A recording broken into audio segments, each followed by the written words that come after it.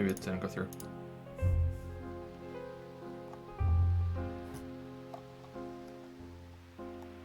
Oh, it did. Okay, well, we're live, but it's not recording. Oh, now it is recording. Okay. Oh, you know what? I didn't rev up the hard drive. That's why. Okay. Normally, before I start recording, I play a video. Usually, it's just a Witcher 3 video because it's just there, and it gets the hard drive spinning, and then it records faster. But I didn't do that time because I was lazy. Okay. Let's get the windows sorted, and also I need to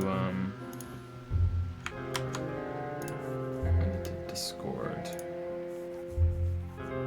Oh, we're gonna lose our space. Sorry.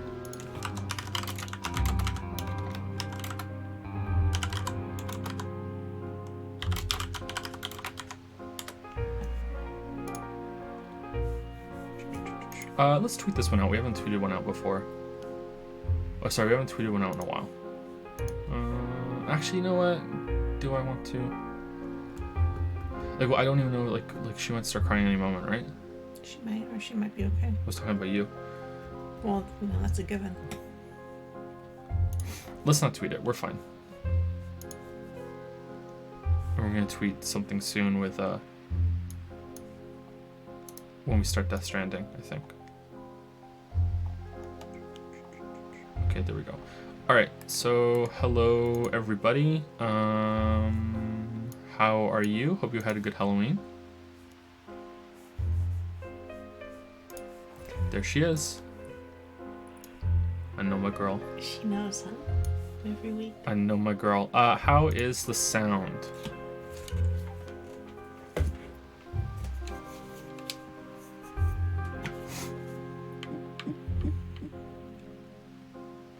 So let's get into it. There's an intro that's a bit loud. I skipped it, and there's voice acting for a second. So let's get through that, and then we'll see if it's too loud, too quiet. Let's see.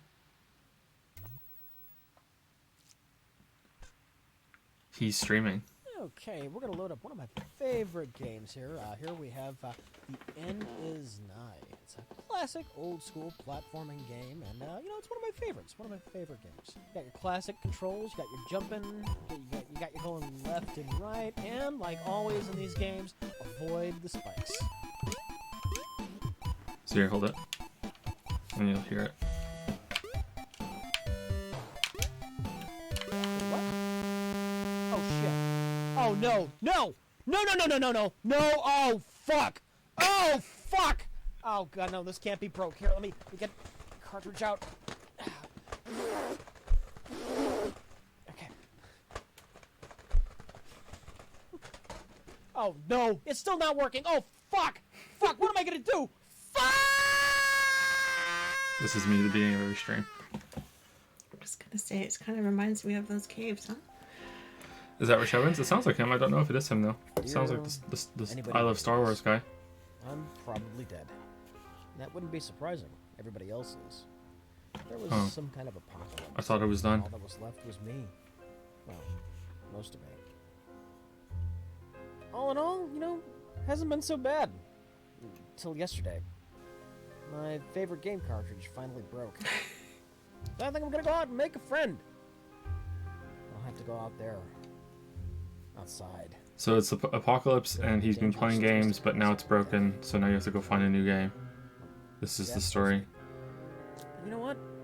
Imagine all the fun we'll have, me and my friend, you know? Collecting tumors, spitting teeth for distance. Hey, you know, if I do it right, repopulate the world. It won't be easy, but I have nothing left to lose, except my other eye. Oh well, fuck it. The end is nigh. Alright. Okay, good. Alright, so I skipped it last time. I just jumped around a little bit to make sure that the game worked. Okay, so this is by the same people that made Hollow Knight and Cuphead. So we're in for a treat, as you can see. I think it'll be a good time. No, Binding of Isaac and Super Meat Boy. And Mugenics if it ever comes out. I have not played this game before, except for the 3 minutes I played earlier today, just to make sure it worked. And I'm specifically taking this time out to point out that I have it on the Epic Store and not Steam, just to piss some of you off. I just want you to know that. I got it free on the Epic Store thing with one of their giveaways, so you know, we're on Epic right now, not Steam. So yeah, well, we're gonna play this, and if it's too demanding, then we'll switch over to a different game. Noida didn't do all that well last week. I think it was too complicated, and it's too much for a Q&A. So I will not do that again for a Q&A, but we'll see. This should be fine. I think I can probably just go into, I can just ease into this. How is the sound now? Is it okay? Is it too loud, too quiet? I don't think there's going to be much voice acting later on in the game, but maybe not. Maybe I'm wrong. Sounds good? Sound is good? Okay. Alright, cool. So we'll just jump around, and then we'll get into the questions. We're going to wait like a couple minutes, just in case Kate decides that she wants to have some food, and then we will...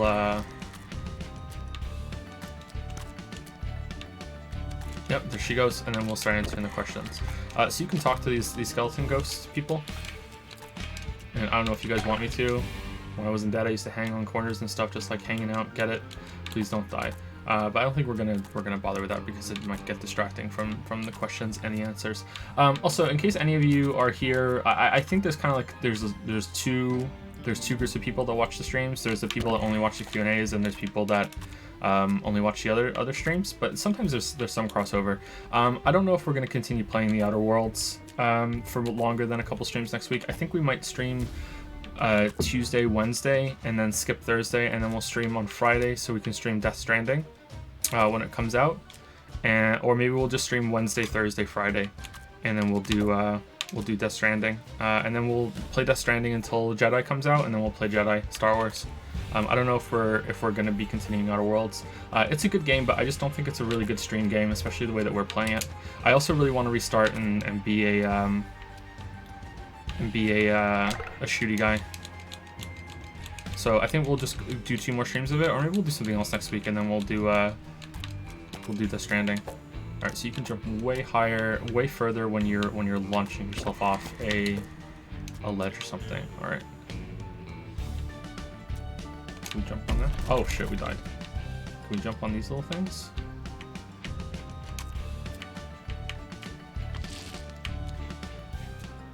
All right then.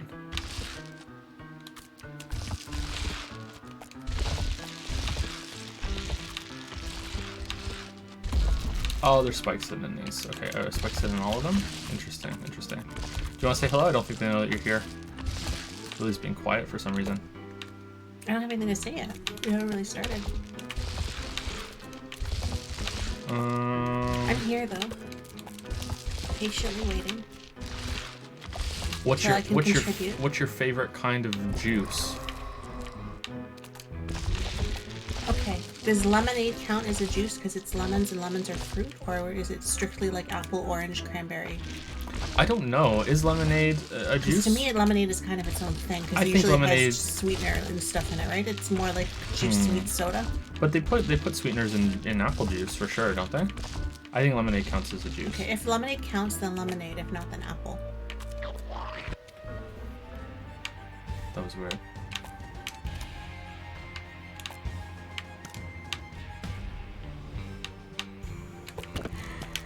Halloween was good. Finn went trick-or-treating for the first time.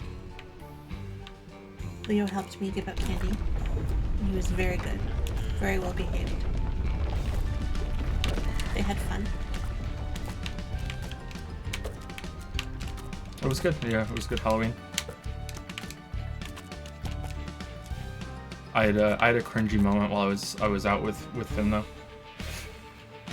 I was really worried that this was gonna happen, and it did happen. I was really worried, you know, it's the first time taking Finn out, and I'm like, you say trick or treat, and I'm like, what if someone says trick, right? What do I do with my 4-year-old, you know, when they said trick, and it's like, okay, well, I don't have any tricks. So someone said trick, so I'm like, I'll just tell a dad joke if they say trick. I didn't tell you this. I'll just do a dad joke if they say trick. So but I was really nervous because I didn't know I was in this bad spot. So I just started saying the Shih Tzu joke, but I didn't tell it right. So I just said, I went to the zoo the other day. It was terrible. It was a Shih Tzu. I left out the dog part. So it's just like I said. I just told like this really dumb fucking zoo Too much story. pressure. Too much pressure. Spaghetti. Actually, I'm lying. That didn't happen. I just made that up. Was I a good actor? Mm-hmm. Have I gotten better? Sure. I 100% legitimately just made that up. I figured as much. You would have told me that. That would have been bursting out Exactly. of you as you It walked in would've. the door. It would have.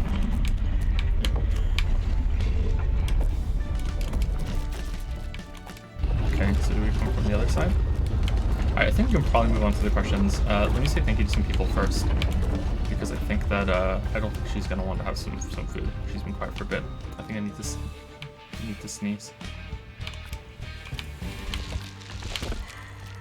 To both of you, what's the best classic flavor of ice cream? I think vanilla easily wins for me. I think I used to say chocolate, but I was wrong. Well, I usually get vanilla. Or French vanilla. But we used to get this, this French vanilla is too French. It's sweeter, I think. Yeah. But we get that, it's not like a classic flavor, but we get that gelato, that caramel gelato thing. Yeah. That's the best ice cream I've ever had. And it's always sold out, you can never usually find it.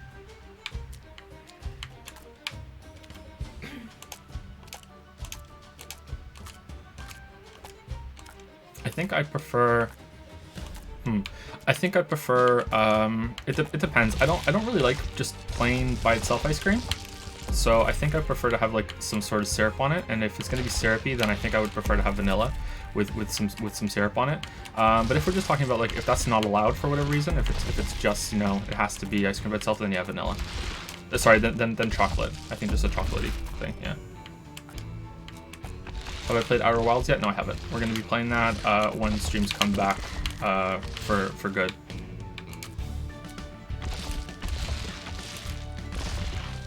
After what you all know is done. Will it ever be done, Lily? Lily. There's a light. Lily, will it ever It's be done? not the train either. There's a light. It's not the train. Will it ever be done? It'll be done. You sure? Yes. Promise, it'll be done.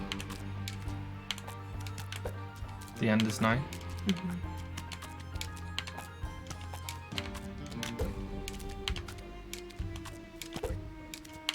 Okay. Whether you'll be drooling all over yourself and I'll have to clean it up at the end of it, we don't know yet. You clean up my drool? I would clean up your drool. Oh, that's nice of you.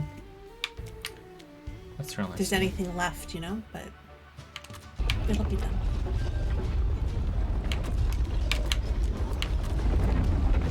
I can't believe you clean up my drool. That's so nice of you. I'd even get you an adult bib. Aw. Like a big version of one of Kate's, Or maybe I could sew a couple of Kate's together and make you a big bib. She'll be teething, you'll be drooling. Have you thought about this? I am now. Yeah. Okay, I don't know if I can get back up here.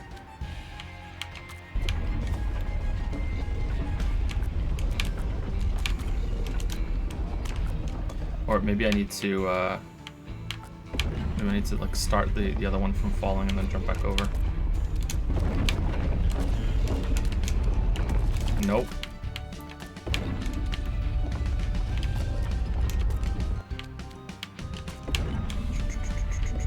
Netflix Witcher series. Someone asked about that in the Q&A. Actually, we're going to be answering that. I think it might even be the next question, or it's the one after that. No, I give up. Okay, there must be a way to do it, but I give up. Okay, so let me say thank you to.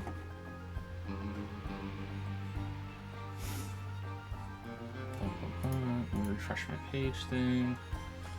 What's your favorite restaurant that closed down? Oh, Do you remember what it's called? I can remember what it's called. Do you remember what it's called? I remember what it's called. Okay, do you want to prove it? We'll say 1, 2, 3, and then we'll say it. Yeah. Okay. All right. On on three or three or after after three? three? After. So 1, 2, 3. Answer. Okay. All right. 1, 2, 3. Summerfields. There we go. Yeah. It was in Scarborough Town Center. And that was like our go-to hangout place. And remember, we went there. The very beginning of our relationship. They had little twinkle lights on some of the trees, on the fake plants and stuff, and I thought I had a great atmosphere. And really good nachos. Remember we went there with one of your friends, and they said, I heard this place is closing down. And we were like, what? No. And then like the owner was there, and we said to the owner, hey, are you guys closing down? And he was like, no, what are you talking about? And he was a dirty, dirty liar. I think it was the next time we went or the time after it was closed. We didn't even say goodbye. Couldn't even cry in my nachos. Morning, Woogie. Hey Wuggy, how's it going? My thing is bugged out and I can't see subs. So yeah, some technical difficulties. I ordered a Switch for the internet though, so that problem should be solved. It's also one of the reasons why some of the chat is delayed. The streams are delayed going up on YouTube, was because I don't have chat for them, and it's really hard for me to record them right now. Because I don't want to use the main computer to record them, because that would just be horrible. There's no way I can get that.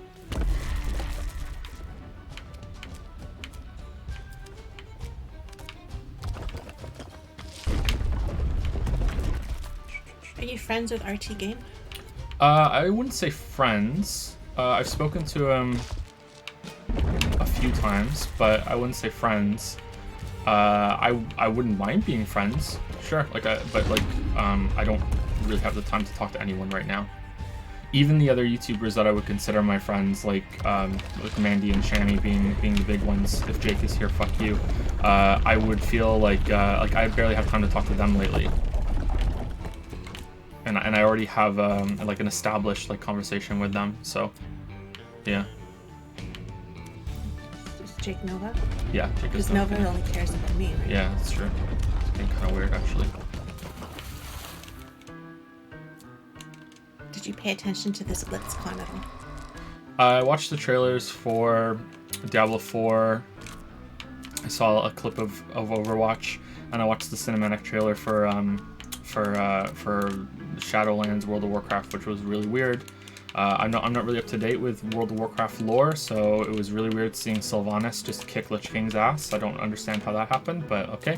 And then there's this weird kind of moment where she breaks the sky, and it's is all of Azeroth just in a simulation or something? I don't really understand, but yeah. But the Diablo 4 cinematic trailer was really something. I thought it was decent, and I saw the gameplay trailer and I almost fell asleep, so there was that. So I don't know how to talk about that very much. Oh, wow. There's a place called Murder by Chocolate near where I used to live. It was a mystery-themed coffee shop. They did little theater things every night. I missed it. Anyway, the gist was... Hold on, I can scroll up. And it was so relaxing to hang out with friends and play board games, talk in their comfy couches while drinking mystery-themed coffee dessert. Oh, damn. It was so cool. Closed down. This sounds like a real-life cringe cafe, huh? Only Sounds really cool. Only it's a cringe cafe hold cringe? Mm-hmm. That sounds like fun. The mochas are mortifying. The mochas They're aren't murderous. mortifying. They're murderous mochas. Murderous mochas. And it closed down? Yeah.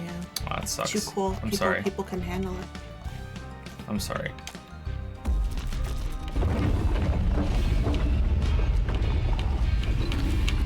This is why we can't have nice things, right?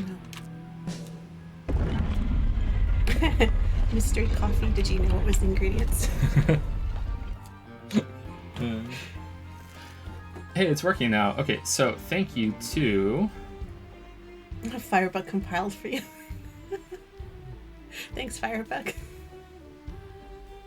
Oh, thank you, Firebug. It fixed itself, though, but who knows? Maybe it'll break again sometime soon. Oh, man. Thank you to Lowbeat and Chesker and Shooter HJ for subbing while the stream was down. Thank you to Ilseroth for resubscribing right now for 17 months. Thank you very much, Ilseroth. 17 months in... What would embarrass Ilseroth the most?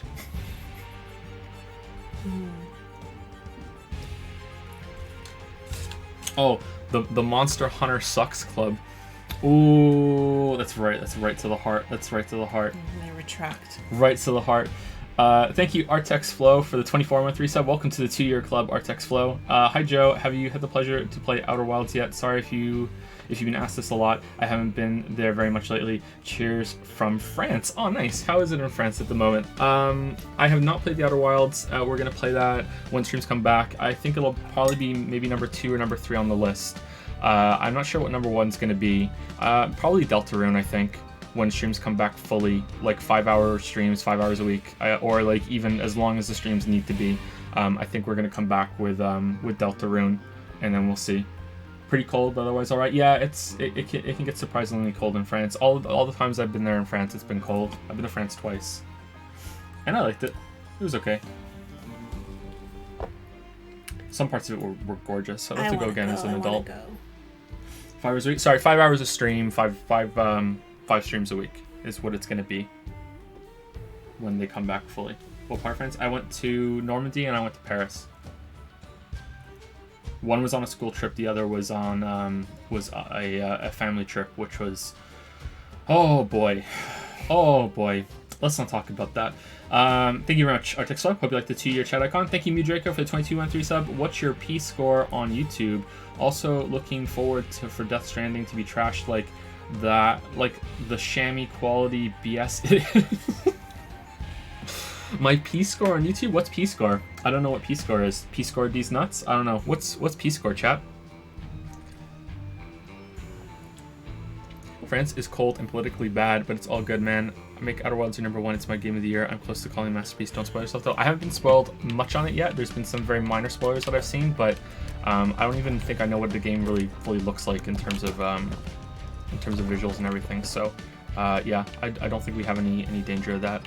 What's this keyhole here?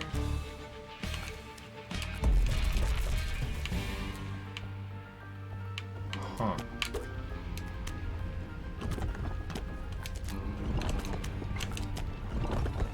Huh. Sorry, I'm waiting to see what P score is. PP score? PP score? Some monetization friendliness scores some people found while inspecting YouTube numbers. Oh, did they? I don't know what that is. I've never seen anything like that. Huh. Do you know where a link where I can look into that and see, and I can find out what my P score is? Hopefully it's decent. What? I don't know how I died there. I feel like for the kind of channel that I am, I feel like I make a surprising amount of money through ads, especially considering that I haven't uploaded something in quite a while. So I'm going to say that my P score is probably pretty high. But yeah, I don't know. I'm always surprised by like how much that is. Huh.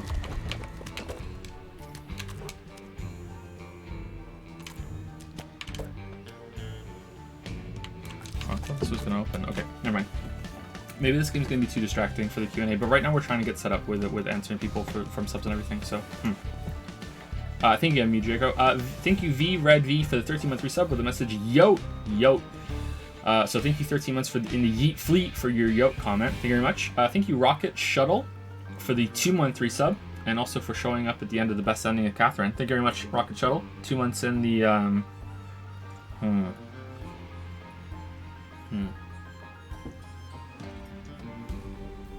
Just Dragon's Den? Or do you have one in mind? I'm thinking, but I don't have anything yet. It'll probably take me a few of these rounds before I even. I'm trying to think of what an anime thing is that begins with S. Oh, I have one, but no one's gonna appreciate it. Rocket Shell's probably not. Welcome to the Space Shotas. Space Shota is like. Do you know what a lolly is? Yes. A Shota is like a boy lolly. Oh. Yeah. Welcome to the Space Shotas. Thank you, Zippy Nip, for the 10-month resub with the message Hi, Zippy Nip. Hope you're well. Thank you very much. 10 months in the Dragon's Den.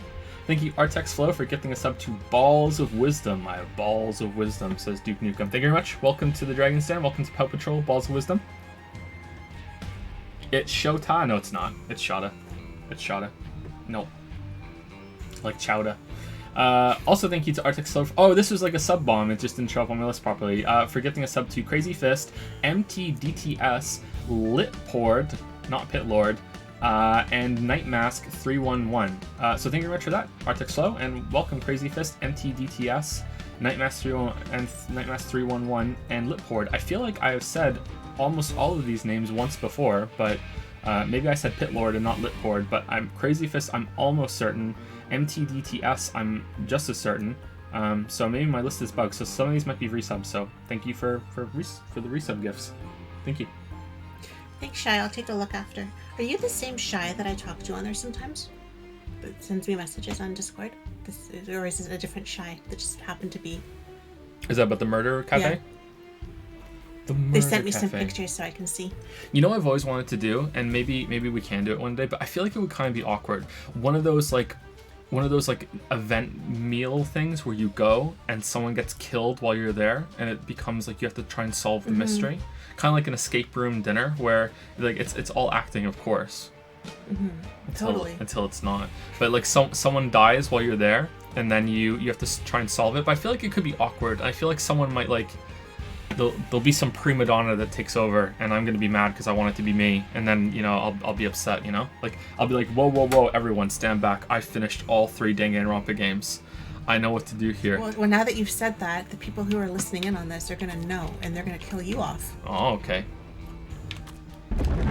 Imagine like they do kill a random person off, and then You're gonna like, spoil all of their planning. So like you're the one who figures things out halfway through a movie too. So I don't think you're a good candidate for this. everyone's trying to fit through the mystery, and I'm just sitting there finishing my meal, and then I finally finish, and I get up, dust myself off, napkin on my lip, and go, well, it's elementary. But I'm the one who writes them, so shouldn't I be the one? Exactly. Shouldn't I be the one to dust myself off, stand up and say, this is what happened, and it's shit. I would have done this better. Someone in chat asked if I smoke. I've never smoked anything in my life apart from a botched attempt to smoke pot one time that I didn't do it right because I hate smoking, and I didn't know how to do it. So yeah. Inhaling wise. Yeah, I didn't know how to do it. So yeah, that's the only thing I ever attempted to do, and it didn't work. So I can actually honestly say I've never done pot. Oh my god, don't do it. I did one of those murder mystery evenings. And it's so awkward because it's like a mixture of professional actors who are improvising, leading you through the scenes, and Joe, public people off the street who have zero improv puzzle solving skills. So it's like playing D&D with your parents. Exactly. Like, yeah. It would be pretty bad. But I would enjoy. I think I would enjoy it if it was done well. Will we ever get through this list, Lily? I don't know. Thank you, Megawatt, for the 2-month resub with the pickle. Thank you, Megawatt, for the 2-month sub. Need to work on my Nagito voice for replaying the Danganronpa games. Thank you. What? Thank you, Rolf Life. I think so. Yeah, Rolf Life for the 2-month resub. Thank you very much. 2 months in Pal Patrol. Thank you.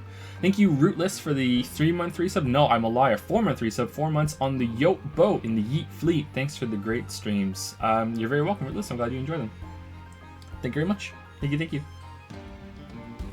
Thank you, Dashaway22, for the 7-month resub. 7 months in the Pout Patrol. Anders Pout, still going through the Danganronpa 2 VODs, but I come to the streams when I can. Hope you're enjoying the VODs, and you get to see the Pout emote while that's still going on. I like the Pout emote. It's one of my favorites. And Sip, of course. Of course. Oh, so this time the little dude falls with it. Interesting. Alright. Last time he didn't fall with it.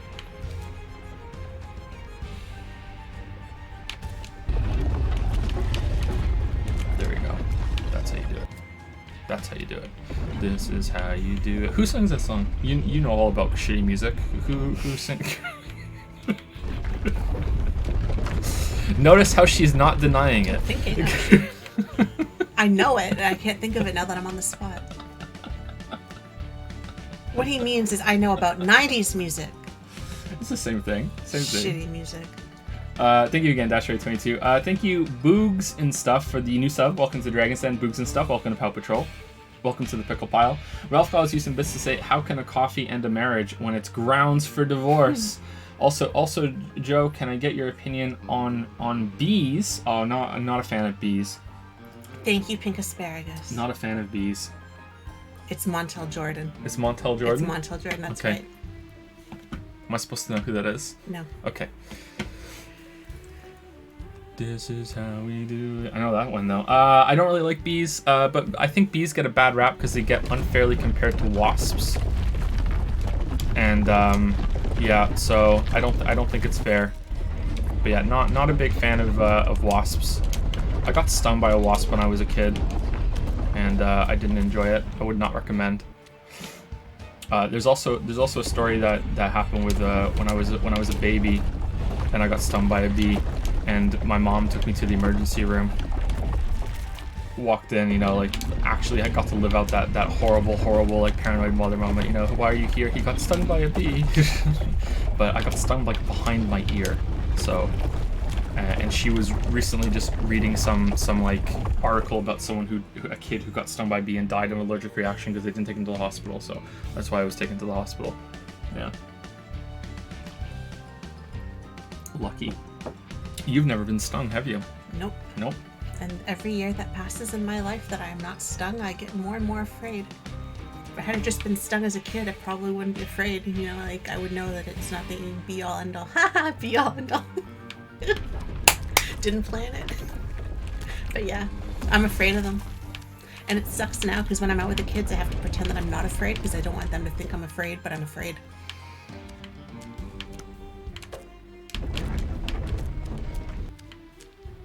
Yeah, see, he doesn't laugh at my jokes. There's no appreciation. No appreciation at all. No appreciation.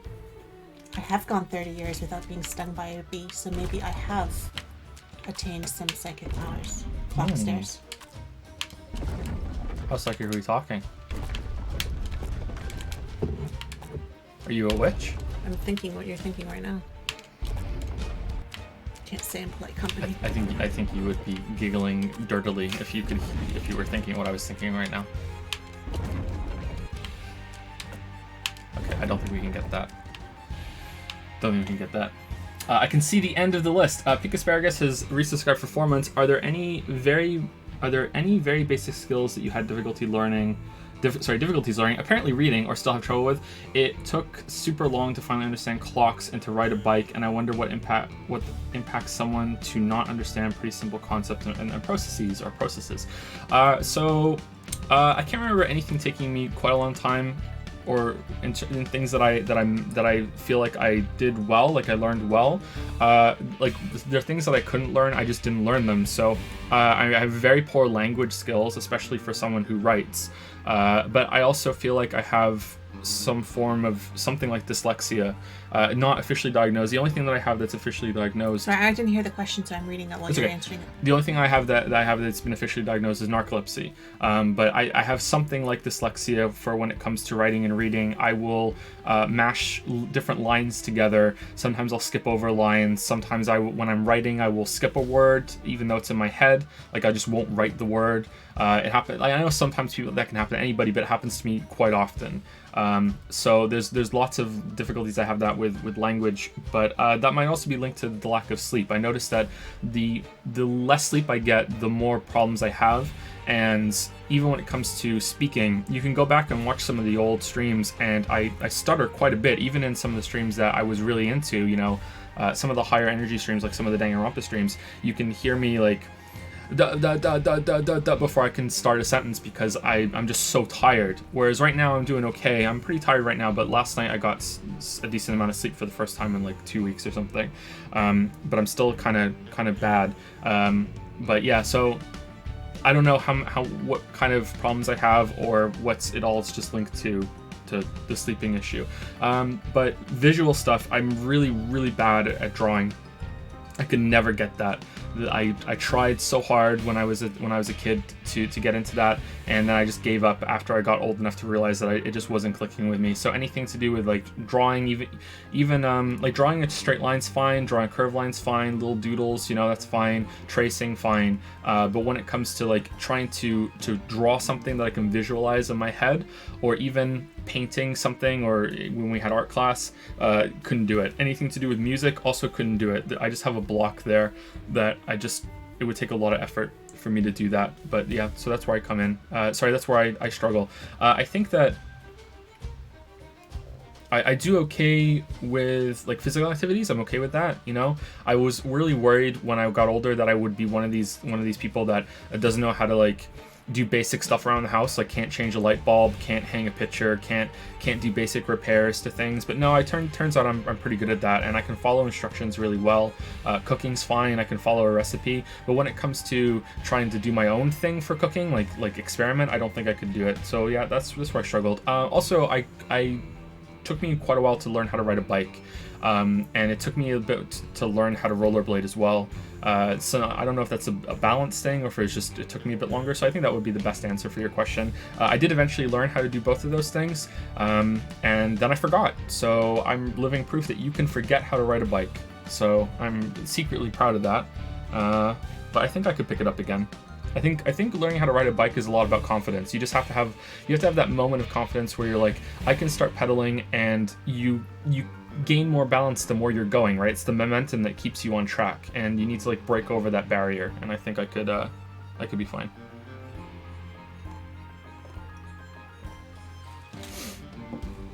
You need a Chad factor to ride a bike? Exactly. Thank you, Jason Kim, for the 22-month resub. 22 months in the waifu warehouse. Thank you very much, Jason Kim. Ralph Clogs, bees nuts. All right. Thank you, Instaboner, for the 5-month resub. Thank you very much. 5 months in the waifu warehouse again with Instaboner. Thank you very much, Instaboner. Also the pickle pile. And last but not least, thank you, Snuggles, for the 25-month resub, a tier 3 sub. I've missed you, Joe. Any ETA on the Witcher vid? Okay, so it depends on how long I can keep on trucking with my crunch time right now. I like to say this just so people know how much work is going into it. I don't like to say this because it sounds like I'm trying to say, hey, look how much I'm working, poor me. Right now I'm working about 100 hours a week. Those are not 100 hours a week that every single minute of every single hour is just like that's not how I work. But yeah, it's about 100 hours a week, including the stream time. So streaming takes about 10 hours away from that. If I can keep that up for until it's done, I'm guessing December, January. If I can't, if I have to take a break, if I crash, if I need to bump it down for a couple weeks, if I need to lower the time around Christmas, that sort of thing, it might be a little later than that. But that's how it all depends on how long I can keep on the crunch time. So that's it. Yeah, I would very much like it to be in December. There are many reasons why it would be good to have it out in December. Not all of them are just for sanity. There are also really good financial reasons for it to be out in December.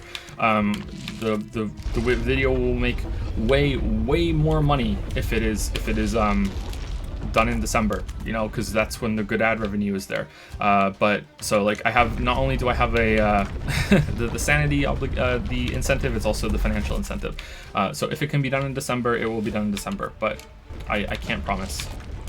But that's the only ETA I can give right now.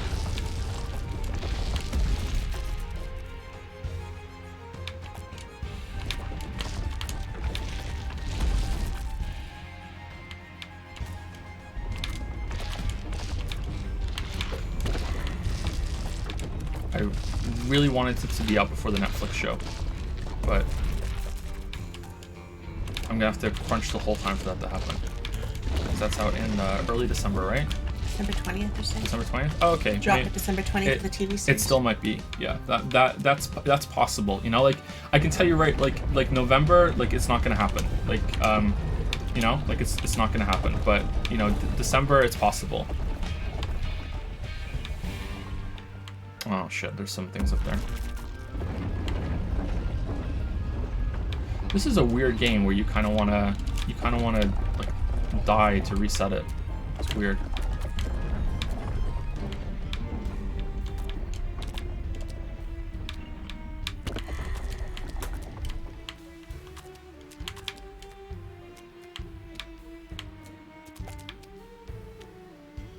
I know this music. This is used in the beginning of the Jonathan Creek show. Interesting. Warp point unlocked. Okay, so I think we can go to the Patreon questions now. Finally, sorry about that. I think I have to switch over to a different game as well. But let's see if when I'm not doing the reading, maybe it'll be better. So Yeah, so just to recap right before we start, so this is the Patreon Q&A. We are doing questions from Twitch subs as well. Right now the questions are closed, no one can ask any more questions, and we're going to keep streaming every Friday until we run out of questions. I'm going to guess there's at least 4 more streams before we're done with this set, and then we're going to open up the questions again. There is a list on Discord that you can see all the questions that have been asked by Twitch subs. The ones on Patreon I think are behind, they're locked. I wouldn't mind having them public, but there's no way to have it public while also limiting the people that can post into it. Maybe I can paste them into the Discord thing and then open up to everybody, but we'll see. So yeah, if you asked your question last week, the chances of it being answered tonight are really, really low, like practically 0.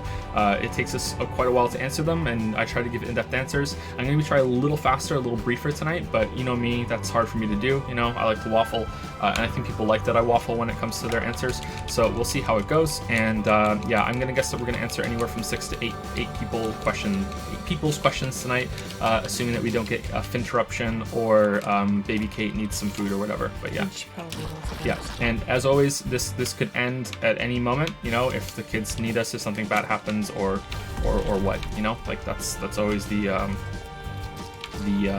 deal. And I just want to repeat again, I've never played this game before. This is my first time playing this game, and I will try and not have it be too distracting while we're answering these questions.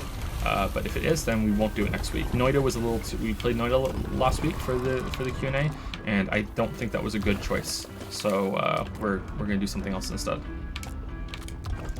But that's it. So take it away, Lily. The music is louder than me now? Okay, hold on. Let me turn it down.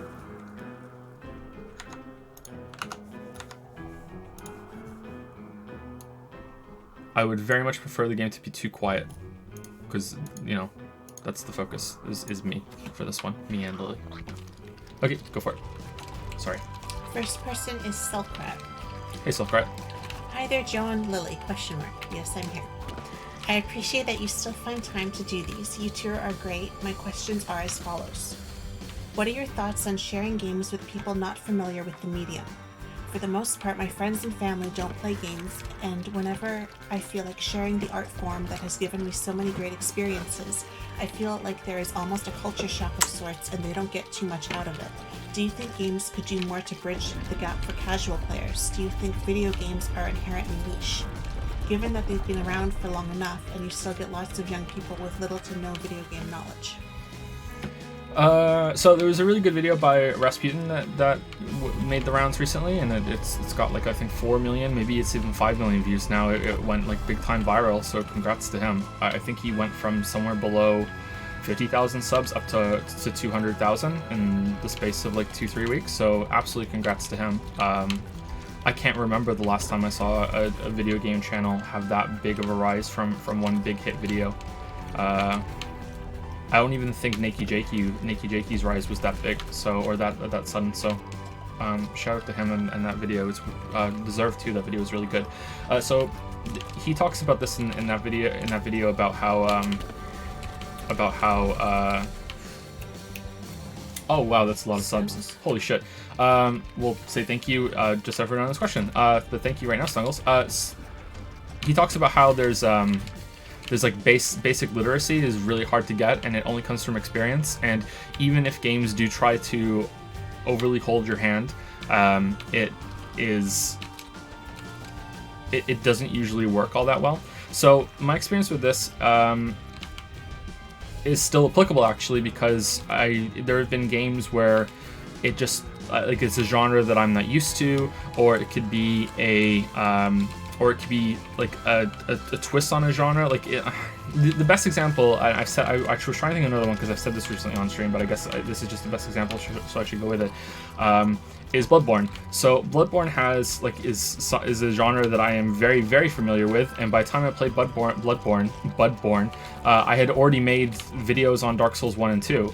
So not only am I really familiar with it, I had like written structured content on it and my feelings on the game, and I still felt overwhelmed by Bloodborne's tutorial because it just throws all of these messages to you in the Hunter's Dream, where and doesn't give you any way of experimenting with them, and doesn't give you an opportunity to try something out. So that's me, who not only has been playing games, pretty much every single day since he was 5 years old. And I turned like 34 this month, so that's a lot of fucking time playing video games. Still can struggle with that kind of thing, and even stuff like some JRPG games that have these really weird ass systems that are foreign if you're not familiar with it. I think there's some things in Xenoblade Chronicles too. There's sometimes where you're like, huh, what? How does this work? What do I do? And you just need to figure it out. But you just need to try out to see how it works. But then there are these moments where you're not sure if this is going to cost resources, so it can be kind of difficult to work it out.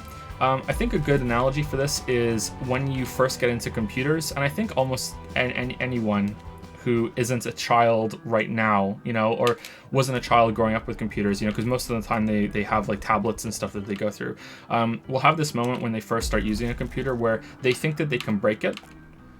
They think that, oh man, if I hit a button I might break the computer, and it's this really expensive piece of technology, and oh no, what if I hit the wrong thing, it's broken forever, and my dad or whoever owns the computer is going to be really, really mad at me, that sort of thing. So I think that people can get like that when they're new to video games, with that they think that they can somehow break their run, or they can break their enjoyment, or they might be doing something so wrong that the game might just like stop you from continuing, that sort of thing. And that's usually not the case in almost any single game, right? So I think that can be daunting to get over.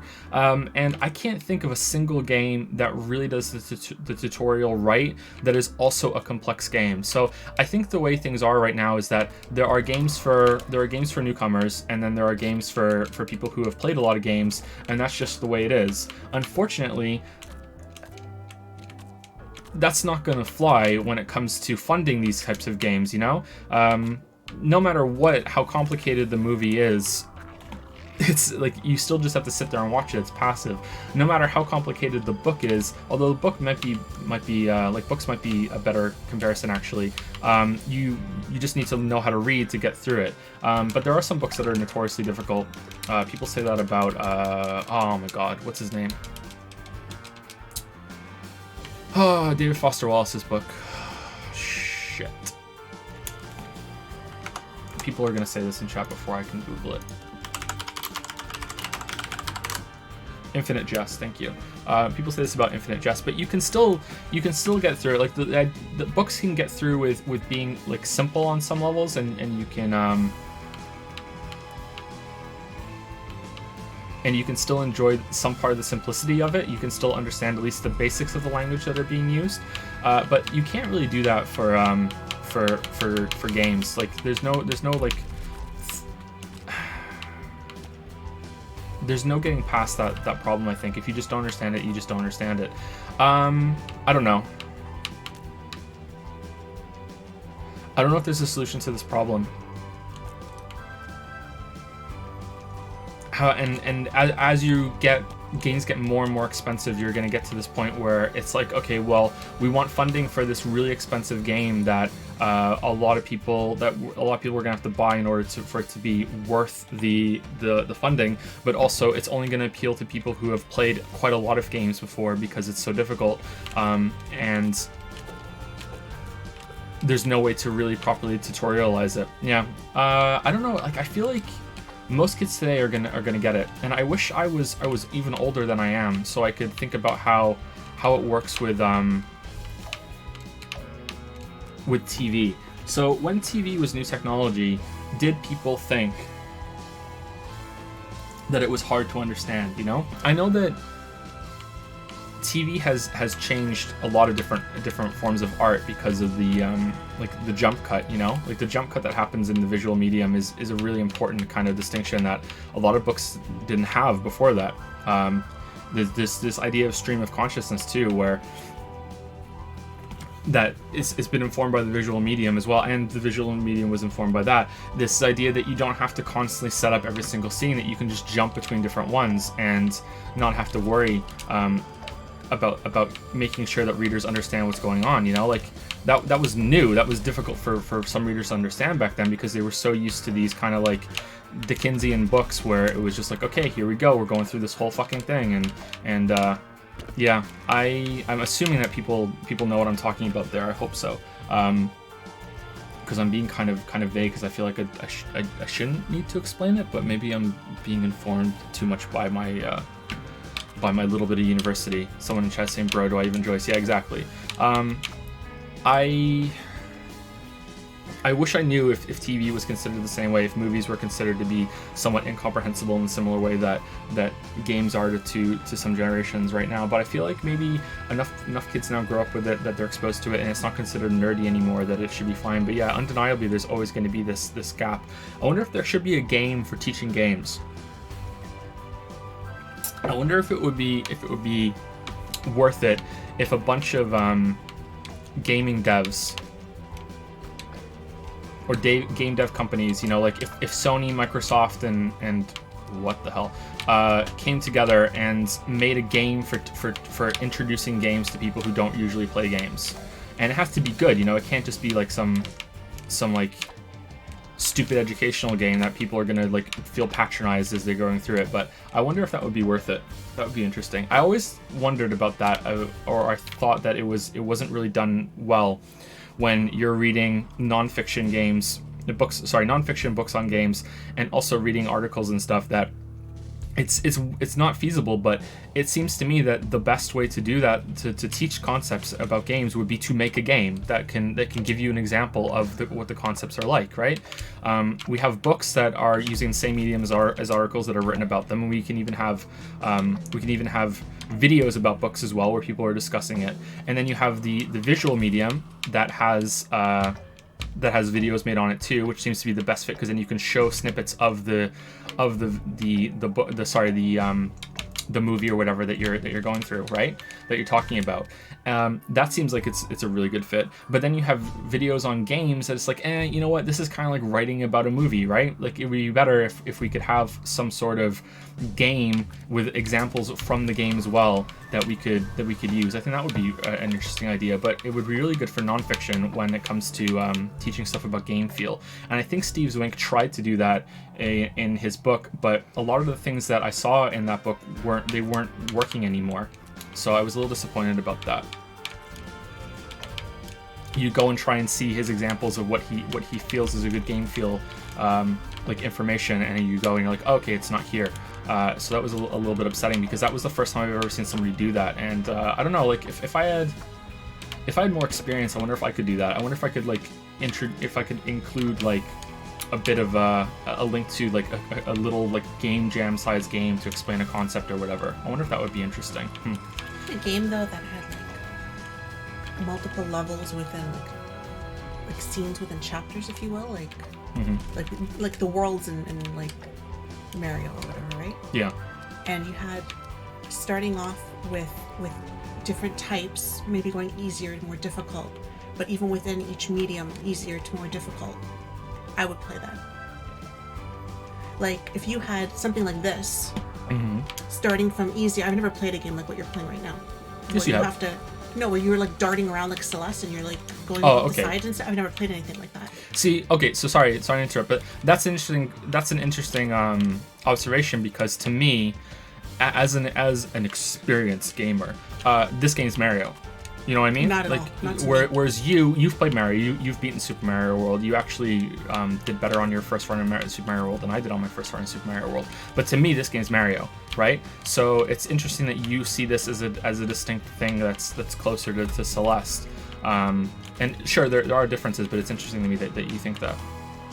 So if you had, like, say you started with Mario and then you worked into this and then you worked into Celeste, like you were building off of the different techniques, going into different types, and you were getting gradually more difficult in each one, so that from the beginning you're getting a taste of it. So it's like, do I even like this? Because I might not like something like this. I might like something more like Dark Souls or whatever, right?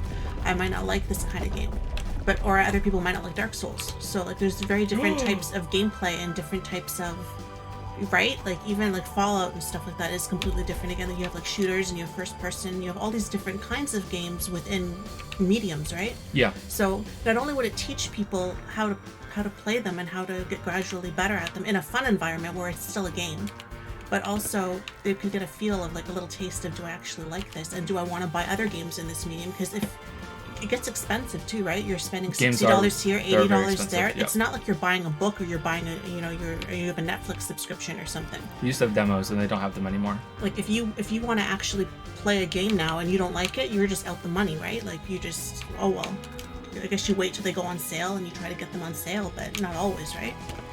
So yeah, if there was something like that, I would play that. I would be interested to see like a smorgasbord of in-depth tutorials. Yeah, like if a bunch of creators got together and like smush them, in terms of progression and in terms of maybe one of them has Bejeweled, another one has Fallout, another one has Bloodborne, and like you just have different tastes of games getting gradually easier to harder, and you can just go through the worlds kind of and have like a taste of that. And not only are you teaching people like me who don't really understand the mechanics of the game, who you can talk to me about the art and like the music or the story and I can follow that, but when you're playing the game, it's very different from sitting here watching you play it. And that might be what they don't understand. That might be the real culture shock, right, that they're speaking of, that they can't communicate to their friends and family because they've never really played anything like that, so they just don't get it.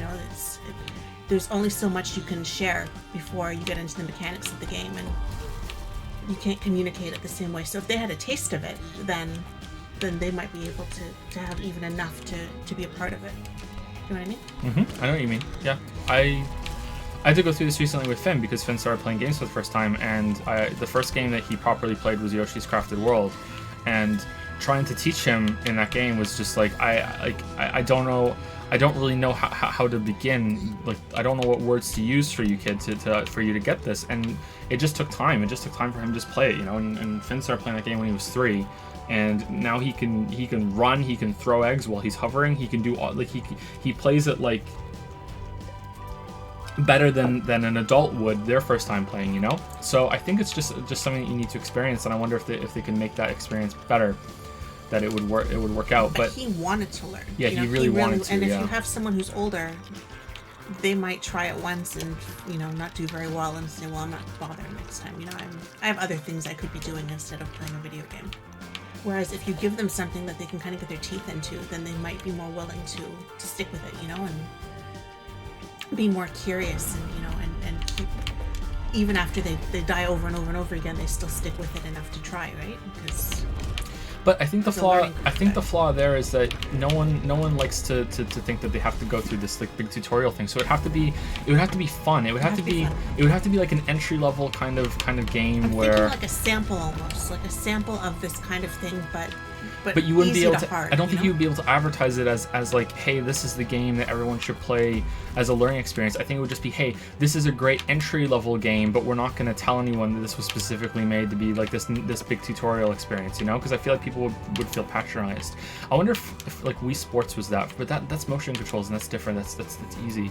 It's just like there's this path. There's this block you have to get over where like you're not even looking at the gamepad anymore when you're trying to play these games. And I don't know, the more I think about it lately, the more I realize, or the more I think that the tutorials are just a complete waste of time. And it's people are just going to go in, they're just going to experiment and fuck around, and they're going to see if they get it or not. And if they don't get it, then okay, they're just not going to get it. And you shouldn't waste your time with these kind of tutorials. And I wonder if that's right or not. So that's what it feels to me. It's a different kind of game if you had all these different elements, and someone created a world where like you could have these different kinds of gameplay and progression and stuff like that. It would be like something that you could also advertise as being like a new of its kind, right? Like there's been no. Mm-hmm. You could have like a Celeste thing and a Bejeweled thing, and in this level, and you could have shooting and Dark Souls in the next. You know what I mean? I don't know if it would work. I'm just throwing them out there, but like you could have like multiple things in each one, just to teach. Just to. So you're not marketing it only as a beginner thing. It could be for everybody. I think she's talking to herself in that or something. Is she okay? Or? I hear her like babbling. She's not crying. Anyway, I don't know. I'm just saying, if that existed, I would try it. Whereas if you gave me Dark Souls, I might be like a little too intimidated, and I don't know if I want to get into this. You know, that's Dark Souls is easy. You could beat Dark Souls. it's different from what I'm used to, right? If you gave me Sekiro, on the other hand. The Last of Us, or you know, like if you gave me something different, I might be a little less inclined. If you gave me something that kind of encompassed all of them, I would be a little bit more open to it, personally. Portal 2's tutorial is brilliant. I don't think, like, Portal used to be my go-to for, I think, a good game that people can get into, but I think it's difficult for people to get, when they're new to games, to get past mouse movement and mouse and keyboard movement like that. I think that's not so easy, especially with the perspective that makes a lot of people sick when they're not used to games. So I think a platformer is a good way to start, but yeah, I don't know. It's a complicated question, though. I don't envy games. Like, I hate tutorials that patronize me, and then you get into this whole other area, the whole other part of the game, the argument or the discussion, which is like, what about people that play a lot of games? Shouldn't they have some sort of shouldn't they get some preferential treatment? And you know, like, it's like, shouldn't you be targeting your game to people that play games? You know, why should every game try and go out of its way to target people that can't play games? But if more people can play the games and there was this more welcoming environment, then there would be more money to be passed around to other games, so we can get better games made for people who really love them, you know? So it's a great benefit, and I feel like gamers, and well, I said it now, I have to get into it. I feel like gamers used to be a lot more welcoming to new people, and we would get less snide comments about people that are first getting into games, and it's a little upsetting that I feel like gamers are way more elitist now than they used to be, you know? And some of it is not unfounded. You know, we're seeing stuff like happening now with Death Stranding. You know, there's a lot of like, hey, these fucking game journalists don't know what the fuck to talk about, you know what I mean? But it's like, I saw that article or the news thing about was it Eurogamer or Edge magazine isn't going to review Death Stranding because they didn't finish it. They're just going to talk about their experience for the 40 hours that they did play, because they just can't bring themselves to finish it. Like, they're not scoring it. I think that's completely fair. I think that you shouldn't review something without finishing it, but this isn't a review. It's just them talking about their experience with it. I think that's really, really fair. But then you get a bunch of people that are like, the fucking absolute state of gaming journalism right now, this is fucking ridiculous. You know what I mean? It's like and I can be one of those people that's like, hey, you should really finish games before you get into them, but yeah, I don't think this is it, and I think it's not, like, gaming isn't in a really good place when it comes to welcoming new people, I think, but maybe I'm wrong. Maybe I'm wrong. So I think that's all I can say about that. I feel like I missed part of your question, sorry. No, I think we answered it pretty well. Yeah, I don't think video games are inherently niche. No, I think that they make too much money and they're way too prevalent. No, prolific in our society. No, there's a word that begins with P and I can't think of it now. I can't place it. It's way too widespread in our society. We live in a society, so I think it doesn't have that much of a problem. But you do need to just take the dive, and you have to like go through hours and hours where it kind of sucks. Proliferated. That's it. Thank you.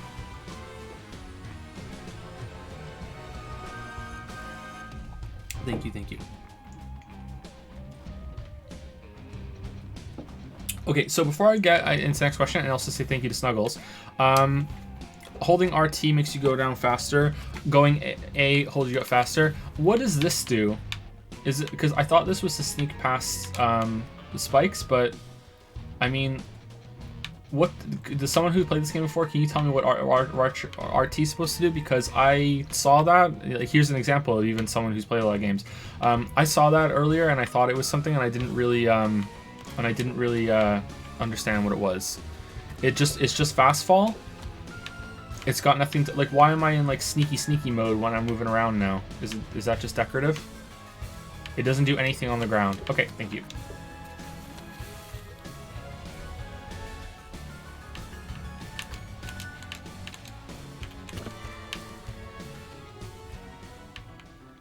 It's just decorative. Okay, so thank you to Snuggles for gifting 20 subs out.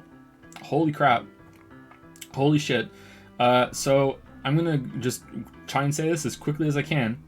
Welcome to Ant Dude, Fentyrus, Korosh is here, Rambo Knife, Frag Exile,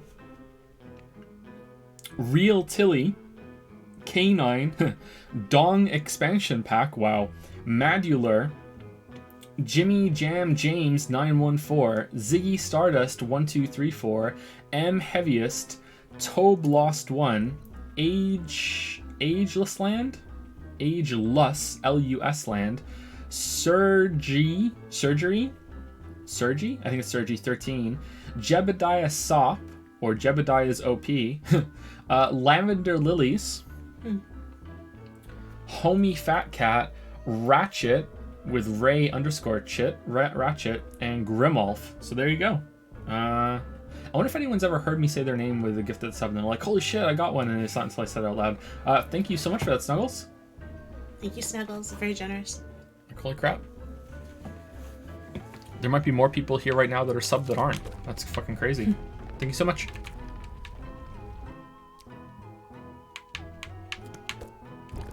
Can you guys hear the baby? She wants to learn how to talk so bad, but she's nowhere close, you know? Nowhere close. She's not even 5 months old yet, but she wants to talk so bad. She's in there babbling away. All these pipes all over the place. I wonder what that's all about. That's the goal, Snuggle says. Anyway, what was the next question from Sulkrat? You mentioned that years ago you used to chat online with people just to chat. Do you remember how you would go about doing this? What sites you used? I'm pretty isolated and I'm always looking to converse. People online seem very goal-oriented though and don't seem to have any interest in talking. Yeah, I think that was just a something that was unique to that time in the early days of the internet. I don't think you could do it anymore, and I think you might come across as a creep if you tried to do it. But I'm not sure.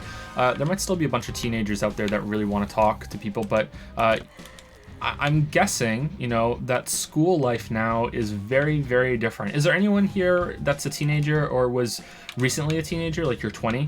Am I right on this, that now school life doesn't really have an end? Like when you go home from school, you're still connected to almost every single person that you go to school with?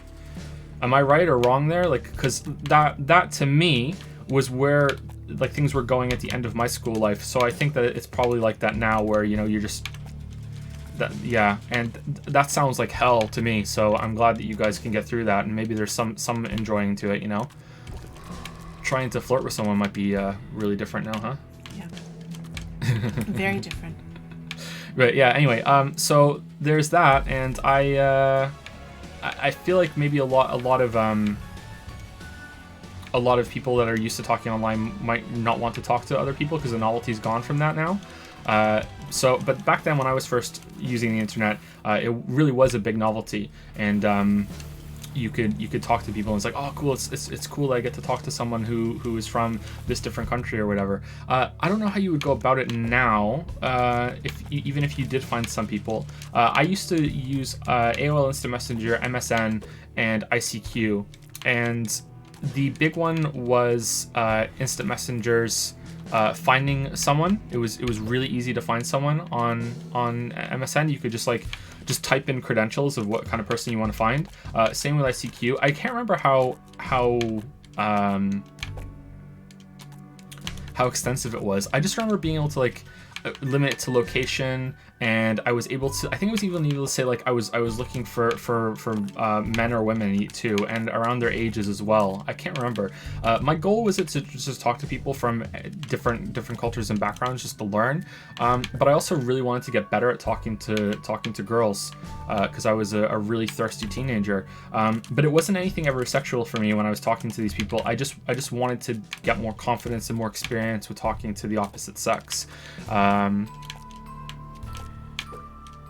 But yeah, I don't know how you go about it now. I have no idea.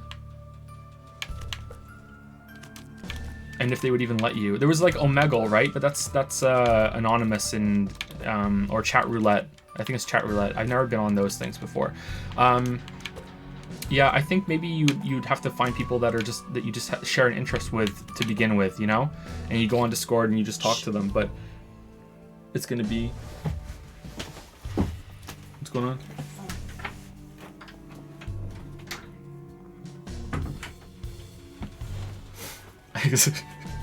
I think it's gonna be difficult for you to get that, and like you said, there's people that are really like goal oriented, and they don't really want to talk to somebody without having something out of it. I don't know.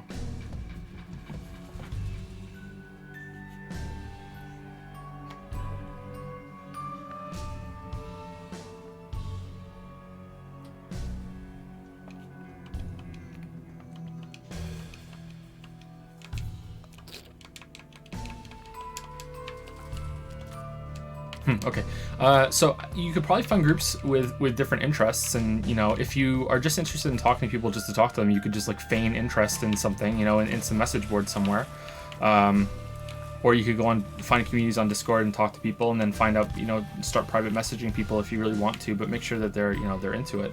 But yeah, I think you would struggle to get any proper friendships online now without having something tying you together. A community like Discord, or if you play a game together, I think that would be the best way you could do it now, is if there's an MMO that you play together and that you make a friendship outside of that lasts and it persists through the MMO, the game that you play together, so some sort of shared experience. I don't think you're going to be able to just talk to someone just to talk to them. I don't think that happens anymore.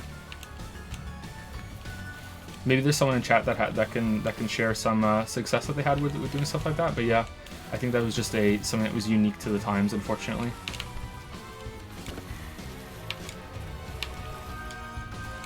Yeah, I had a lot of. I also talked to people through some games that I played.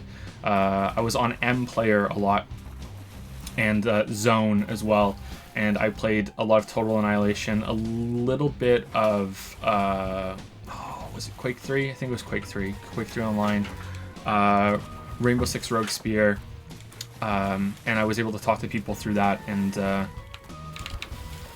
and find some people, but it was Ultima Online. I think I made the most friendships with, and you know, being in the UK at the time, the servers were shared with a lot of people from all over Europe, so I was able to talk to people like from Germany and France. So it was fun. You know, it was interesting to me to be able to see people from different cultures and get to know them. And I think I still have some weird little language quirks picked up from speaking to people who had their English as their second language.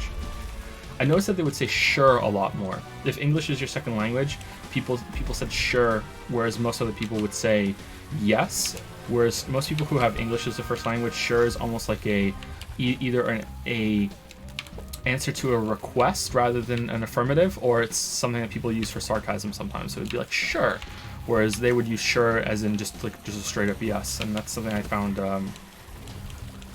cute, and I started using it myself. Sure. Anyway, that's all I can say about that. I hope that helps a little bit, Sulcrap, but probably not good news if you want to be into that. But I'm sure, like, if you went to sure, I'm sure if you went into like a Discord community, like even ours, that you could find someone to talk to. I think in general people are a lot more bitter online now, and it would be difficult to get that.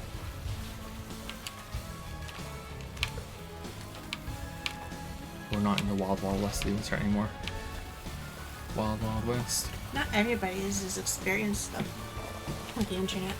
I did join WoW or anything like that, so I didn't have the same experiences as you for meeting people from all over the place.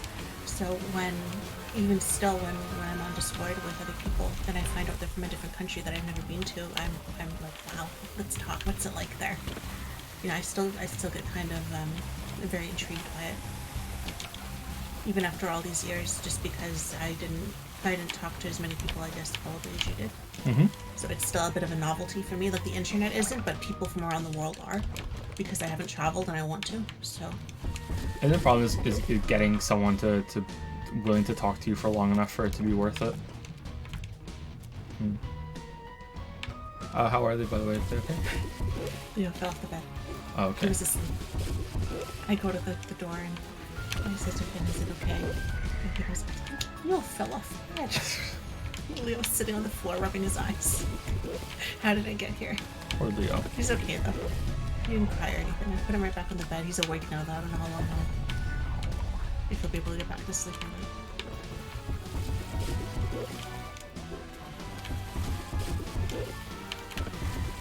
She's just in there talking to herself. Yeah, I can hear her. That's okay though. Think she's gonna be hungry soon? Probably. She hasn't eaten since right after we had dinner, remember? Or right before I had dinner. Do you remember? Yeah. I fed her at the table. That's the last time she had anything. So Oh, that was a while ago then. She's due, like... Yeah, so I don't understand why she's not hungry. Yeah.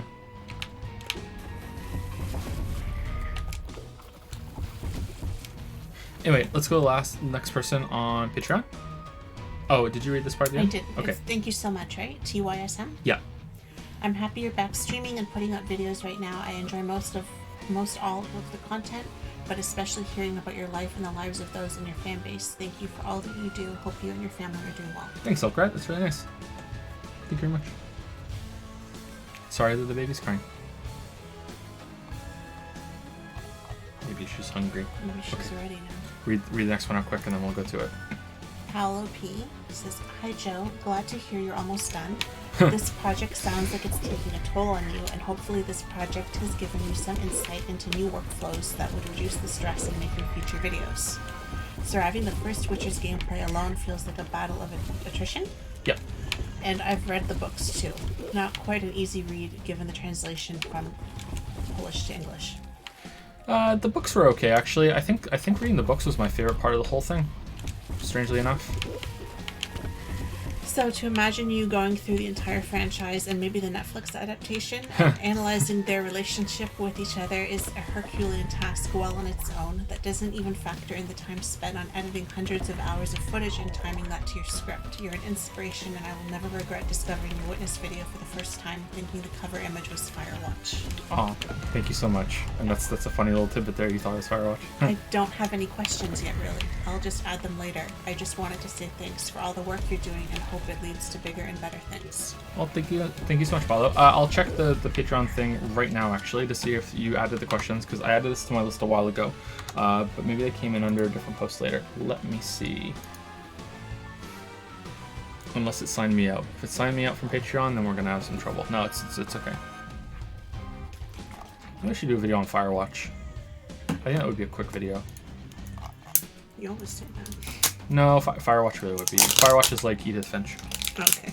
Because the Edith Finch video took about a week, so I think Firewatch would take about a week too.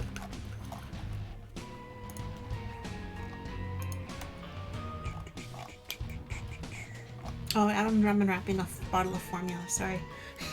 Okay, so Paulo did not edit the questions in, but there might be some questions later on from Paulo. Let's see.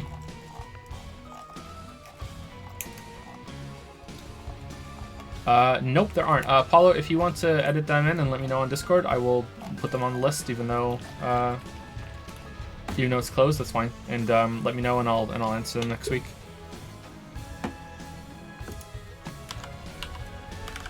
Let me do a search just to be sure.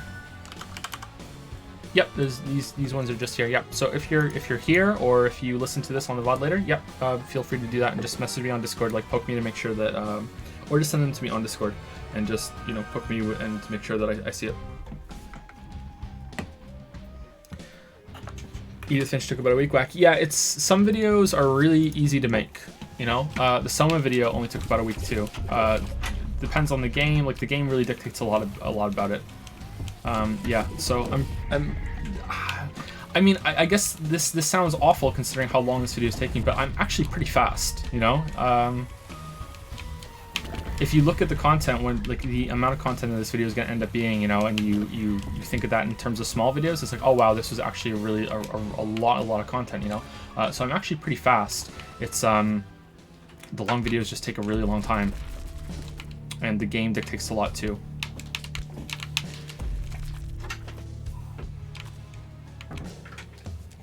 So I don't know, maybe I should make a bunch of small videos, but I feel like if I make nothing but like Edith Finch style videos, I don't think it would go well. This is pretty difficult.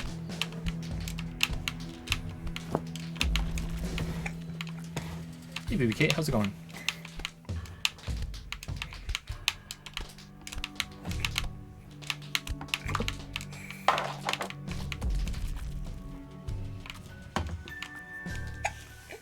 9 was the latest estimate. It's longer than 9 hours, yeah. The whole thing's longer than 9 hours. I talk about Witcher 1 and 2 for 3 hours each. I might try and edit it down, but that's how it is right now, yeah.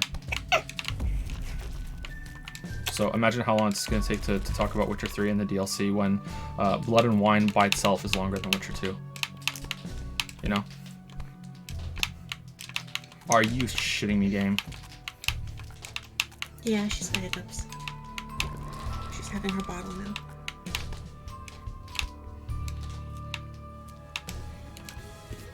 How's it going, baby? Anyway, sorry if anyone here is allergic to babies, but yeah, there's a baby in here and she's having a drink, and yeah, so you're gonna be hearing some baby sounds. I hope you're okay with that. Did you like Witcher 1? I liked the other games, but couldn't stand the first one. Someone else says I never got to pass the tutorial in Witcher 1. The tutorial is the worst part of Witcher 1, so I'm not surprised. I liked Witcher 1, yeah. I like them all. Each one is my favorite for different ways. They each succeed better than the others do for different reasons.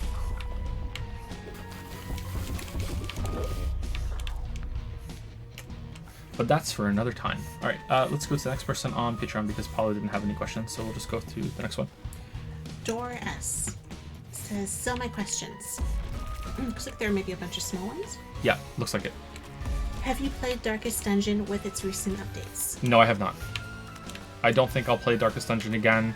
I will try the sequel, but if I don't like it, I'm not going to do a video on it. There's only going to be a video on Darkest Dungeon if I like it significantly more than Darkest Dungeon 1. I don't have to love it. It doesn't have to be my favorite game or anything, but it just has to be quite a bit more than Darkest Dungeon 1. It's going to be a waste of everyone's time if I do a video on it and like, yeah, this is just more Darkest Dungeon 1. I still hate it, you know? That's not good. Do you also like board games?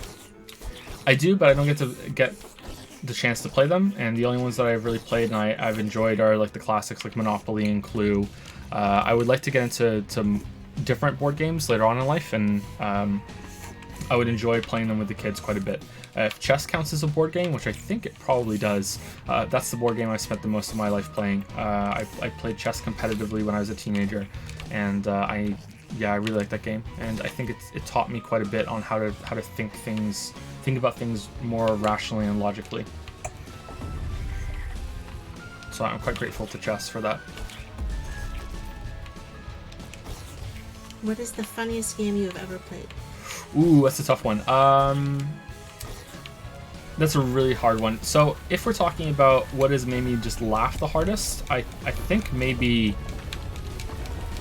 something we streamed, but that's also because we're streaming it, you know? So I don't think that's a good answer, because it's not fair, because I'm laughing so hard because I'm streaming it, right? But if we're talking about like not on stream, maybe Portal or Portal 2. Undertale I found pretty funny, but that was streamed. But even off stream, I think I would have found that funny. Xenoblade 1 and Xenoblade Chronicles 2, I don't think I would have laughed as hard off stream. There was this game called Giant Citizen Kabuto that I played when I was a teenager, and I found that fucking hilarious. So that one is a candidate for sure. Has anyone here played that game? That game was fun. That game was weird. Games like Team Hospital have some good humor to them too, like the Bullfrog game. So I wouldn't say that's like the funniest game I've played or anything. Yeah, I think I'm gonna go with Portal 2. I think Portal 2 is probably the funniest game. Name a game with a great story that you didn't make a video about.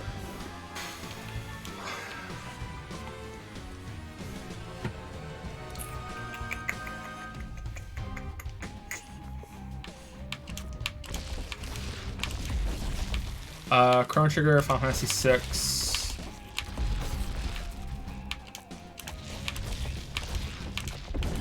Demon Souls. No, I'm kidding.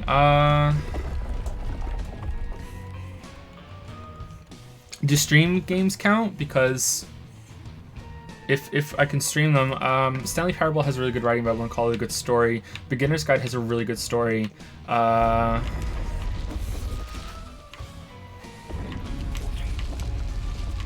Undertale. I feel like stream games shouldn't count either because you already know my opinion on those, right? Assuming they watch the streams. Yeah, assuming they watch the streams, that's true.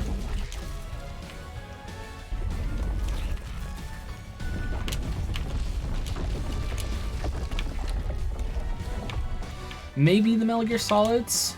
I don't know if Metal Gear Solid really has a good story, if it just has good writing, you know, or entertaining writing.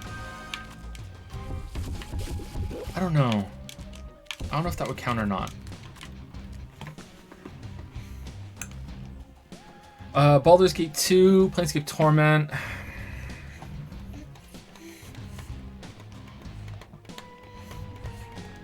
Not Icewind Dale. I didn't really go for Icewind Dale because it didn't have any good story or character moments for me. I was really disappointed in Icewind Dale 1 and 2. Neverwinter Nights 2. I have not played Mask of the Betrayer, and I'm very sad that I haven't played that. I would really like to do that.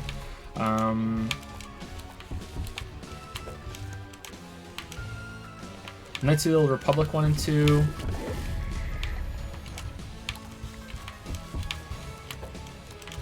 I think that's all that comes to mind right now.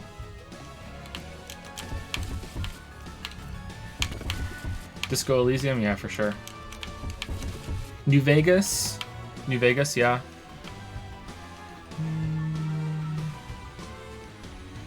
I think it's enough, right? Mass Effect and Dragon Age? Now all BioWare games are cut. No, Mass Effect is a pretty good story, but I haven't played the third one, so, or have I?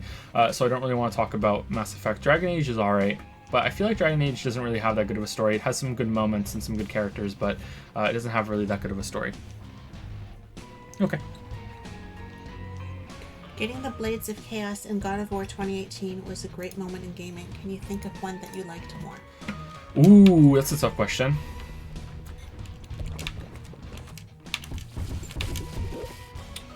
When the credits rolled at the end of Witcher 3. No, damn, just snarking all over the place, huh? Snarky. There is a moment in Witcher 3 that I really enjoyed, but I don't think I liked it more.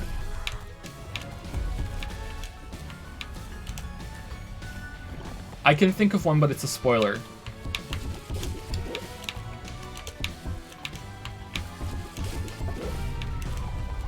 There's a couple in Undertale that are better for something that we've streamed, but for something that I've never talked about on stream or in a video before, there are a couple moments in Final Fantasy VI and Chrono Trigger that I think are stronger, that I really enjoyed. I don't want to talk about them, but I can speak about them in vague terms, I think. So there's a character that dies in Chrono Trigger, and that is quite a big moment. And then there is a resurrection that happens in Chrono Trigger. That is also a really good moment. There's also arriving at a place that you don't expect to go to in Chrono Trigger. That's a really big moment. There's a bunch of them in Chrono Trigger that are really big moments, but that's like nostalgia, that sort of thing. There is the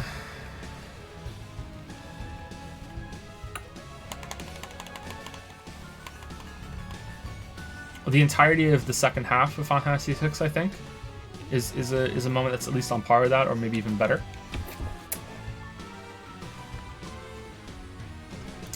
I'm trying to think if there's anything more recent that I could talk about.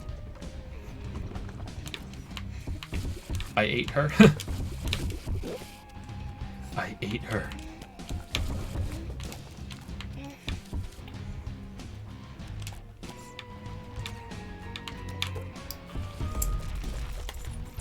No, that's it. That's all that's coming to mind right now. Sorry.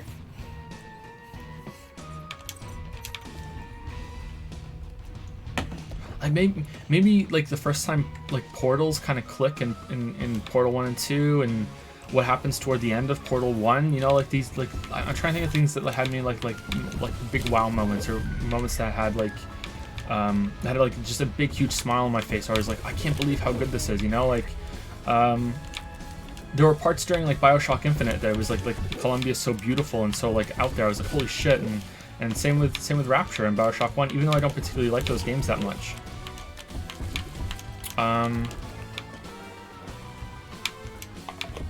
killing my first raid boss in World of Warcraft. Killing Onyxia for the first time was a big one, but that had me like, holy shit. That's probably stronger than the one you're talking about in God of War. Yeah, I think that's all I can say. Yeah, that's all that comes to mind because they're short questions. Yeah. Getting a multi-moon in Odyssey. The first time playing Mario 64 and just like having this 3D game was just like, what the hell? But that's a different kind of answer than what you're going for, I think.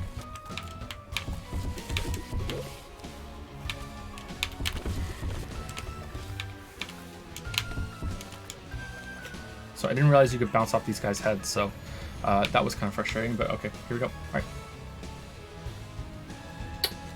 Next question from Doris. Did you like Demon of Hatred? Yes. For a little while, it was my favorite boss because it's the most Dark Souls-y boss, but I've cooled on it a little bit over time, and now I think it's number 3 for Sekiro. So my favorite boss in Sekiro is the ape, and then the last boss of the story, and then Demon of Hatred. That's my ranking of the bosses. I'd say Ishin Ashen Sword Saint is the best boss from Software. What do you think? Oh, the best in that game? Like I could see an argument for it. Like the best boss they've ever had.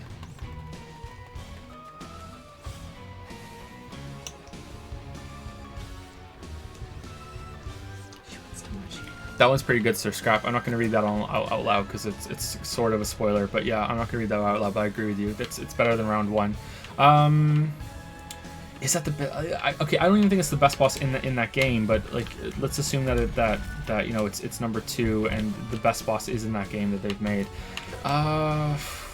See, I haven't played Dark Souls 2 in a while, so I don't know how Sin and Fume Knight have stacked up, you know?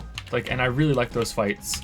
So I don't know how those would go. I think that probably Dark Souls 1 is sort of too slow for me now, and I wouldn't enjoy it nearly as much as I used to. So it'd be between like a Dark Souls 2, Dark Souls 3, and something Bloodborne. Like Ludwig is so good, man. Like Maria's so good too. I think I prefer Ludwig and Maria to Orphan. Orphan is just kind of too like alien for me, I guess, or I don't know. A little too grotesquely anime, maybe. I don't know, but I really like Ludwig. And I really like Daughter of Chaos, too. Bloodborne games have... Dark Souls games have... or Souls-like games, sorry, have such good names for their bosses. I really like that about them. I don't know. He's up there, definitely. He's really, really good, and it helps that Sekiro's combat system is much better than most of the Souls games.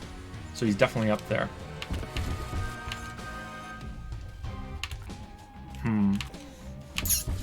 That's a tough question. Yeah, I'm gonna go with no for now because I haven't replayed those games in a while, but I can definitely see where you're coming from and why you might think so. Yeah. Yeah. Top 5, I think. Top 5.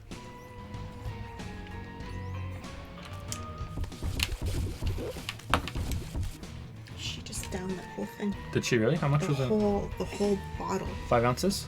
No, like 8 or. She just had 8 ounces? 6 or 8. I had 6 ounces in there, and then I put the whole thing. Wow. How much is in this? At least 8, right? Maybe even more than 8. And I think she wants more. Damn. Giant baby. Hungry giant baby. Maybe we got another Leo on our hands.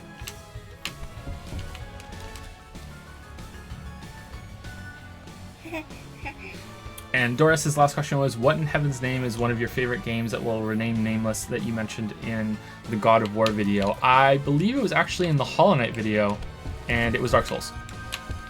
I don't remember making that joke in the God of War video, but I remember saying it in the Hollow Knight video.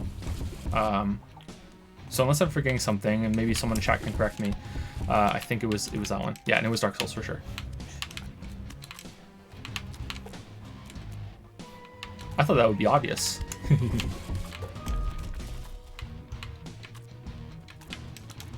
feel like like I should be able to get up to that. Oh, I did. Nice. What? Oh, okay. So I come down in a different area. Okay. Wasn't it Artificial Academy 2? I don't know what that is. What's Artificial Academy 2? Artificial Academy 2.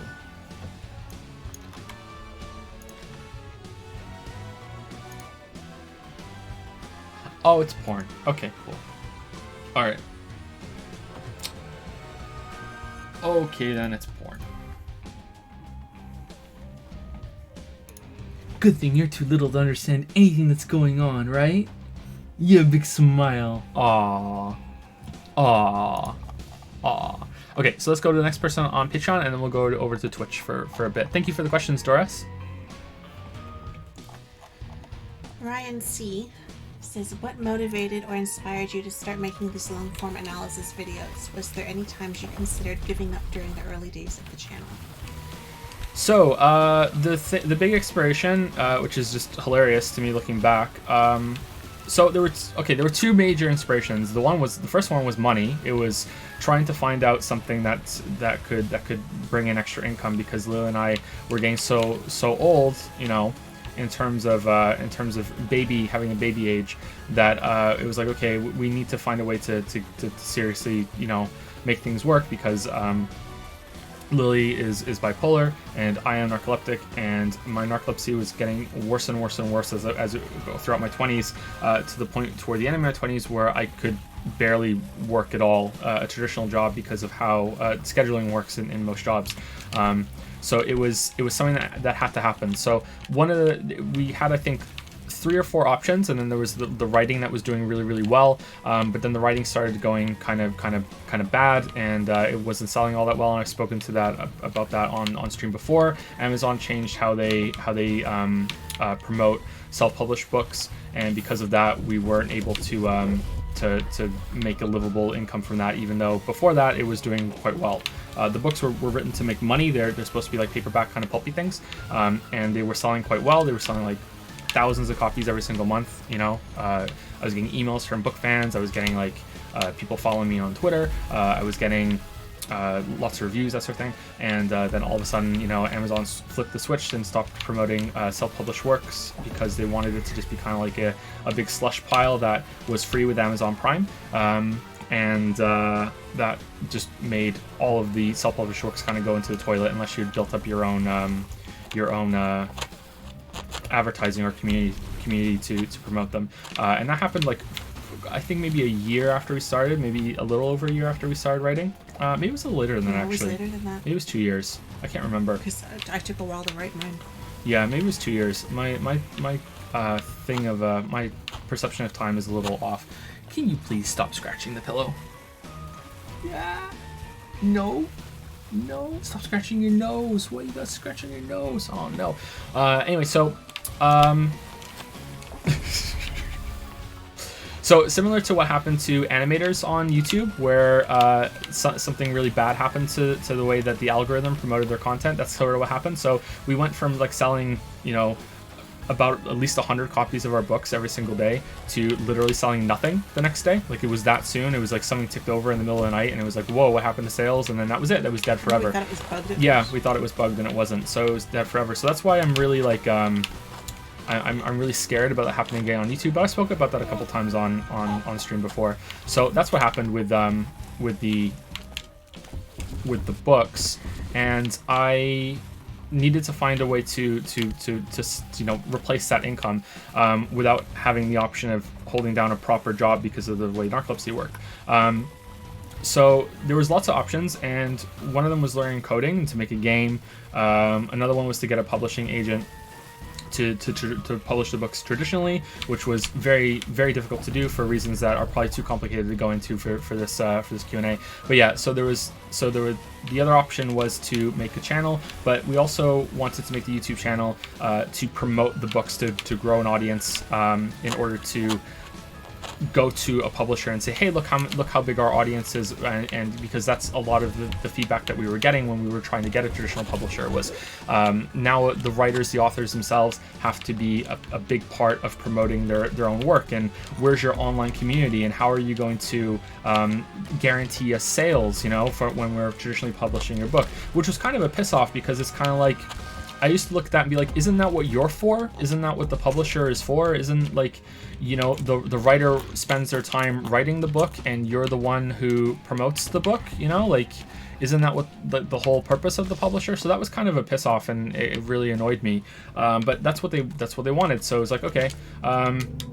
So we started the channel in order to kill two birds with one stone. It's like, okay, well, this could turn into something that makes money, or it could also be an audience that we could use to be attractive to. Whoa, good burp, little girl. Oh, big smile. Whoa.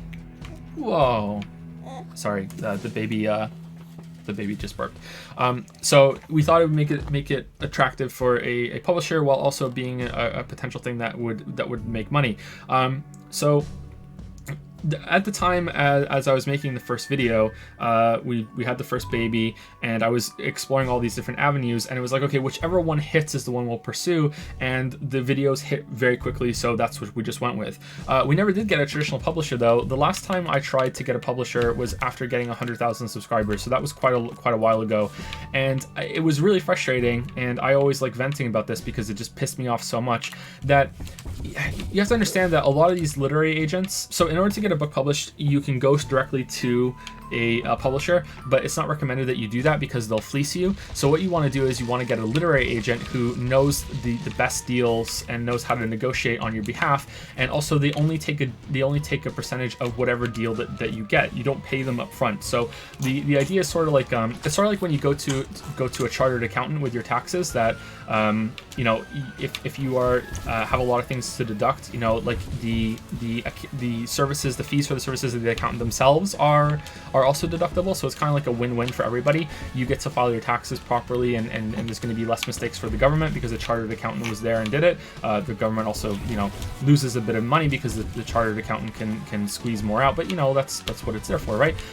So it's like a win-win for everybody. So the author gets a better deal, the agent gets to get paid as well, and the publisher presumably gets a higher quality product because the literary agent is the first line of defense from crap getting through, and they get to decide. But it also means that a lot of literary agents are become the arbiters of taste. You know what I mean? Like, you have to convince a literary agent that your work is worth people reading it. And you hear stories from even really popular writers, like I think J.K. Rowling had to go through, I think, 100, maybe even more than that, of literary agents before Harry Potter was finally picked up. And you hear that about music too, 21 Pilots is a really, really popular band right now, and one of their albums is called Regional at Best, and that's because when they were trying to find a label, they were told that their music isn't very good and they would be regional at best. You'd only be good in a very small area, and now they're one of the biggest bands out there. So this is something that a lot of people kind of like, oh, these fucking assholes, or they don't know what they're talking about. But I think, and this is a hard pill to swallow when you are a burgeoning musician or a burgeoning writer, I think they're usually right. When you don't get to hear about all the stories where, this book was rejected 100 times and it never was picked up, you know what I mean? And you don't get to hear about the times where the bands, the labels were like, yeah, you're regional at best, and they were right, Because if you don't hear about them, it means they were right? So I feel like most of the time they are going to be right, but there's going to be a lot of times when they're not, unfortunately, and then it can be very frustrating for the artist or the writer. Anyway, so it was very frustrating to go through all of these, to send out all these emails trying to find an agent, because I was trying to find an agent at the same time when I was when we were self-publishing too, because even though we are self-published writers, we also agree that self-publishing is kind of cheating, and it's not the same as being traditionally published. It's sort of like something that's a layover from the publishing system from writing, that anything that's self-published is considered lesser compared to anything else, to the point that even a lot of self-published writers will agree with this too. So I don't think it's fair, but it's something that I even kind of agree with at the moment. even though it's not the same in games and movies and music. It's just something that's only there for books. But yeah, I don't know. Anyway, so you get to this point where, I'm sorry I'm going on such a long rant about this. This isn't really limited to your question, but relates to your question, but I feel like I need to finish now. So you'll get to this point where you will have sent out, like, I think the most queries I sent out was about 100 or so. I sent out 100 queries to literary agents while my book was on Amazon, or my books rather, were on Amazon selling hundreds of copies, regularly, and getting all these really good reviews. Like, I'm not the best writer, and I don't pretend that my books on there right now are like high art or anything, but they're good for what they are, like they're supposed to be like fun disposable reads, and that's what a lot of people want out of books. And yeah, they're good for what they are, at least I think so. Yeah, and I had all these queries going out, and I want to say, because it would be more interesting, that I was just getting rejection after rejection after rejection, but I wasn't. What I was getting were one of two things. I was getting either, we don't publish anything that's ever been self-published before. That was the only rejection I was getting, was we don't do anything like that. If it's been self-published, we won't touch it. Come back if you have something that hasn't been self-published before. Or I was getting no answer at all. And let me tell you, when you send out that many and you don't get any single answer, it's really fucking frustrating. Really, really, really fucking frustrating to get no response whatsoever. And you look at their can I go on this? Like, it was amazing how many times you would send out something and they were still using like an MSN email or an AOL email. They haven't even switched over to Gmail, and it's got like this weird name to it too. And then you'd like send out, and you go onto this like pristinely curated like publisher website, or literary agency websites rather, and then you would find that like their bio, and it has a picture of them there, and their little blurb, and like, hey, my name's Patricia, and I wanted to be a literary agent since I was 3 years old. Ha ha ha! How quirky am I that I wanted to be a literary agent since I was this age, and my interests are this, and these are the kind of books that I want, and blah blah blah blah blah. And then you send an email to them, and the email bounces back with, this email address is no longer valid and it's not working anymore. And it's like, and you go on like the really expensively made website, and you just kind of look at it, and you're like, huh? Like, what? What do you mean it's not valid anymore? Like, how is your email fucking broken? You're a literary agent. Like, are you just sitting there all day going, oh, wonder where these queries are? Oh, I guess it's a little slow. You know what I mean? Like, so it's that sort of thing. That happened way more than you might think for a business that is founded on like the strength of like being able to communicate with people. Anyway, so there was that, but there was also this thing that we kept seeing on literary sites, which was that agency sites, that was, you need to be able to promote it. Like I just went into, you need to be able to promote yourself. Where's your online audience? What kind of audience are you targeting your book at? Where are they going to be? People that are going to be like buying your book, and you have to cultivate this audience. And where's your online blog, and how many followers do you have, and all this shit? And it's like, okay, well, maybe that's why. Maybe it's because I don't have enough of a following. So then we got the YouTube channel up. So like there's like, I had like, I think over 10,000 people following me on Twitter. I have like 100,000 people following me on YouTube. And it's like, okay, so what kind of audience following are you talking about? Because I don't think there's any big community at all that I can think of. I think maybe even Neil Gaiman doesn't have really that many people following his blog and shit on his website. So what kind of online community are you talking about here? Because even the YouTube thing wasn't enough. It was still the same thing. It's like, okay, we still don't publish self-published work. You need to come back with something else, or just no answer again. It's like, it just wasn't enough, right? There's also no guarantee they're going to take a new book that you write, so you're taking time off the YouTube channel then to write another book that hasn't been self-published. Yeah. That they may or may not want, right? So here I am, like emailing people, like literary agents, being like, look, I have this fairly large YouTube channel, it's been linked out by all these people, you have to really plug yourself out, and I hate doing that. It makes me feel really dirty. But I have to like look at all these big names in online community that have watched my videos, and there have been people from all these different companies that have watched my videos, you know, Notch has watched my videos, the guy who made Minecraft, you know, that's surely going to break through to even the person that knows very little about video games in the online communities. Like, you know, everyone knows what Minecraft is, and it's just still nothing. So I don't know what's going on with the literary agency world right now. I don't understand it, because I want to say it's just a bunch of rejections, but it's not. Right now it's just radio silence. You just get nothing. You just get like next to no feedback, and it's just fucking nothing. You know what I mean? So it's like you do exactly what they want you to do, and you get nothing. So I don't know. I don't even know what needs to change. You just keep sending it out over and over and over again. Maybe I should try again now that we have so many more followers and everything. But I feel like it would go nowhere again. You know? So yeah, I have no idea. I guess there's just way too many people writing books at the moment, and there's just no way to make yourself stand out. But like I said, like I'm not going to be satisfied without ever having a traditionally published book, you know, because I think Lily, you know, will agree with me here. You still view it as lesser, right, Lily? Like even as a self-published writer, you still view it as lesser. I feel like a real author. Yeah, which is stupid. You should. I've written more books than some published authors, you know, like traditionally published authors might have written one book, and I've written, and you get I'm on my fourth book, and you know, I still feel like I'm less experienced, I'm less well known, I'm less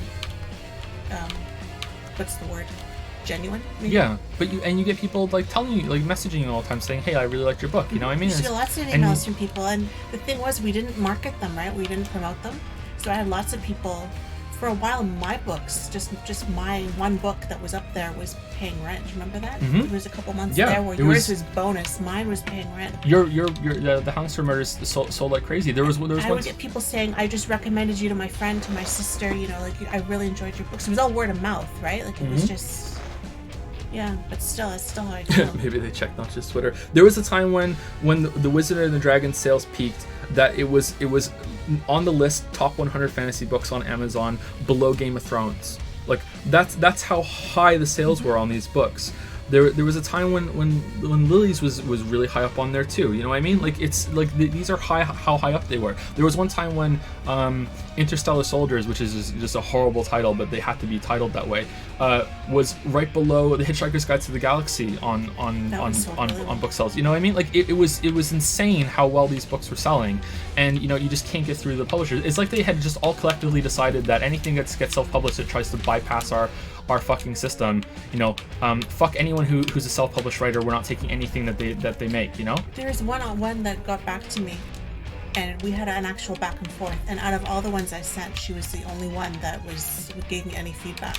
And basically, it came down to, when you write something else, send it to me and I'll take a look. But I can't take what you have offered. You know, like it was because it was already self-published. It was already out there. They couldn't touch it.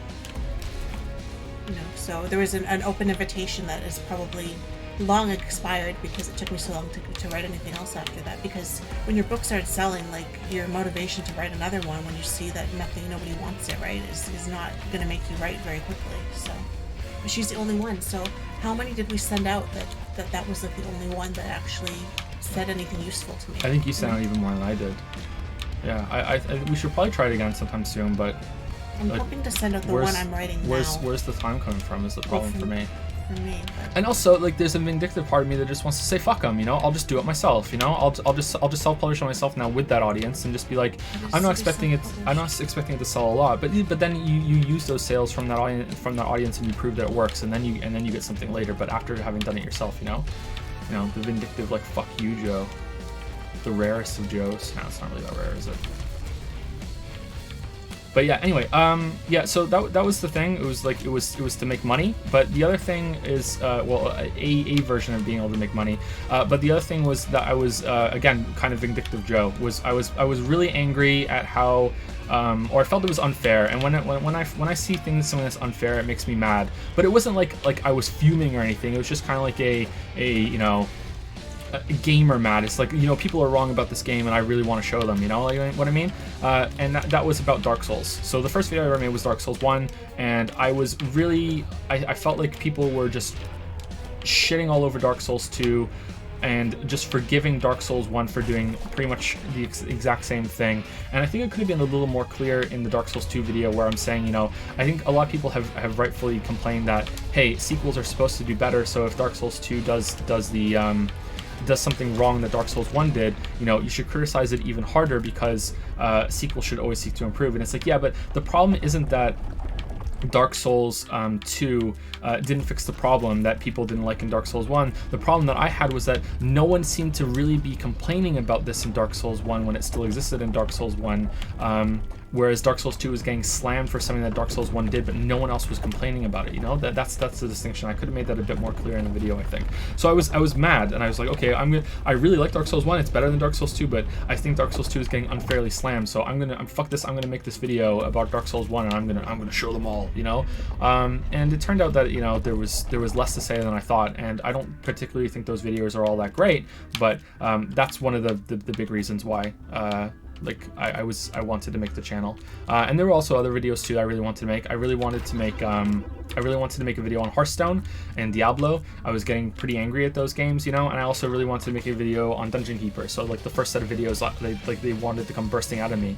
And then after that, you know, these videos that I've been thinking about for quite a while, I was like, okay, well, the big experiment was Fallout 4. So I was like, okay, so what if I did a video on a game that I haven't played before, that I haven't been thinking about for a long time, you know? What would that video do? And Fallout 4 was like, it's like a huge video, and it was one of my most watched, and it still is one of my most watched, you know? It's one of the, I think, 11 that has more than 1 million views, you know? So it was like, okay, this is something that I can pursue, and I feel very fortunate that I have that, you know? And yeah, so that's really why I wanted to start the channel. The other question was, the other part of your question, was there any time that I considered giving up? Yeah, there were a few times. There were 2 that I remember.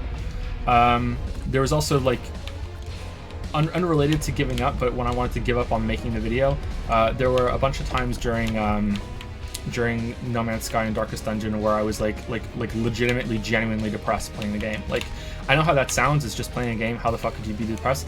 Like, I was in a really, really dark place playing those games, man. Like, I was starting to really question my sanity, kind of like where Witcher's gone now.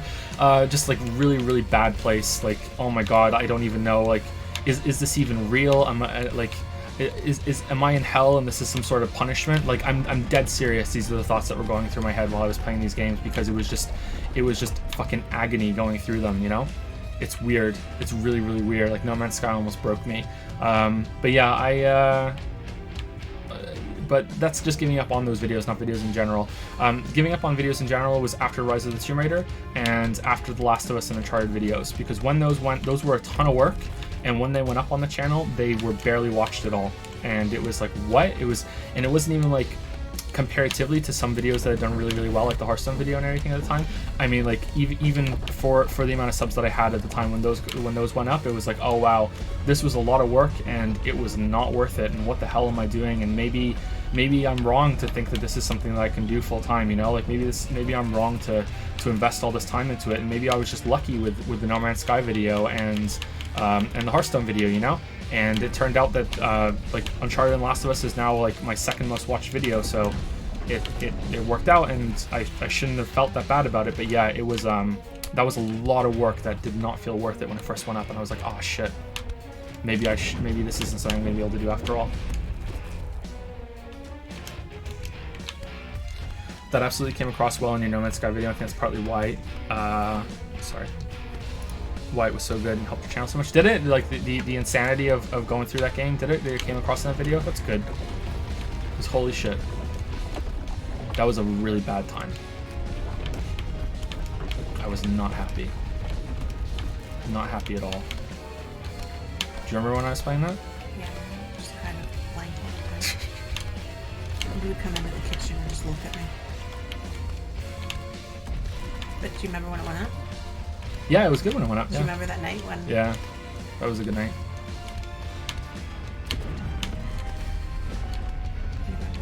I think that was like probably the strongest video launch compared to the amount of audience that we had at the time. But the strongest video launch in terms of pure numbers was the Fallout 76 Fallout 76 versus Joseph Anderson. But in terms of like comparative to the numbers we had, yeah, it was that one. That was the best launch. It was a cool night. That was a cool night. Yep. So that's all I have to say, Rancy. I hope that is at least a little informative. The No Man's Sky video is so good. It's fucking art. I think that it tells a story, and I like that it tells a story. I watched it back recently, actually, and I enjoyed it. Did I finish Sekiro? Yes, I did. Yep, there'll be a video on Sekiro after Witcher is done. It was going to be before Witcher, but it turns out that I can't concentrate on anything else. It has to be after The Witcher. I don't have making another video in me right now when this is all in my head. I'm finding it very hard to concentrate on anything that isn't Witcher. So, yeah. Sorry about that. I know some people really want to see that video, but I just can't do it at the moment.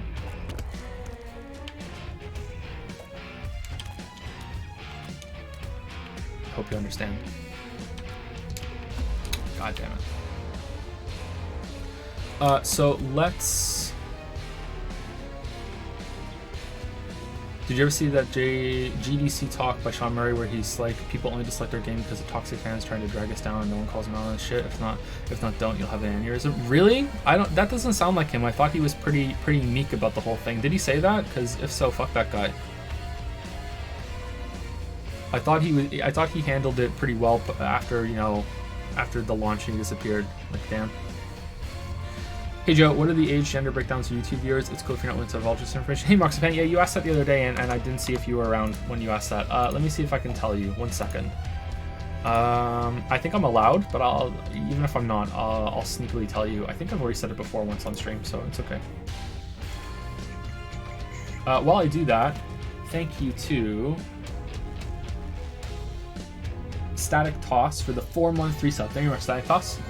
4 months in Paw Patrol. Thank you very much. Thank you, Static Toss. Wow, I can hear the music coming from the headphones. Let me move that down just in case the microphone's picking that up. That would be bad.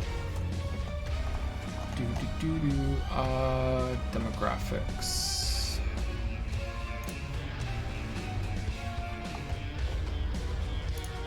Okay, let's go to lifetime.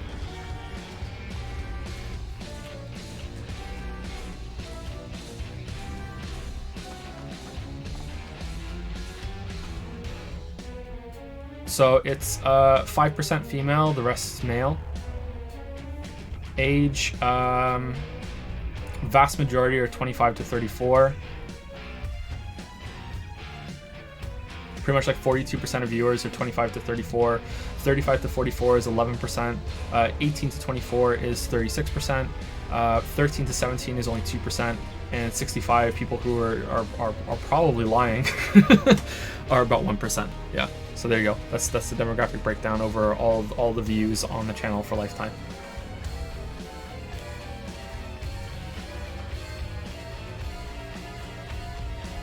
Oh no, it's a little bit more female. Sorry, it's closer to 7% for female.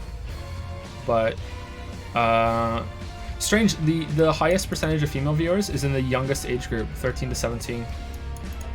And same for 18 to 24. That's interesting. Yep, but that's it. Coffee versus tea versus boiled Gatorade. I've never had boiled Gatorade. I don't like coffee, so it would be tea for me. Anyway, let's go over to... But seriously, don't watch it. Can you link me on Discord, Toast Engineer, and I'll see you later. Hey Joe, is The Witcher 3 a good start for someone new to the series? Absolutely not.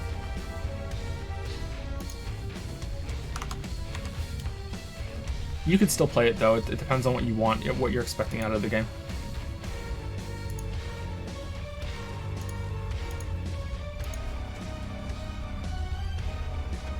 Okay, so we answered Tal's question last time, right? Yeah.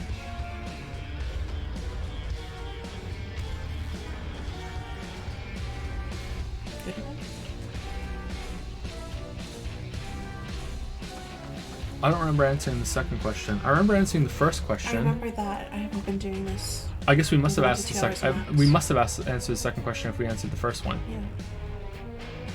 I remember we were saying you were the best web streamer on the web. Yeah, and I remember. I don't remember you answering. Right, more than 2 hours max every day. I remember answering that one. Okay, so we're at Galactic Lobsters, the next person. Okay. Let me move this over a little bit so we can see it all on the screen at the same time.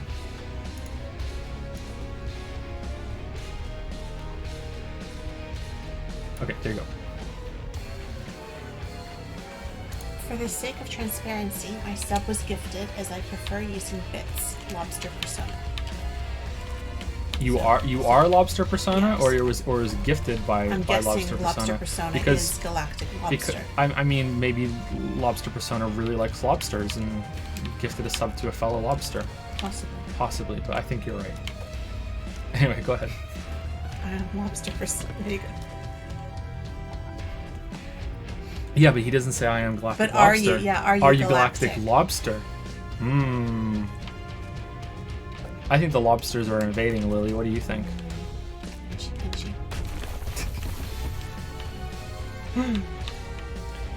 Some of my favorite games are RPGs, Dragon Age, Fallout, Elder Scrolls, Divinity, etc.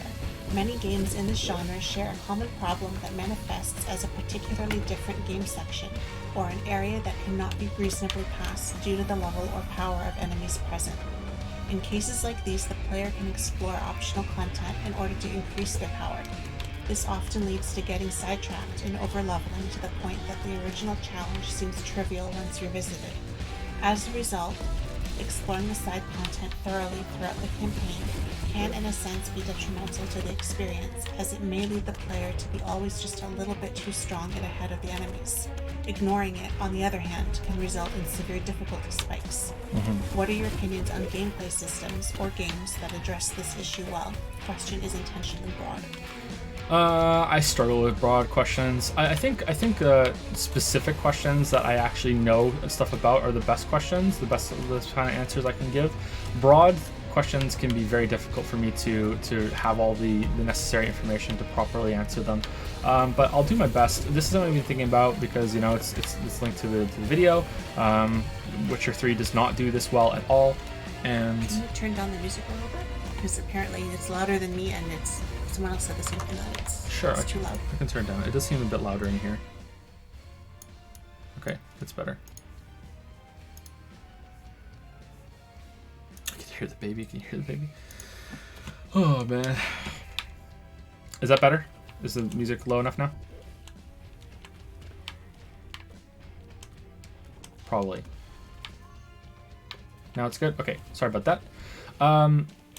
Yeah, so it's something I've been thinking about. It was related to some talk we were going through about the Outer Worlds when we were streaming it this week, and it's also directly linked to Witcher 3 because Witcher 3 does not do this very well. So I think the main flaw is viewing the gameplay in these games as something that's worthwhile. And I know how that sounds, I'm sorry, but I think that in many games that are RPGs like Mass Effect 1. Mass Effect 2 is different. The shooting in Mass Effect 2 is, from what I remember, it's okay. It's not fantastic, but it's okay. You know what I mean? Like it's something that you could get through and you could enjoy probably, unless you play a lot of shooters. But even then, it's kind of like a lighter sort of shooting experience. You know what I mean? It's okay. But when you get into stuff like Dragon Age, I have to wonder like who is that for? And I look at a lot of RPG combat systems as being nothing but just context. Sometimes they're used for pacing, but sometimes they're used for the context of like, okay, and then there's a fight, and in a book or a movie there might be a fight scene, and instead of having that just play out in what could possibly be very expensive cinematics and videos to make, they have this sort of bad combat system that you can go through, and it can be linked into a progression system that everyone seems to think are great. Progression systems keep people engaged, and they reward players for progressing, and it's like a little bit of it's like a breadcrumb of like, hey, addiction. Keep playing a game, you're doing progress, you're doing great.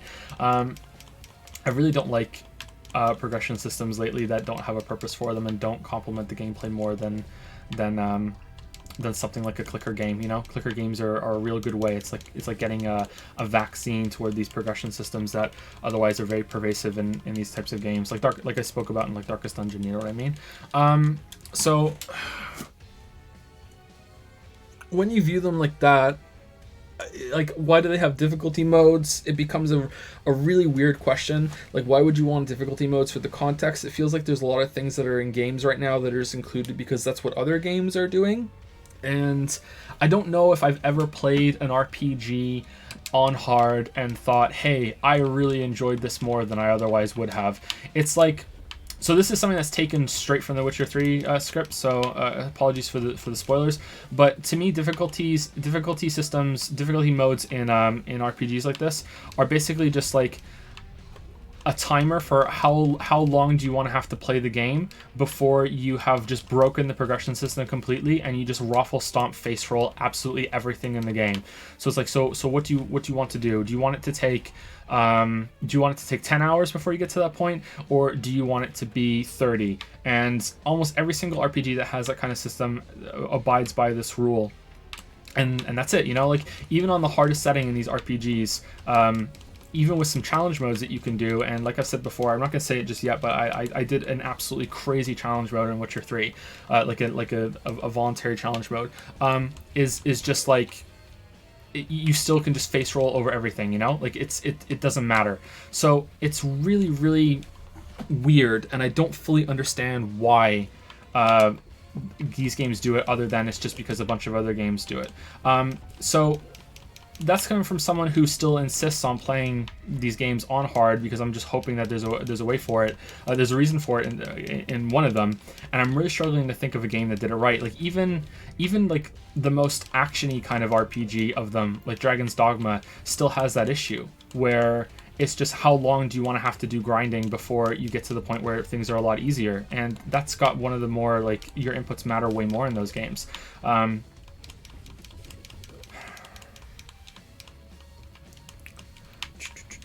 What about the Souls games? Someone in the chat is saying. Yeah, I was just thinking about the Souls games. To me, Souls games are action games first, and the combat definitely isn't just there for context. The combat is the point, you know? Like, whereas in Mass Effect and Dragon Age, you're not... Does anyone... I'm sorry to say this. Does anyone play Mass Effect for the combat? Is there a single person in the whole entire world that has ever said to themselves, I want to replay Mass Effect because I want to do that combat again? Is there, like... I really don't want to be that kind of person that's like, there's no fucking way. But there's got to be someone, right? Like... And I don't want to belittle that experience. But at the same time, I just can't imagine anyone saying that and meaning it and not being like...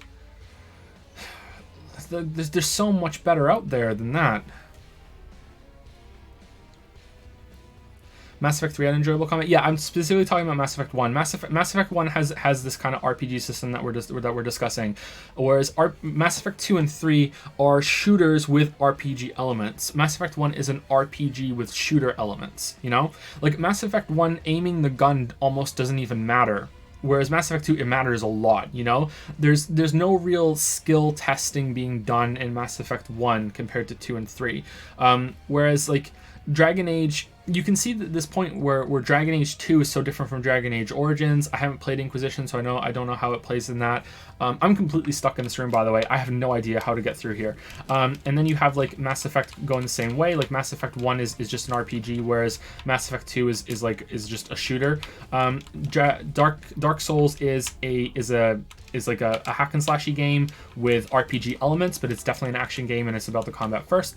And I'm really struggling to think of any like RPG that does this stuff well. And like Lobster Persona says, it's like you have to play this meta game almost, where you can enjoy the game much more on your second run, because now you know, okay, how far is too far for leveling myself up? How much side content is too much side content for making myself over leveled and I can't enjoy anything anymore? You know, it's quite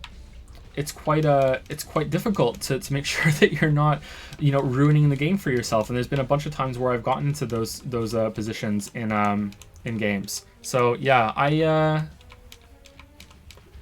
I don't think I have a single example of it done well.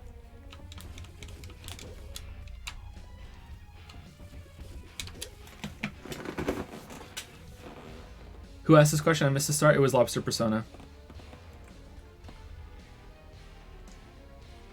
I think a lot of games need to embrace this idea of context, and they should just make the combat a little more flashy. Here's a more difficult one then. Is there anyone that plays Dragon Age Origins for the combat? Because I don't like the combat in Dragon Age Origins. I don't like the combat in Baldur's Gate 2. Like, it's just there for context for me. I'm just there to just play those games for the story and the characters and exploring and getting some cool loot sometimes. Like, I really like the best part of combat for me in in Baldur's Gate 2 was reading all the cool item descriptions for the weapons and stuff. Someone says I love the combat in both of those games. You love the combat in Baldur's Gate 2? Do you like D&D? Like, are you getting something out of it as a D&D player going to that, or is it just like that was your first experience with D&D and you still love it?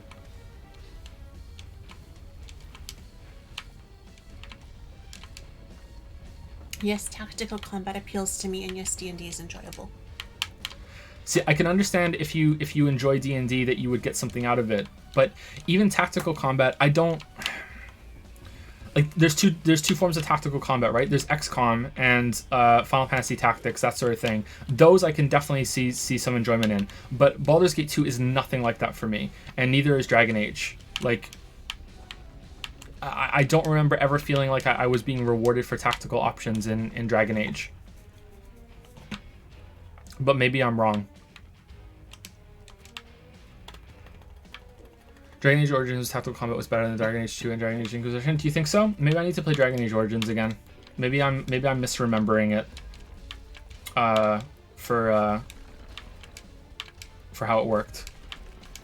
Maybe Dragon Age Origins is an example of it done well. Maybe Dragon Age Origins doesn't have maybe you can't out-level it, and like the side content is a lot more restrained in that game too, right? So maybe Dragon Age Origins is fine. My most vivid memory of Dragon Age Origins is being in a group with my tanky character and 3 mages, and just spending like 20 minutes fighting a dragon on the hardest difficulty mode, and just being absolutely bored out of my mind the whole entire time.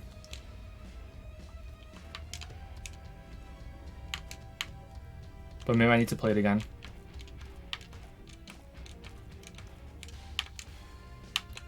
Okay, so person who said that they like tactical combat in Dragon Age and in Baldur's Gate. Do you like Mass Effect's combat? Mass Effect 1? Is there a difference between those? Grinding needs to be stopped in a way. I like the idea of a day system in Persona, but I feel like it doesn't help grinding much, as staying in the dungeons forever is pretty easy. Yeah. Persona doesn't do it all that well either.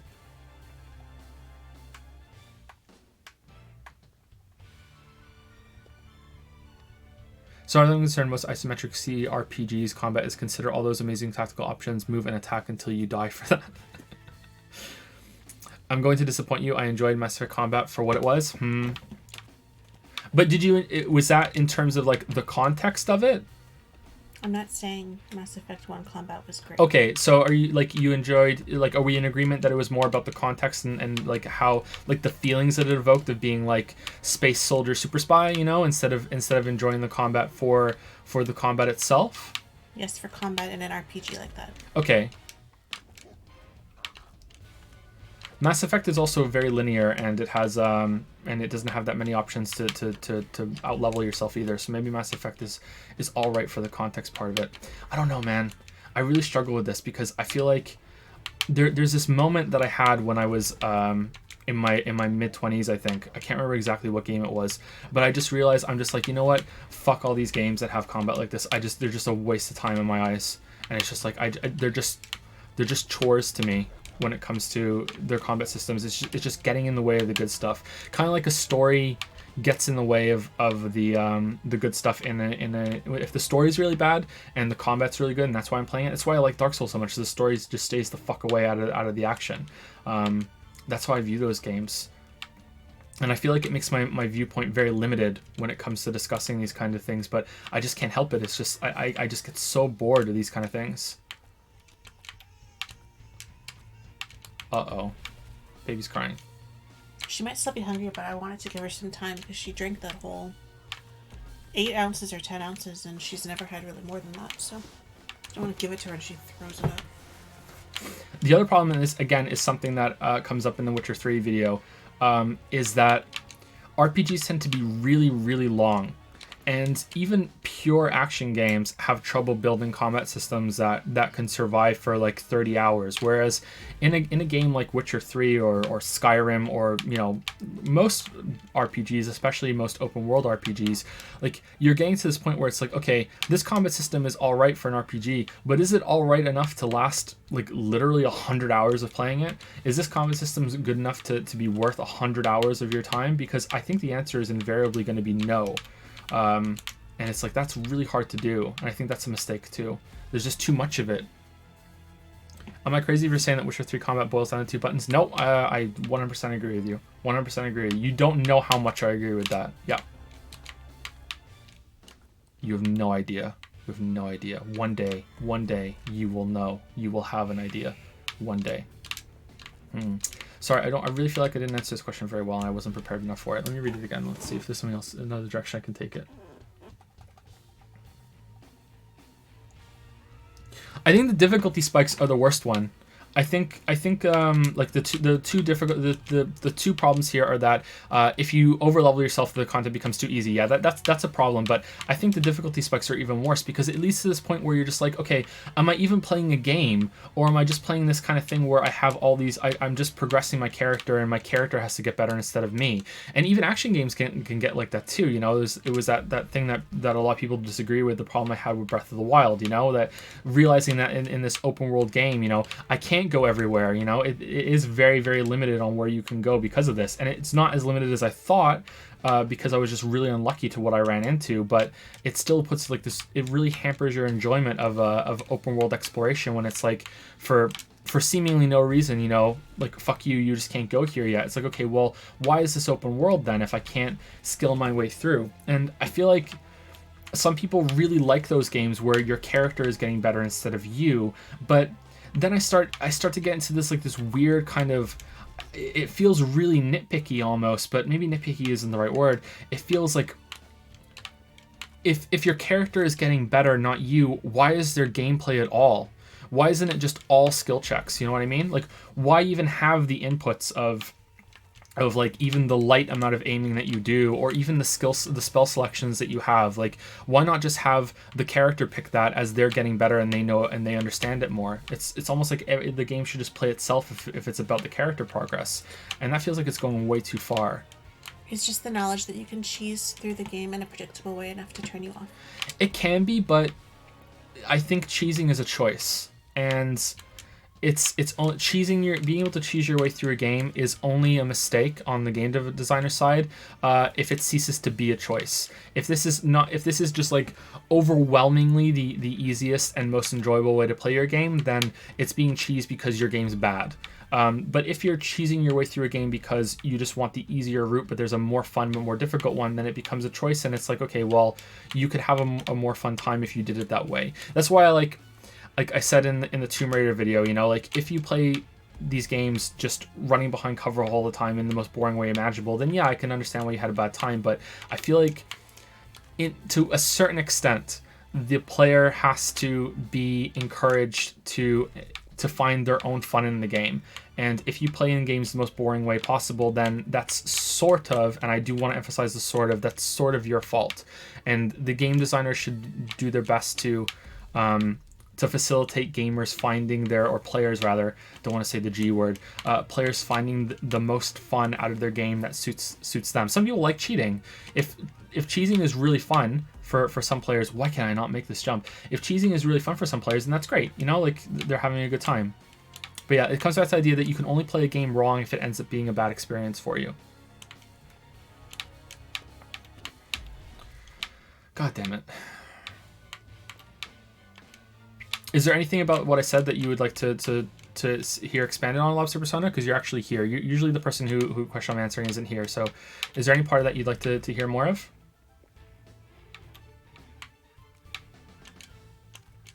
Trying to send me a link, but you can't. Discord won't let you. What do you mean? Just DM me. Action Caterer says, I'm sorry, my question also asks about RPGs. I feel like you've been overburdened with the amount of questions on that topic. It's okay.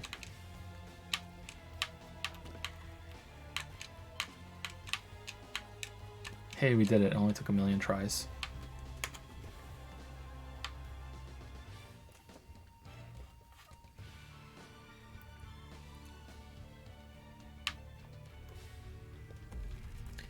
Your message could not be delivered because you don't share a server with the recipient, or you disable direct messages on your shared server.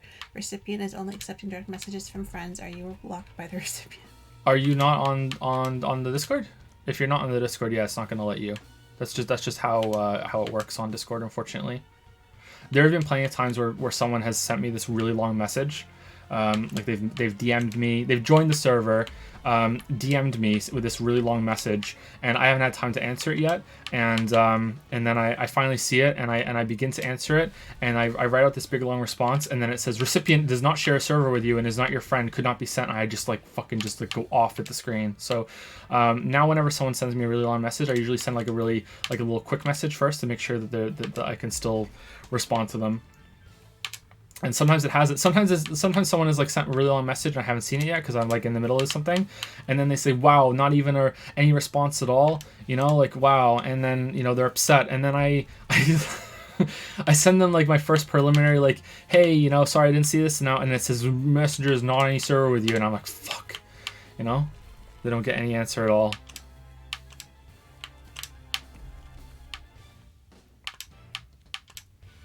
Did Lobster Persona say anything? No, I didn't see anything. No? Okay, maybe it was a thorough enough answer then. I hope so. Oh, I did? What did you say? I missed it. Sorry. If I could scroll up, I could see it. Did I get the tumor? Can you scroll up and see if I can find it? No, I think it's fine. I think it's tough to square the two ideas now. Isn't the player then responsible for keeping his level in check? You can move on. Maybe I'll think of something more fleshed out next time. Yeah, so that's a good response. Yeah, maybe the player is responsible for keeping the level in check. But the thing is that they, if it's something that you're not having a lot of fun with the game, right? That's something that you can change at any moment, pretty much.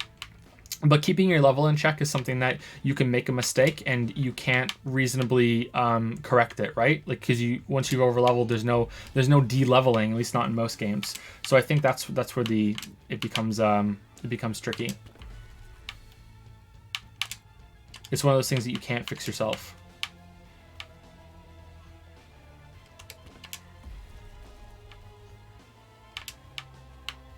Maybe this is time limit based and it's not position based. I thought it was like one I got further in that it started moving down. Yeah, I had to join the Discord to get the button to DM you. I was kind of wondering why you never DM'd me back that one time. Didn't realize that was how it worked. Oh, yeah, that would be why. Sorry about that. Kate's hungry. I think I should try and feed her a bit more. Oh, she's just talking. Maybe she's fine. She might sleep if she has a full tummy, right?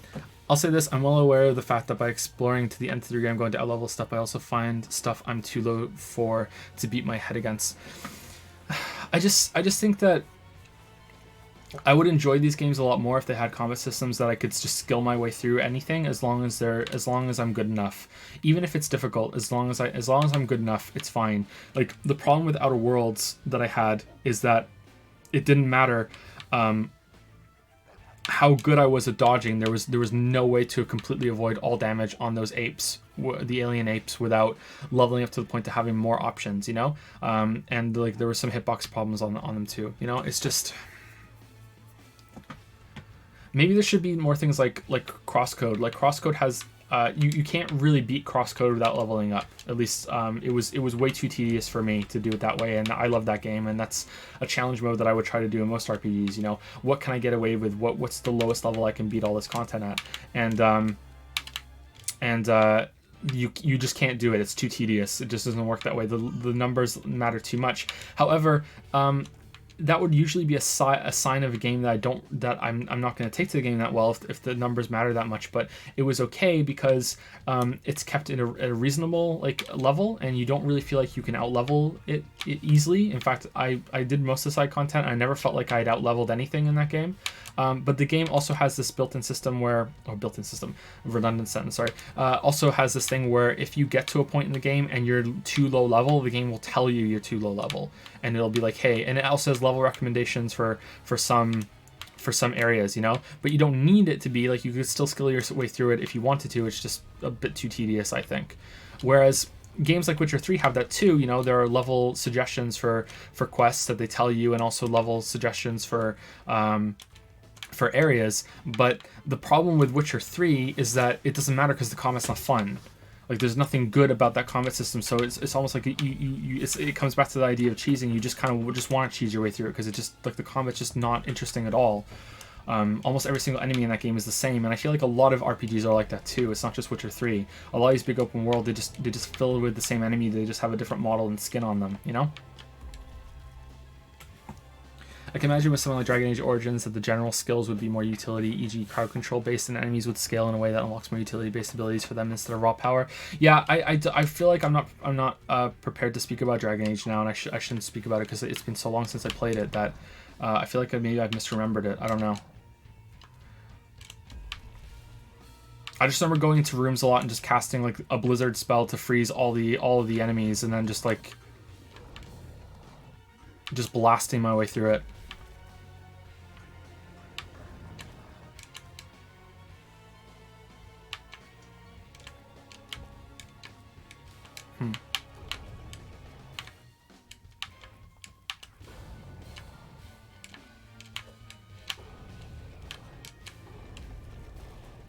You haven't played Divinity 2 yet? No, I haven't.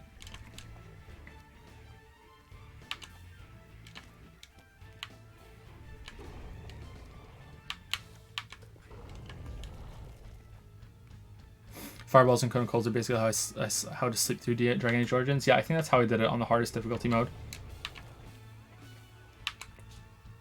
I think I played through Dragon Age Origins twice when it first came out. Maybe 3 times, actually. I really enjoyed the game for the story and the characters, but I didn't enjoy it for the combat. The combat was just kind of like just a big chore. Unfortunately.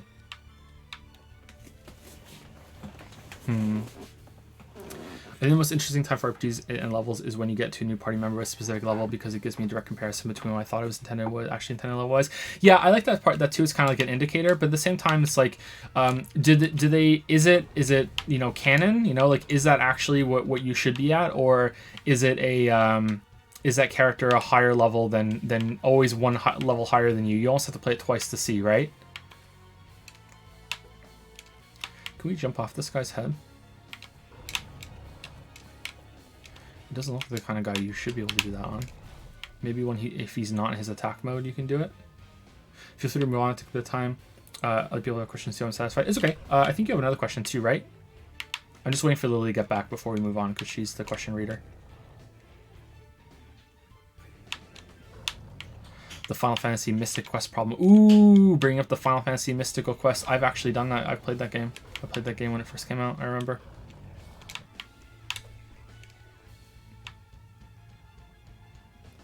This is the first result, Sean Murray at GDC 2019. You can just find it that way. Okay.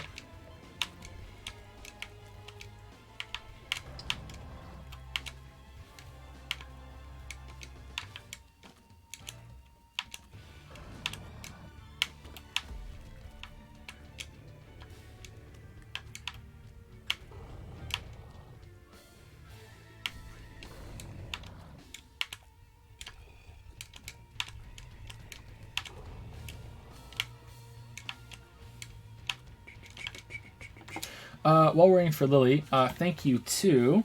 Sorry that we're answering your questions that I've already heard, Lobster Persona, but I just want to make sure everything's okay. Thank you to Action K for 100 bits. Number one, also, you planning on making a FAQ page of some sort so when people stop asking you to play Return of the Obra Dinn? Yeah, and a frequently asked question page might be pretty good. I should probably make a website at some point and have some things on the website and maybe some extras and put the scripts on there too instead of relying on that WordPress blog that I don't update anymore. And then putting an FAQ on there would be pretty good too. I'd also really like the Q&As to be more curated, that people can just have a list of questions that they can control F through on the same page so they can see if anyone has asked their question before, so they're not wasting their question. I don't mind answering the same thing again, but I know that some people might want to, you know, have something new each time. Where's anything down there?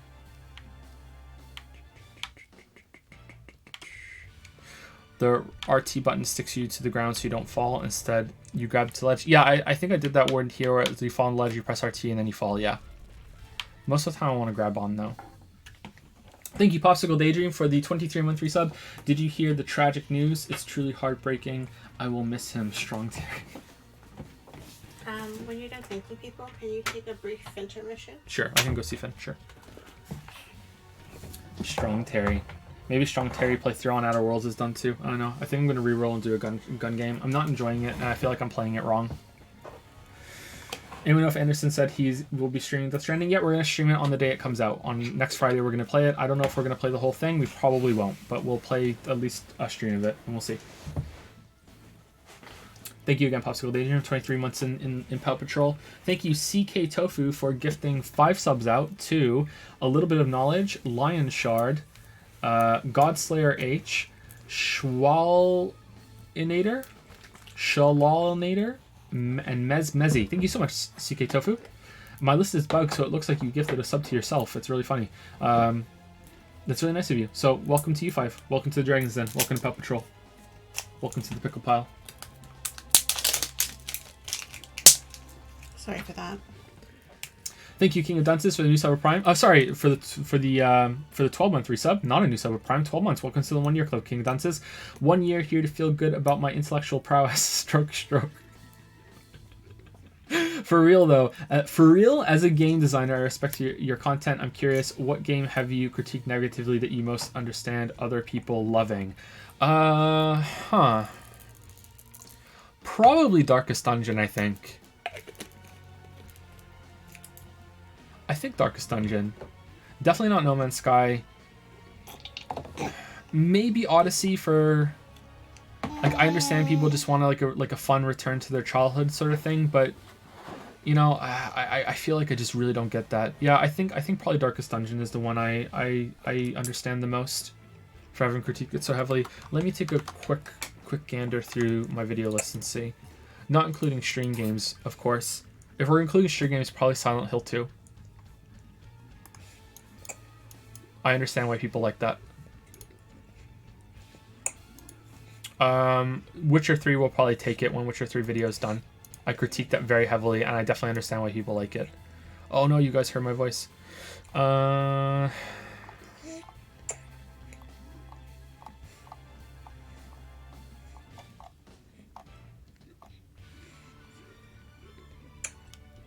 Maybe Fallout 4. Fallout 4 and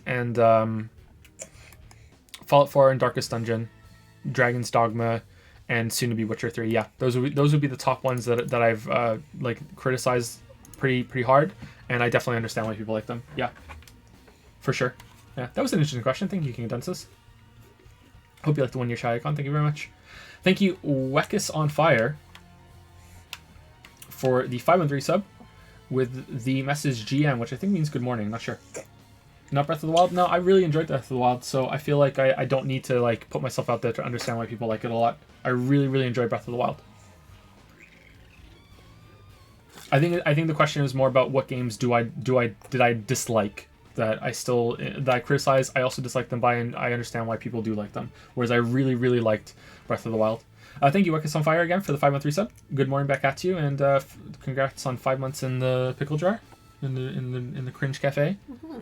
Thank you, actually, Kater, for 100 bits. I'm running a Star Wars tabletop RPG. A player got locked in prison for doing something dumb. The group decided we're going to pose as a magician troupe who wants to perform for the prisoners, and they succeeded in convincing the warden. Gonna be fun planning that now. Are there any moments when you're running something in a tabletop RPG and you're like, fine, you can try this, but you gotta roll a fucking 20 to pull it off, and then they roll a 20 and you're just like, oh fuck. You're just head in hands like, oh no, that was like my get out of bullshit free card. Roll a 20 and you can do it, and then they rolled it. No. Thank you, Zev67, for the new Summer Prime. Welcome to Primetime, Zev67. Welcome. Thank you very much. Yes, a bunch of people are saying yes. So this is an interesting take you have on wanting skill-based combat in RPGs, considering you apparently liked WoW's combat. That's an assumption, I guess. You might have enjoyed the other aspects of the MMO, but it seems to me MMOs would be the opposite of gameplay you would like. Usually an MMO's level is all that matters and player skill is secondary, excepting PvP and sometimes in raids, although then again comparing MMOs to RPGs is like comparing robots to carriers. That makes perfect sense. I do not like the combat in MMOs. I do not like the combat in World of Warcraft. The only part of the combat that I liked in World of Warcraft was the raids. and PvP, and that's at the point where leveling and gear really doesn't matter, or you're at the point where gear is just like a little incremental bonuses. I like the community aspect of World of Warcraft. Like if there was a single player game that had World of Warcraft's combat, I wouldn't play it at all.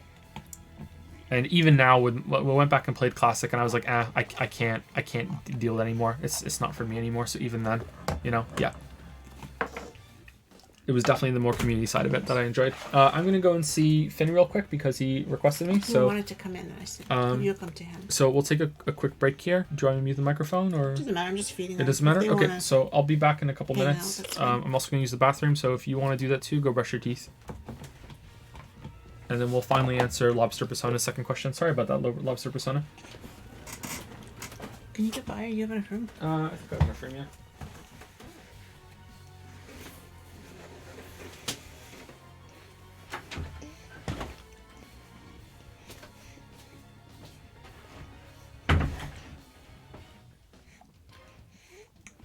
Yep, it's just me and baby Kate. How's everybody doing?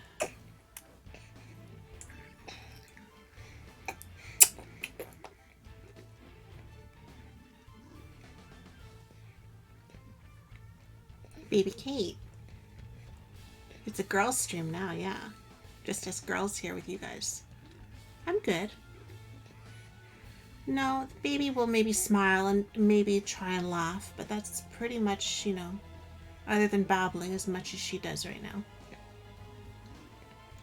How does baby Kate like Dark Souls? Well, baby Kate is the Dark Souls of babies, so probably quite a bit.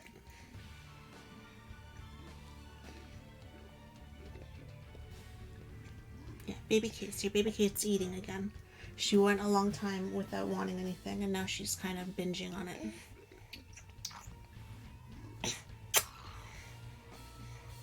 No baby Kate invasion nicknames yet. It's not as easy as a Finterruption, right? Enjoying my first month off after graduating uni. Congratulations. That's really great. Anything you're looking forward to doing with Kate when she's older? I don't know. Everything, I guess.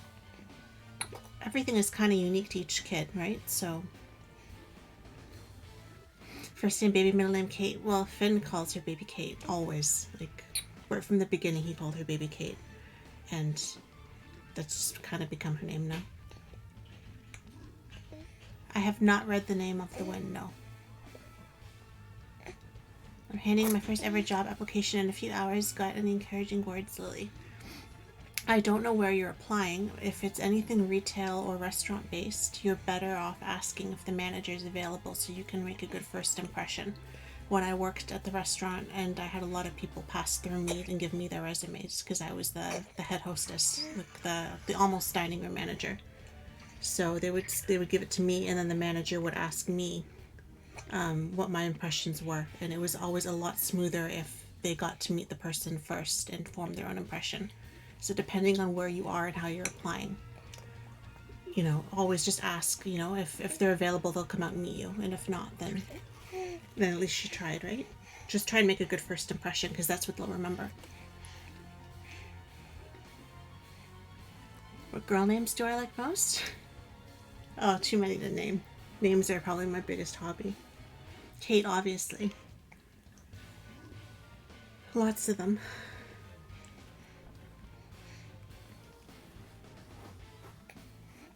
I asked you on another stream some tips about being in a relationship with my new girlfriend that is bipolar. It's going very well, and your perspective helped me feel comfortable. Thank you. I'm glad that's going well. That's great. I remember you. I'm glad it's going smoothly. I hope it continues to go smoothly. What's the title of my book? There's two of them, The Hollingsford Murders and The Murder of Jennifer Moss. And they're both on Amazon under Lily with an I, Lili Evans, Evans. There's another Lily Evans with a Y, and she writes, I think, like Harlequin romance novels. And I think she's got a lot up there, actually, but that's not me. At a jeweler, I would try and see whoever's running the place. Whoever's the hiring person, I would try and meet them. So if you go in and there's just whoever's behind the counter, see, because they might come out of the back, right, if they're not in the front. or they might be helping another customer, and if you can linger and meet them, that always goes a long way. The jobs that I got, and I went through a lot of jobs as I was younger, but I always had a lot of good luck meeting the manager first, making that impression, because then they remember you more. They can put a face to the name when they look over your resume.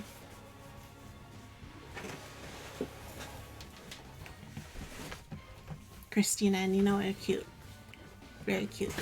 Those are nice names too. We didn't like Catherine. We just named her Kate because we like Kate. Kate is a simple, strong name. It goes well with Finn and Leo, I think. And we've kind of gotten into the short and simple kind of naming styles, so we just stuck with it.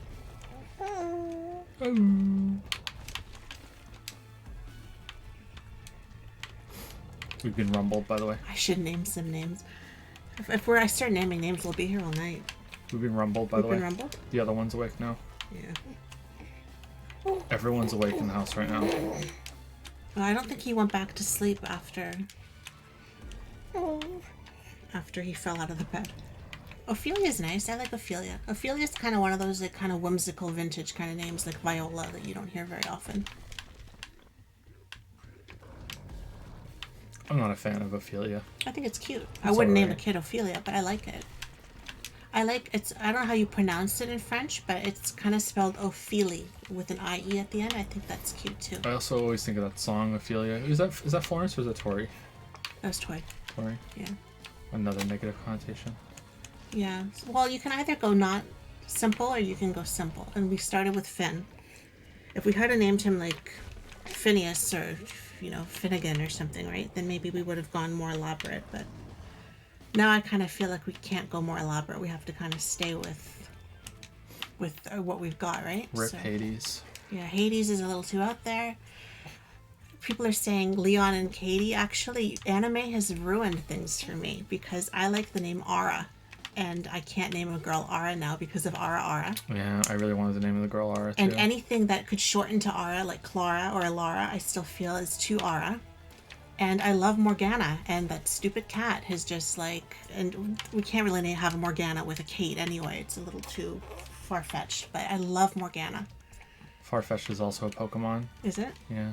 So between those two, Farfetch'd. I'm a little limited now on baby names. But I think Ara is a beautiful name. And it's 3 letters like Leo, so it would have been perfect in terms of pattern, right? But I just can't do it because every single time that her name comes up, people are going to be like, oh, after the anime, and it's not. I want it to be her name. I don't want it to be for anything else. I had a friend, Patrick, growing up. I don't think I could have a Patrick kid without thinking of that person. Penelope's cute. My cousin has a Penelope, though. I don't think I could use it. Some of the names I feel like I could use, and other names I feel like I couldn't use. I really don't think it's a good idea to give your kids names because you think it's cool. It's the kid who has to live with it forever. My mother wants me to Jebediah. Yeah, but there's no way to predict what they're going to think is cool. That's the problem. So you kind of have to do that. There is a limit, though. You do want to think, like, if it's a really out there name and you think it's cool, then it's like, okay, yeah. But that's where middle names come into. You can give them the name that you really want, and then the middle names can be with the can be the boys backup if we they don't gave like them slightly unusual first names but very common middle names, so like very classic, so they could always go by a middle name if they need to. Kate, we gave us more classic first name, and her middle names are a little bit more unusual, so we kind of balanced it out a little bit. I think that was important to me to have that kind of balance, so that if Finn doesn't like his name, for example, then you have a backup. Charlotte is a pretty name. Charlotte's very very popular right now, which means a lot of people like it, especially in the UK and stuff. Very popular, Charlotte. Is it one of the princesses, Charlotte? Mm-hmm. William and Middleton's. I have a Charlotte. Kate Middleton. 2 names is okay, or would 1 name be fine? Well, it depends. Most people have a first name, a middle name, and a last name. Some people have 2 middle names. And some people, I knew one girl who I think had 4 middle names. It was just like, I used to joke she was an only child, so they just got it all out of their system in one shot, like all the names that they were going to use. I prefer to use 2 middle names because I love names, right? So I want to get as many in there as I can without making them royalty, right? So the royals tend to have a lot of names. But there's also a difference between me liking a name and being able to use it on a child. That's the other thing. You might love 10 names, but none of them might be what you would want to name your kid. Yeah, she had, I don't even remember, 5 names, like female names, plus her mother's maiden name and her last name. That was her father's name. So yeah, she had a lot of names.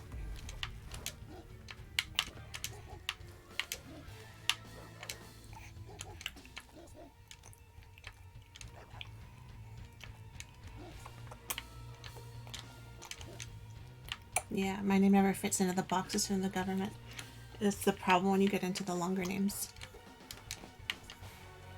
And if you're going to go by the longer name, then I think that's fine. But if you're just going to go by a short form, then that's how we felt about the kids. If you're just going to go by a short form, then you might as well just call them that within reason, right? Like, I think Finn, Leo, and Kate all pass as actual names without needing to be, Finnegan. Oh, really? Whoa. Leonardo and Catherine, Really? That one sounded a little wet, kid. Yeah, she's okay. Oh. She only had 2 ounces that time. She burped more than the last time. You okay? How do I feel about names with Junior? I feel like it's a waste of a name. Because they could have had their own name and the parents could have used a unique name instead of having it as a Junior.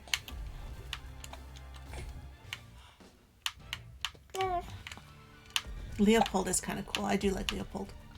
Joe liked Leonidas, but we had Finn, so it's like Finn and Leonidas, like it's the Morgana issue all over again, the Hades issue all over again.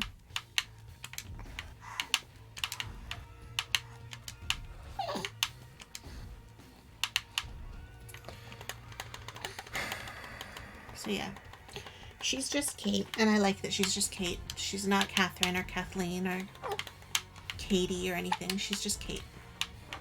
Or baby Kate, if you ask Finn.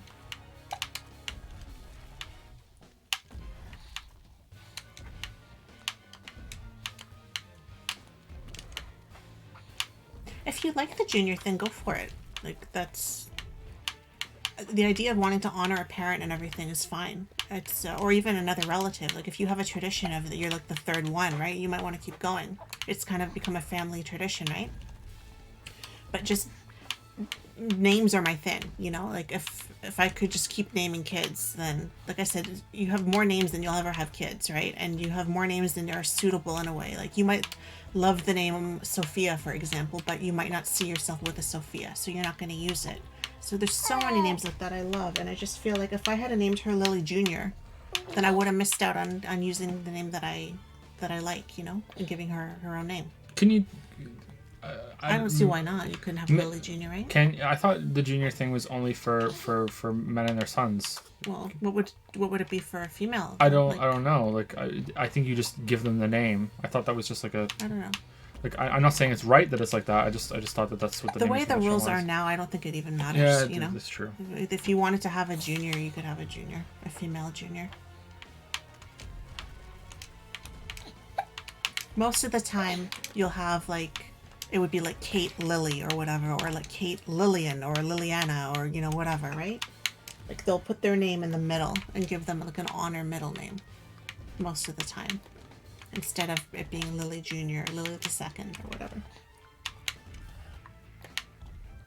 Or you'll call her Violet or Daisy or some other floral, as an honor. You can name my kid. Don't say that. She'll do it. You message me when it's time, okay? And I will give you by stylistic choice what kind of name you want, okay? I have a blast with that. The other thing is having names that you agree on with your partner, right? So that's the whole other thing too. You might have like 10 names that you love, but maybe only 1 or 2 of them you both agree on, right? And vice versa. So there's a lot of things to consider when you're actually naming a person. Like when they want to name your kid Hades. Great name. Great name. Great name. All right, so let's get back to the questions. But first, I just want to say that I'm not really feeling this game. I'm sorry. I feel like it's too limited, and I feel like it's almost kind of clunky platforming almost. Like it controls fine, but there's just so many times where I'm just kind of like,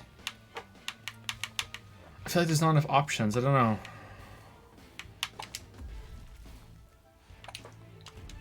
I really like Meat Boy. I really like Celeste, but there's just something about this. I'm just really not feeling it all that much.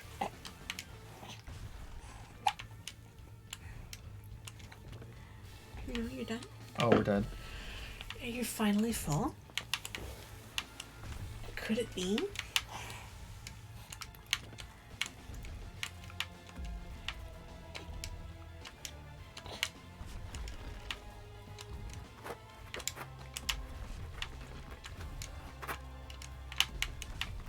No, it's a Q&A, so we do them late on Friday night. The other streams are during the day.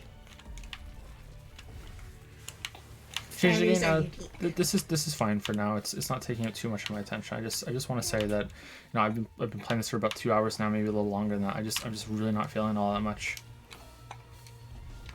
Like it's okay. It's just okay, you know. Oh, you're sleeping? Okay, let's try.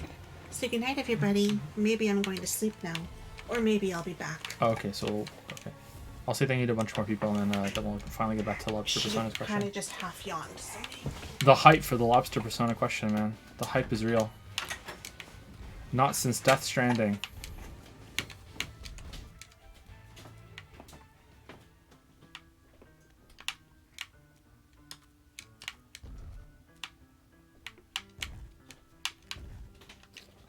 Please help me. The compound I ask you from sending every time I try to save you.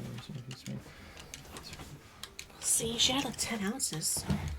We'll see if that's it or not. Giant baby. Are we stuck?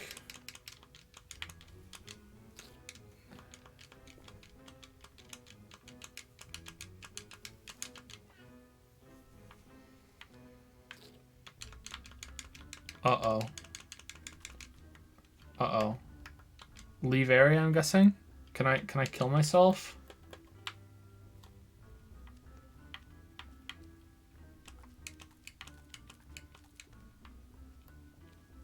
Leave area. Alright, there we go. Alright, we did it. Alright.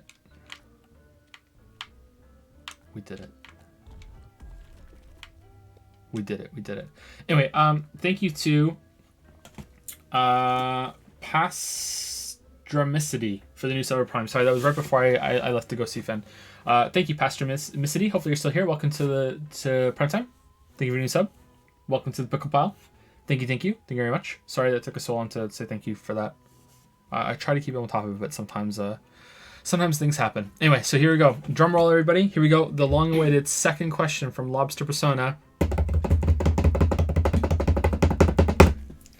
Would you hesitate to start something as big as the Mass Effect project now that you have a better understanding of what it might involve thanks to that other project you're working on? Also, hashtag Shepherd or 2025. Does that mean anything to you? I don't get it, but maybe it means something to you. It's there, so really enjoy your streams and YouTube content. Keep it up. Okay, so let's talk about the Witcher project. Not about the content of it, but actually making itself. So I tried to have smaller videos that I was making at the same time while I was doing the huge long project, and that was a huge mistake. There was at first it was going all right, you know. I ended up playing a lot of games for a lot of footage, and there's a lot of scripts that are written that need to become videos. Some of them are even recorded, you know. Some of them even the video process was underway, and I was trying to balance short videos with longer videos while also working on the big project, and that just didn't work out. So that is something I am never ever going to try again. I'm limiting myself to just one project at a time now. I'm just never ever going to try doing that ever again. It's just not worth it. It doesn't work, and it ends up driving me crazy. So that's a big lesson I'm learning from this one now. But as it for getting the starting a big project of this size, I would be willing to do it, but again, only if that's all I do and I just focus on just that. But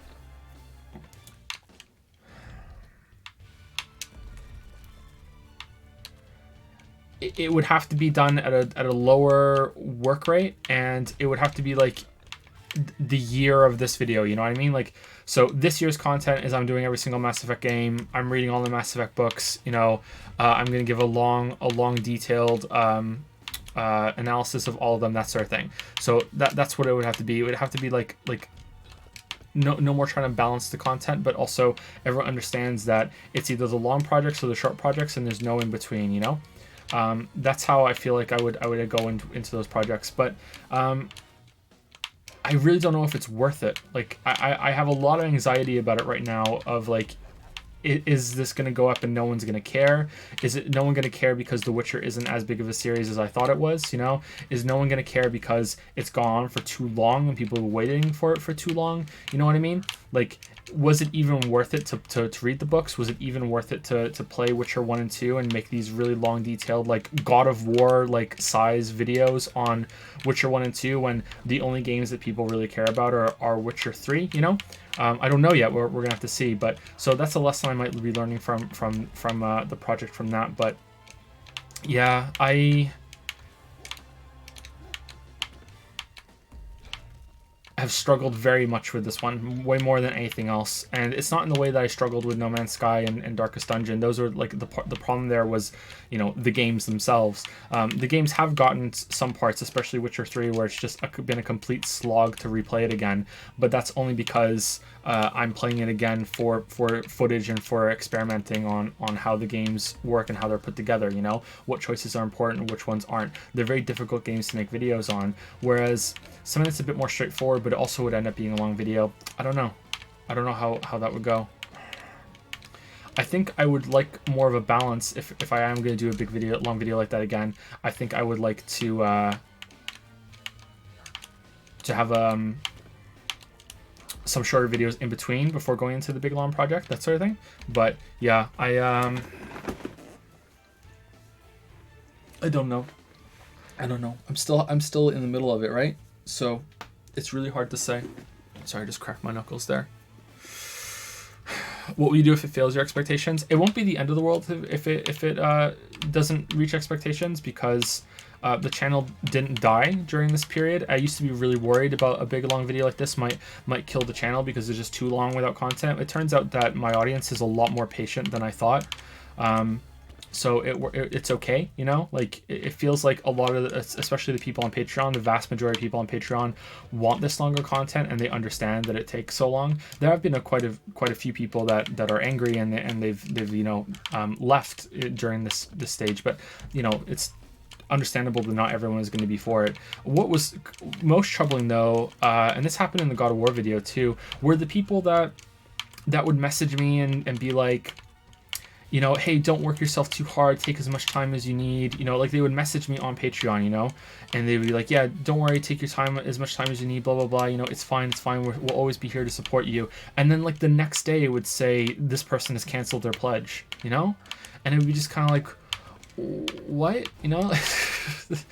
And like sometimes it might be okay, their financial situation changed all of a sudden, but it happened a little too often for me before I started being like, huh, what's going on here, you know, like I'm getting mixed messages here, like what's happening. So yeah, I don't know. Have you tried polling your audience on one versus multiple videos? I haven't. I think most people would prefer to have multiple videos. That still might happen. I really doubt that it's gonna have to, it's gonna be able to go up as one video for like the bitrate. It's not going to look as good as I want it to, especially if it's going up at 1440p, which all the footage has been recorded at that, so it should. So I think it's probably, I think people would prefer the multiple videos, and if it can go up in multiple videos, I have a decision to make. Like obviously the Witcher 1 part and the Witcher 2 part are going to be done way before the Witcher 3 part. So should there be like, should they go up as soon as they're ready, or should they go up as when all of them are ready and there's like just a 1 week gap between them all, or what. Like, I don't know. I think some people would prefer it when they're all ready, but I also would really like to have this just, you know, this giant bomb of content that comes out and it's like, boom, here you go, you know, within a very small space. Here's 25 hours of content. It's not 25 hours long though, I'm just exaggerating for the point. I'm completely stuck on the screen. I don't understand how I'm supposed to do this. I think that in terms of the project of this size, when it comes to how I've structured the video and structured my time with the games, I've done it really well. I have extensive notes. Something I haven't said yet is that Witcher 1, 2, and 3 are not the only games that I played for this video. I've played 5 others. Now, I didn't finish all those games, although I did finish some of them. And like, I took notes on them in relation to those games too, to the Witcher games as well. So like, I'm not doing videos on those, but I do mention them quite a bit, and to draw some comparisons and everything. So yeah, it's been a big project that I think I've compartmentalized quite well in my head, you know, like and with my notes. But as you can tell from what I've said on stream recently and everything, I've completely lost the ability to think about much of anything else. I haven't read any another book really since I finished the Witcher books. I don't think it's a good idea for me to do that. There have been times where I've been thinking about the games and I've just forgotten people's names in the books and in the games, because there's just so much content that's in my head and I've had to refer to my notes. But that's what the notes are for, right? They're for that, so you don't have to worry about remembering every single thing. Like in Hearts of Stone, like I couldn't remember Olgierd's wife's name for like the other day. I was like, what the hell was her name, you know? Actually, I can't think of it right now. Iris, there we go. Thank you. I couldn't think of her name. You know what I mean? Like when I was playing Blood and Wine again, I forgot what Sienna's name was until I got back. I was like, oh yeah, that's her name. You know what I mean? But I can remember a lot more about it. But like those little specifics were getting lost to me as time went on. You know? So yeah, I'm happy that I took so many notes. The other thing that I had to do for a project this big was what I've never had to do for a big mainline video before. The only other video I've ever done this before was Fallout 76, which is that I had to comb through every hour of my footage and clip out every single thing that I made a note about, and so I had it available because there was just so much of it. So when I usually make a video on a game, even if it's a 3-hour video like God of War, I just remember where the footage is, and I very rarely, if ever, have to go digging, you know? It depends on the project though. Like sometimes I had to, like I can't remember where that is, or I've misremembered where it is and I have to go digging through all my footage to get it. I'm getting really mad at the screen. I don't understand what I'm supposed to be doing. I don't get it. Like is there some like secret jump thing that I'm missing here or something? I don't understand how I'm supposed to do this. Like the guy comes down and he moves while I'm in the middle of the jump. Am I supposed to like bait out the jump and then jump over him? But how do I get the tumor? I don't understand. Maybe I come back on the screen and get the tumor and then come back in. Anyway, whatever. So usually I just remember, and I just rarely have to go digging through all my footage for something. But in the case of this game, there was just so much of it that I had to go through all my footage and just clip out everything that I wanted to reference. So this has helped quite a bit for me to be able to collect a lot of examples to use in the videos, you know, because usually there's some things that I forget to make notes of, or I don't take as extensive notes. But in the case of Witcher 3, I took notes on pretty much everything. But there's probably things that I didn't take notes on in the past that have ended up like points that are lost, you know, like, so it was pretty good. Like I feel like I handled it well, but it's still been a nightmare to really process and put together.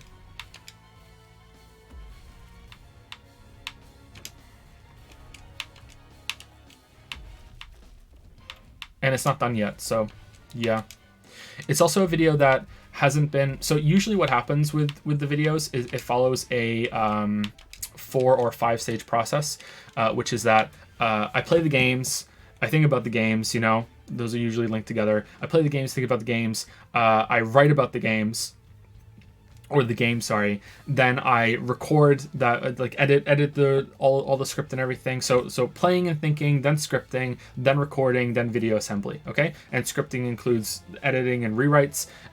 Recording includes audio editing and re-recording. You know, like and then the video assembly includes assembling the first draft of the video and then editing that video as well, adding some visual effects, adding some text on screen when I think there should be text on screen, snipping some parts out that didn't come out in the video as I think they should have, maybe going back and re-recording a line that didn't come out as well with the video examples that I thought would be good to have, and that sort of thing. So it's like a 4-stage major process. Whereas in this one, usually I do them in order.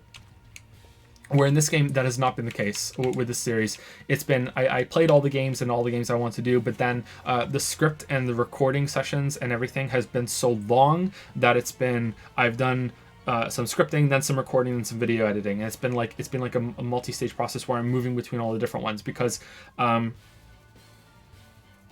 okay, how can I say this without inflating the numbers? Let's just say for the sake of numbers to discuss it, that there are 30 hours of recording to do for recording the script. 30 hours of recording. That does not mean that the video is 30 hours long because I take bad takes. You know, like I will mess up a recording. There will be like empty space while I prepare myself. I take like a quick 5-minute breather until I'm back at it to record the next part of it. You know what I mean? Like I need to take a minute. I need to step out of the room because it's getting too hot because I need to close the door and then I come back in. So there's that sort of thing. So like there's all these like usually it's about like two to three times longer the raw footage than when it's edited down to.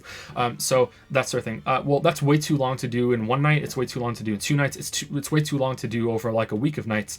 So what happens is that I limit the audio recording, then I do a little bit of audio editing until I can record at night and do a little bit more. And then because I usually run out of audio work to do before the next recording, it's like, okay, well, let's start putting this to video. Let's start getting those clips sorted out. But there was also that extra stage of combing through all of the footage to clip out all the examples to match the notes, which is something I did not account for, and that's one of the main reasons why. The main reason being that the video is so much longer than I thought it was going to be. But another reason why the video is taking so much longer than I thought was because I didn't account for that process. I didn't account for the fact that I would have to play a few other games, and I didn't account for the fact that I would have this other huge step of the process where I'd have to like clip out all the things to match my notes. But overall, I think I've handled it quite well, and I'm happy with how it's coming along. But I'm not happy with how long it's taking. But it takes how long it takes. You know what I mean? Like, but I don't know if I'll ever do a project like this ever again. If I do, I think maybe it'll be on a smaller series or something, or I will tackle the games one at a time instead of all at once. Like I played a little bit of Deus Ex for this video. I went back and I played that again, and I think that I would like to do a video series on all the Deus Ex games at one point, but there's no way I'm playing them all at once together and then making a big long video. It'll be like, I played Deus Ex, here's the video. I played Human Revolution, here's the video. I pretend that Invisible War doesn't exist, here's no video. You know, that sort of thing. So yeah, and that's all I can say. Thank you, Lobster Persona. What's Liz's opinion on The Witcher as a game or as a project? Someone else asked above what was harder, writing a book or this project, and they kind of go together because I think this project is a lot harder than writing a book. And you have like series and everything, so your writing perspective and my writing perspective are a little bit different. But looking at this in terms of a project and looking in terms of novels that sometimes took me more than a year to write, because I'm a slower writer than Joe is. I take more time to write and to edit and rewrite. Yeah, this is like a monster. So I've been watching and I've seen him play a lot of it and stuff, and he's spoken about it and bounced ideas off of me and told me names and I remember them, and like Iris. But yeah, to me, it's a huge project. It's like there's so many layers to it that is just holding it all in your head all this time is just really takes a toll on you mentally. You know, not just doing the work, but how you're going to do it, how you're going to convey it, all the steps of the process than all the other games involved, and it's just a huge project. This is harder than any book I've ever written. That's what I would think. Yeah, for sure. You never looked this engrossed in it or this stressed out by it, this like pressed by it when you were working on any of the other books. And even when we were putting them out pretty quickly and there was demand, you still, it's in a league of its own. How long is this video in the making? It's been over a year. I think I've been working on it. Okay, so I've been working on it only this for 4 or 5 months. Only this. I've been working on it for over 2 years, but like sometimes that would only be, a little bit of my time. Sometimes it would be like 50% of my time, and over the amount of time I spent with it, it's gotten more and more and more until recently, like 4 or 5 months ago, maybe 5 or 6 months ago, I can't remember. It's been only this, but before that it was about a 50-50 split. So yeah, it's been a long time of playing these games, thinking about these games, writing about these games. Yeah. But yeah, it's been over 2 years in general, but just this, it was until like you can go back and find the YouTube post I made about how okay, we're gonna be there's gonna be a video on Sekiro. Like back then I was still working on multiple projects, and yeah. It's been about 6 months of just straight, because it was before Kate was born. Because I remember you took time off, like a week, when she was born, and then you went back into it. She's almost 5 months old, so it's been more than 4 or 5 months. I can't remember when I made that post. Like maybe back then on the post, I thought I was able to go back to Sekiro, and then I couldn't or something, because I played Sekiro when it first came out. I don't know. Sorry, I can't really. I've lost track of time a lot when it comes to these sort of things. It's hard to keep in my head. But yeah, too much time. Too much time. Hope it's worth it. Hope it's worth it.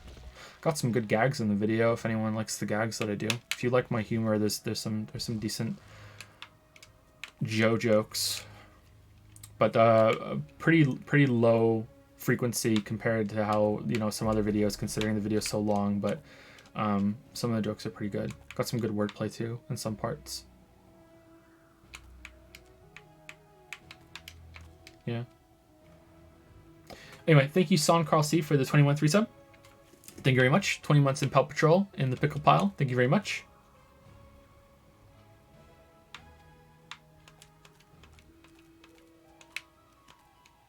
Thank you, thank you. Should we take the next question from Twitch? Yeah. Oh, this one's easy. Okay. Nate says, I'm not a nerd, so I won't send wall of text. Oh, nerds called out. Have you played Slime Rancher? Or I should read it properly. 1, have you played Slime Rancher? 2, did you like it? Because I think the 1 and 2 adds to it. 1, I have not played it. 2, I can't say because I haven't played it. Thank you for the easy questions, Nate. I have not played Slime Rancher. I'd like to play it though. Given my opinions on like Stardew and stuff, do people in chat think I would enjoy that or no? But I would like to try it. Thank you for not being a nerd, Nate.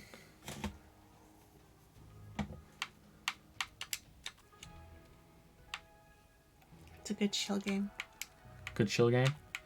I think Ian McCoville worked on that game, who was the artist that did Mac Hal and 3-Panel Soul. And I think that's the game he worked on.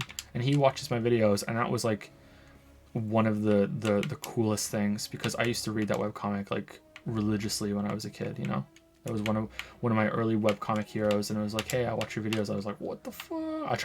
I played it real cool. I was like, oh, cool, man, thanks. Like this is interesting to me, because I used to like Mac Hal was a big thing. It's like, yeah, play. I think that's the game he worked on.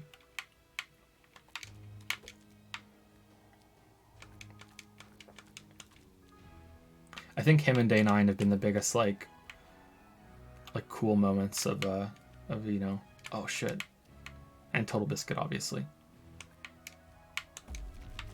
I was like, yeah, that was cool. Anyway, yeah, next person on Twitch. Is it Nuck? I think it's Nuck, yeah. Nuck. What is the oldest PC game you've played? Probably pre-2000s. Oh, Would you man. recommend it in modern day? Okay, so I have a question that's going to reveal that I'm not as PC savvy as most people think, I guess. Does the Atari ST count as a PC? Like, it was more of a computer, like it had a keyboard, it had programs you could run. Because if that counts as a PC, like an early PC, then I'm going to go with one of those. But if you're talking like a Windows machine, then all right, then I'm going to have to think of a different answer. But like if those count, then I would say game like there was like the original SimCity. There was a game called Gods that I really liked. There was a game called Captive that I really liked. Captive was really cool. Captive was like a dungeon master game, you know.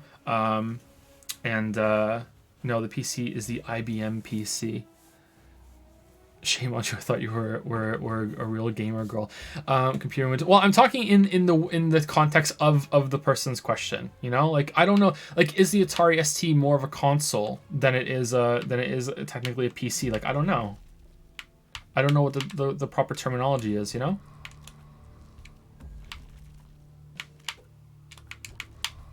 Oh no.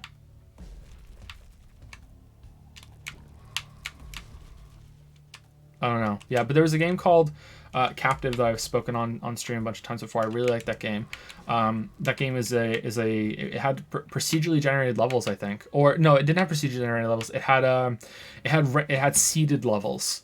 But you did them in a specific order, I think. Especially the first like 9 or so. You would do levels like that, and they were like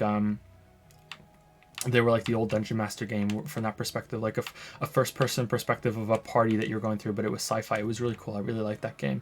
I never finished it though. Like, well, you can't finish it because it just goes on forever with these seeded levels that ended up being like mazes with passwords and pass-coded doors and stuff. It was really cool. I didn't learn that it was like seeded like that for a long time afterwards, but yeah. But yeah, I would say that's the biggest one I would recommend. I still think if you could get DOSBox working, that it would hold up. But the DOSBox version might be a little slow. But I played it again recently just to see how it was, and I was still like, oh yeah, this is close to how I remembered it. It's a bit laggy, but you know that's the flaw of DOSBox, right?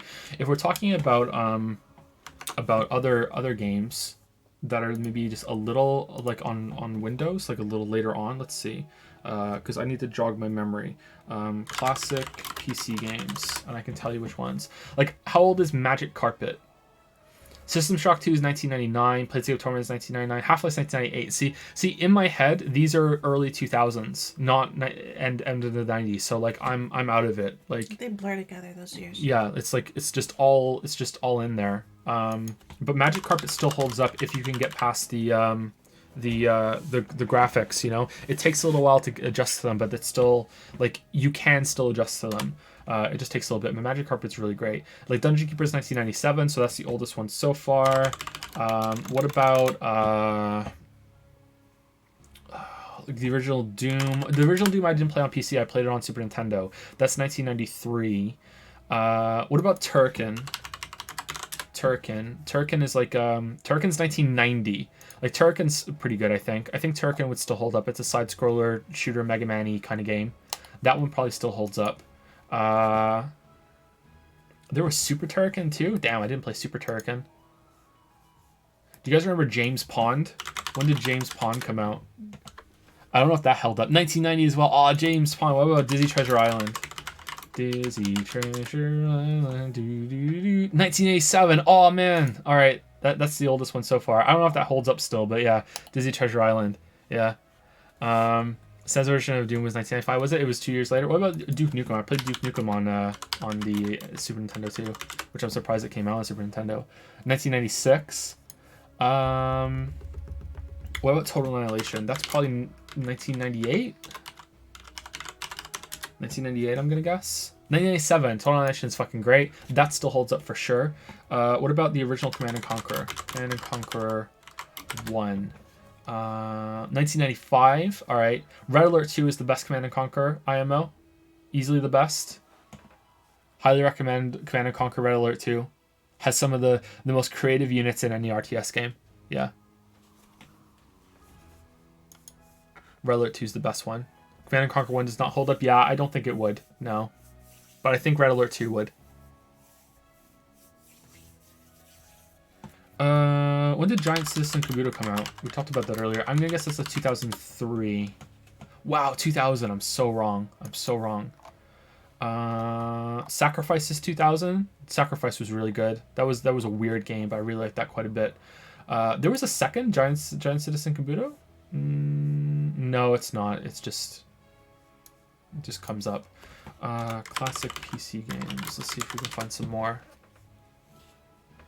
Yeah, the Super Nintendo version of Doom was made by a small team who ported it secretly as a side project to avoid the rush aspects of other ports, then presented it to id and Nintendo when they were done, hence why, whatever other flaws it has, it's more faithful to the PC version than most other ports. I remember enjoying it, but I remember being scared by it when I was a kid, which is kind of weird to admit now and realize now, but I remember playing Doom and feeling like, oh, this is a grown-up game and I'm too young for this. Oh, man. I was scared by it. Oh, go away, Games Radar, autoplay bullshit. Didn't want to interrupt. Thank you for buying my book. Let me know what you think, okay? Who's this? I think it was Runa Gamer.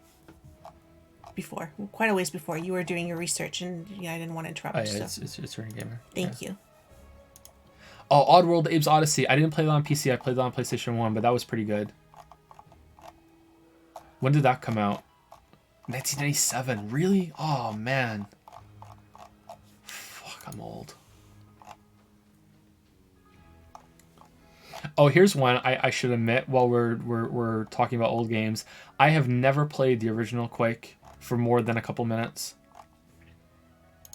Whoops. Played System Shock 2 for the first time recently. Haven't played Thief. Deus Ex 2000. Yeah. Wow, it was only 4 years between Deus Ex and Half-Life 2. That's so weird to me. Think of the jump between Deus Ex and Half-Life 2. Like, what happens now in 4 years? Best PC games of the 80s. Let's see if there's any here.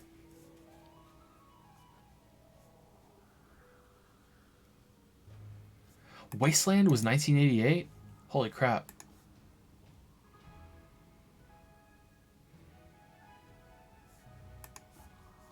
Oh, Populous. No, I didn't play Populous.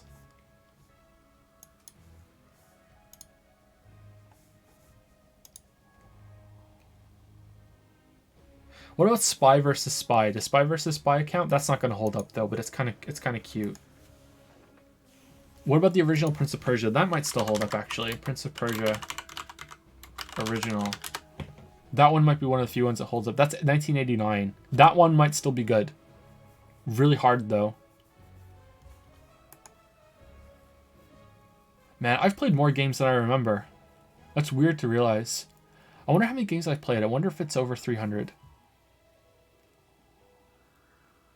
I'd be surprised if it was over 300, but maybe it is. Dragon's Lair. Oh, man. Huh. Okay, I think that's all I can say. Did you see the game Snakebird? Snakebird? The new one that came out? I've seen someone play it, but I haven't played Snakebird now.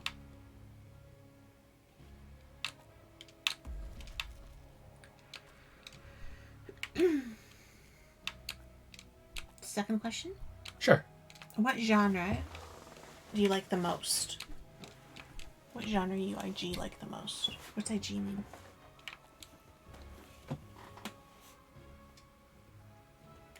Or is it more or less, I like X, Y, Z, as you would say, but like all of them equally, can't pick a fave?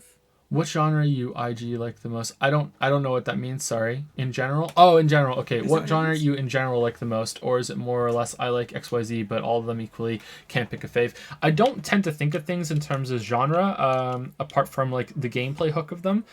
So I would like this is a platformer to me, like that sort of thing. like RPG is kind of a dead term. We've discussed that before. Like visual novel would be, I don't know if visual novel would be a genre, or it would just be like a presentation style. I don't know. I guess it would be a genre. Genres are kind of stupid and limiting sometimes, and it's hard to tell. You know, it's hard to tell like what fits and what's appropriate, right? And I feel like people take genres way too seriously, and you get things like that where I say like I don't really feel like this is a horror game because it didn't really effectively be a horror game for me, and people take like umbrage to that big time, and it's like, well, if a game that didn't scare you, like if Uncharted 2 was listed as a horror game because it has some supernatural horrific elements toward the end, like, and it didn't scare you at all because it's clearly more of an action game, wouldn't you be kind of like, oh well, this doesn't really feel like an action game to me, like that sort of thing. So I feel like genres are definitely subjective. That's okay because everything's subjective, right? No, but more than I think most people realize, or the more than we have collectively agreed on, let's say, genres are definitely subjective. But I enjoy platformers a lot, like these kinds of games, although this one in particular I'm not really all that fond of at the moment. But platformers are something I find very comfortable to just kind of ease into. RPGs I feel like are dead, and I don't really know what like RPG really means anymore. Like I would probably say the RPG is dead, long live the RPG, because so many games are RPGs, and it's like if you're talking about how many there are, like the RPG is like ruling right now, but like I don't even know what that term really means anymore. Like I have some ideas for it, we've discussed them before around here, but my ideal description for an RPG would be that it is something that allows you to play a role in terms of gameplay and somewhat story as well. Like it's not like, oh man, like RPG used to just mean story, like it has a story or it has some dialogue options or whatever, or if it has like hit points or mana, and that was it. That's what RPG meant. Whereas I think now you have to have some sort of either like a gameplay kind of, like I'm making a build, and my build isn't just like what I find fun. My build is I'm a big guy with a big sword and I like to hit things in heavy armor, and that's the kind of like slow kind of guy that I want to be, or I want to be like the quick dual wieldy dagger kind of guy, and I'm going to have gameplay that reflects the quick dual wieldy dagger kind of guy kind of thing. But then in the decisions and the story kind of thing, it's like how you express yourself with this character. So you're asking yourself, what would this character do in the situation that I have made myself, rather than what would Nathan Drake do in this situation, because otherwise role is like every game you play a role, so that's where RPGs are dead. I'm not really that big of a fan of first person shooters much anymore. I feel I find them quite boring, but like games like Doom really interest me still, like the new Doom and Doom Eternal. That's like pretty high on my list at the moment. Metroidvanias are something I really enjoy more and more lately, and I'm really looking forward to Silk Song and Ori and the Will of the Wisps, Ori 2. So I'm really looking forward to that. And but that also links into like my affinity for platformers like this game. This game kind of feels a little bit like a Metroid-y kind of game at the same time, so I don't know what that's all about, but I don't know. I would say in terms of first-person games, I really enjoy the immersive sim genre, even though I kind of feel like it's a dumb name. That's a big one for me. I would like to see more immersive sims being made, and I will pretty much try any game that is an immersive sim and see if I take to it. So that's a big one for me. And then there's like genre combinations that I wish were done more. I wish there were more games like Recettear. I wish there were more games that were like ActRaiser, like that tried to mix genres, and I really enjoy it when games do that. And then there are like niche genres. I really like the management games that are like Dungeon Keeper, so I like to see more games like that too. But I tend not to really think of things in terms of genre unless I'm discussing games, and it's easier to discuss something when keeping the genre in mind. Like, genres are just a tool to describe something, I think. Is there one you guys think I'm missing? Not really into open world games all that much. Spoke about RPGs, horror games a little bit. Visual novels I like, but I don't even think I would call those games. They're still worth time, but like yeah, not really games. Not really into sports genre, no. Racing, not really into racing either. Genre is just a categorization to present the game, movie, whatever to the audience. Yeah, that's how I treat it too. Yeah, I think people take them way too seriously sometimes.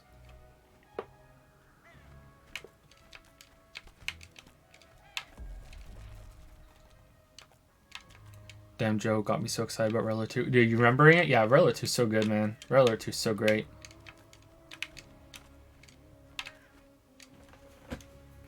Yeah, I think that's all I can say. I feel like there's one other thing though, but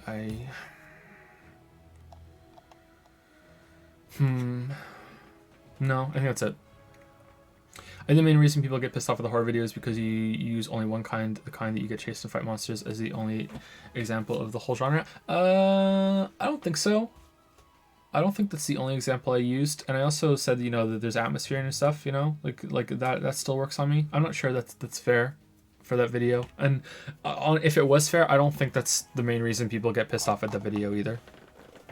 I think the main reason people got pissed off at the video is that they didn't understand it, because they thought I was saying something that I wasn't saying, unfortunately.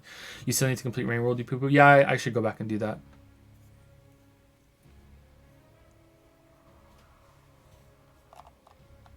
You like Reciteer? Have you tried Moonlighter? Yeah, I didn't like Moonlighter. I didn't like it. Didn't like it at all. Not a good game, sorry. Really shallow shop mechanics and really shallow combat, and like not a good roguelike. Sorry. Really pretty though.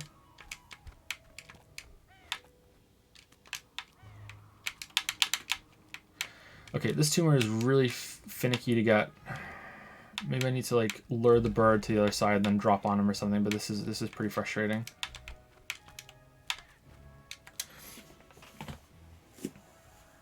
What games are you currently reviewing? I'm currently doing a big video on all of the Witcher games and the Witcher books. That's currently what's going on. Thank you, Haltfire302, for the 8-month resub. Sorry that we didn't see it till now. Thank you very much, Haltfire. 8 months in the Waifu Wagon, or the Lizard Lounge, or the Dragon's Den, whichever one you want. Cloffice. Thank you for buying another ticket to the subway train. All aboard, full stream ahead. Choo choo. Take your pick. Take your pick, yeah.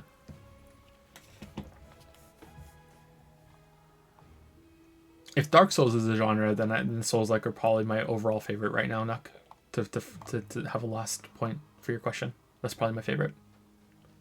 But I like to see more games that go in the direction of Nioh and Sekiro rather than Code Vein. Although Code Vein did have a lot going for it. Let's go one more on Twitch, and then we might have to stop. But maybe we can push out like one more on Patreon or something.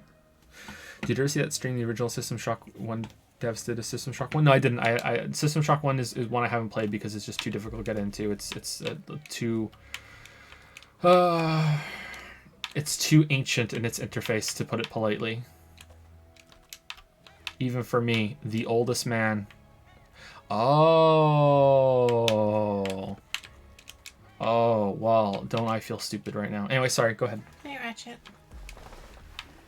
See you next Friday. Okay, how do you say this person's name? Because I never know. Shivarbra? Shivabra? Shivabra? Like abracadabra? Shivarbra? Maybe. Shivbra? I see it all the time. I just don't know Shivabra? how to say it. Shivabra. Call him Bra. Hey, brah. Hey, Bra. How's it going, Bra? Hi, I'm the weeb from Cringe Planet. Love you. What? Okay. What do you think about leveling difficulty scaling in video games? Oh man, we just talked about this. Okay, so I think that it's overall, it can be, it's just like with anything, it's just about how it's used, you know? Like, shit. Are you here, brah? Brah, are you here? Oh man. Oh man. Okay, so like with anything, it's all about how it's used, right? So I think that in most games, it's going to be a fairly big flaw that you are going to either not know if you're over leveling or you're under leveling, and you either have to have like you have to like break the fourth wall and communicate to the player that, hey, you have to be this level for this area, or you expect your players to actually go outside of the game for more knowledge. I think Fallout 3 expected you to do that, right? Because it had like different parts of the map were tuned for different levels, and you needed to just find that out, or you can just run around and find it out yourself, I guess. Or the other option is that you allow leveling, but you have leveling scaling, so the world levels with you. But if the world levels with you, then what's the fucking point, right? Why don't you just have it just be the set thing at the beginning, and that's the end of it? So I only like it if it's the levels give you more options, or if numbers are tuned tightly enough that you just have your health increases and your strength increases and your damage increases aren't to the point that they just break the fucking game. So I think that Breath of the Wild, for all of its problems with how it handles damage calculations and armor and the like, that it does a really good job when it comes to rewarding you with stamina and health upgrades. That those feel much better, and they really encourage exploration at the same time too. So I like that, but when it comes to like damage calculations, it's a fucking train wreck. So that's how I feel about that in that kind of game. So it can be done well, it's just kind of...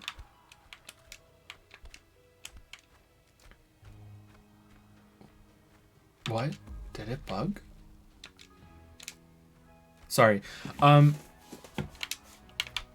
would prefer that you can still skill your way through anything, and then some people might think, well, then it's not an RPG, and we get into these like big disagreements about what games should be. And again, what we spoke about earlier, like, should it be your character is getting better, or is it you're getting better? And I find it very, very hard to think about a system, or even to find a game that does it both at the same time in an effective way, that one doesn't completely overrule the other.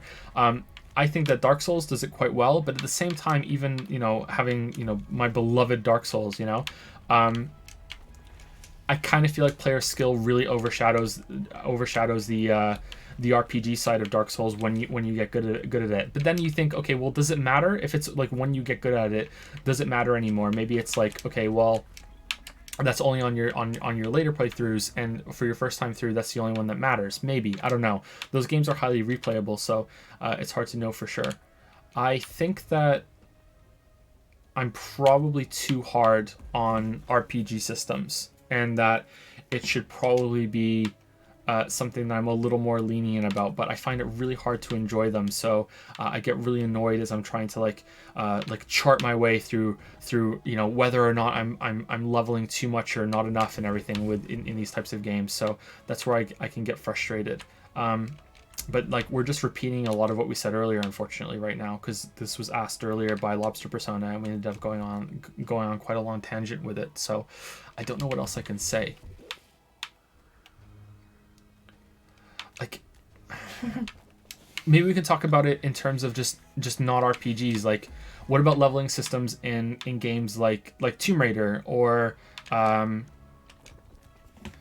like a Tomb Raider style system in the new Doom, where you are using experience points to level up your character, and you get more damage, a little bit more damage, maybe a new jump ability. Like, you kind of do get more abilities as you go on in those games, but they're more like, boom, you have it, here's a reward, rather than you're gaining experience and gaining levels. But it's functionally the same thing at the end, right? So why is it okay that, okay, I as a reward for exploration, now I have a little more health, or now I have a little bit more shield, or a little more strength, but when it comes to just like, hey, I gained XP, and now I'm leveling up my hit points and mana, like, it usually goes to shit. Maybe it's the amount of levels that you can get. Like, in those games, usually you can only find a few of these things, whereas in the other ones, it's you can level up forever pretty much, and that's where the balance becomes a problem.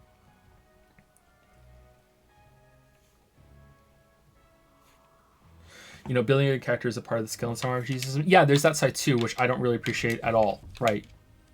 That's part of the game for some people, is that they build this character. Yeah, like, I don't appreciate that at all.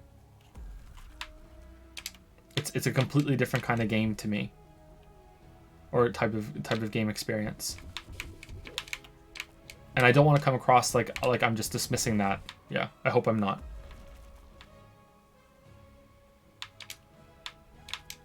But then it comes back to that question that we said earlier with Lobster Persona's answer.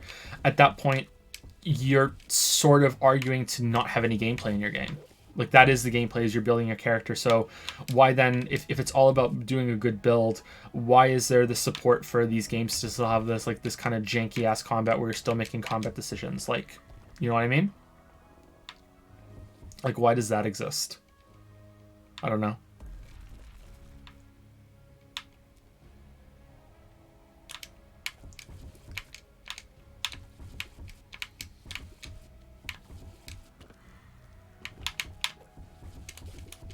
But yeah, I hope that no one thinks I'm like belittling that part of the experience. Maybe I am a little bit. To reap the rewards of a good build to see in action. Yeah, but why do you have to be in control of it, right? If it's all about the character build, like why bother having the player have any input in these decisions, right? Like it should just be you did a really good build and then your character just goes over and does it. Does that make sense or no? Like you still get to receive the results of your good build because you get to see it in action, but it's just not, you're just not in control of it because it's your character that you've built really well that does it all.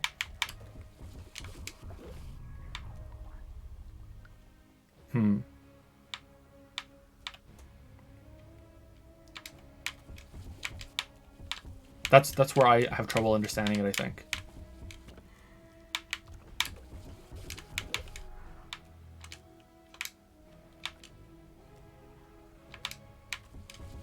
You don't enjoy that bit? What do you mean? You mean me specifically, or do you mean like you in general, you don't enjoy that bit? Because I feel like it takes a lot of time, so it should be something that's enjoyable. It makes sense, but not in a way you don't enjoy that bit. So from that perspective, it makes sense to somebody like me that enjoys it.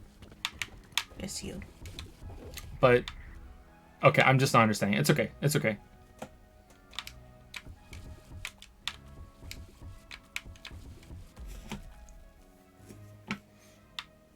Darkest Dungeon is classified as an RPG? Yeah, it's... RPG is pretty much a dead term. It's dead. Long live the RPG. They want to know if you like craft singles. Maybe on like a burger, maybe. That's what I grew up with, having on sandwiches and like grilled cheese sandwiches and stuff like that. But now we usually get not craft anymore. It's like a different sliced cheese to put on a sandwich, but not to eat on its own.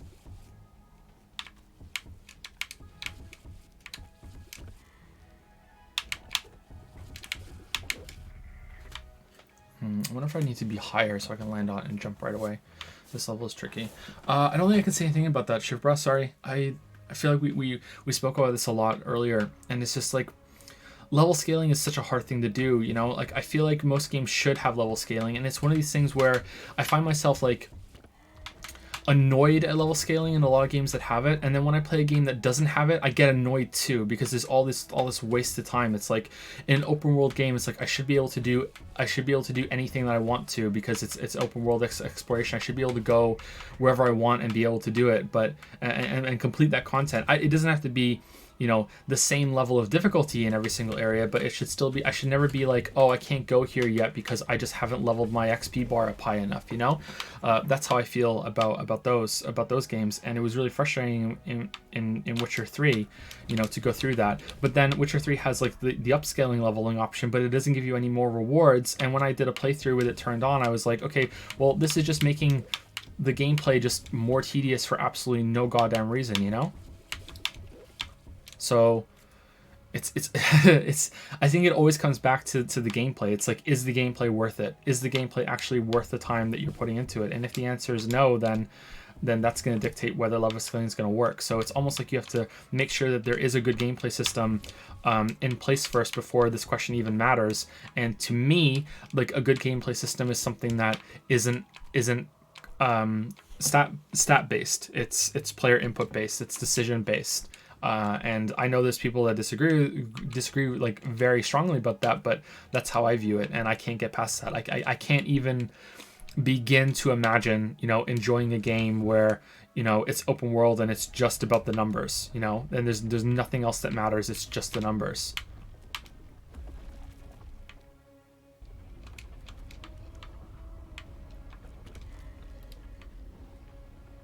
But that sounds boring as hell to me.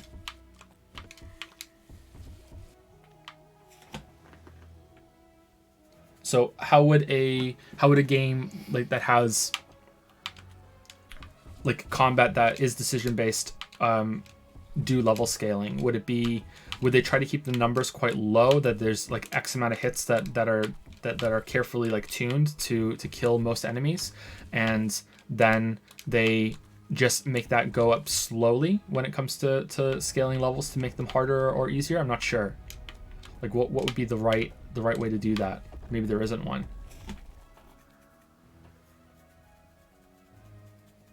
Oh, did I do this in a different way? Am I supposed to go... Was I supposed to use that one in order to get... Oh no, I can't get over here. Okay, I misunderstood. Alright, good thing I tried again. Holy fuck. Still talking about cheese. I've eaten it by itself without having it on a sandwich too. Low moments in my life, but I've done it. And if you melt it on garlic bread, it's actually not bad. But do the mozzarella one, don't do the cheddar one for garlic bread. Oh man, nice Super Mario 3 reference here.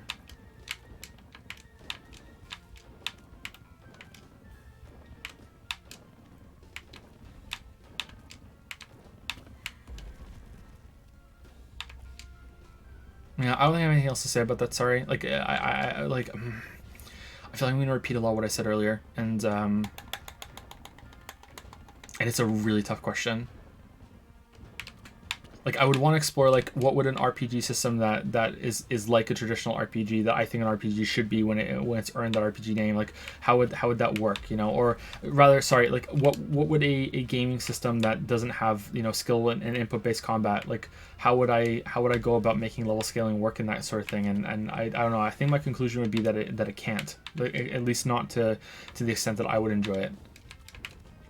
But first of all, I would have to find a way to, like, okay, is there a RPG system that's all about stats and manipulating numbers that I would enjoy that doesn't have any input at all, you know? Like, is there one that exists like that? And I don't think there is.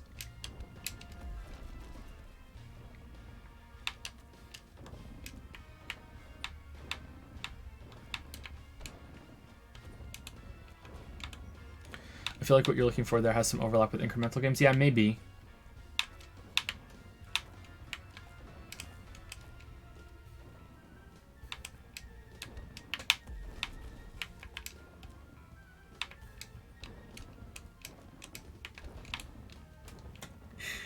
Oh, Burger's Lettuce, are you pregnant? I know it sounds crazy, but right now I'm eating that's Kraft a good singles with red hot indication in right them. there. It smells.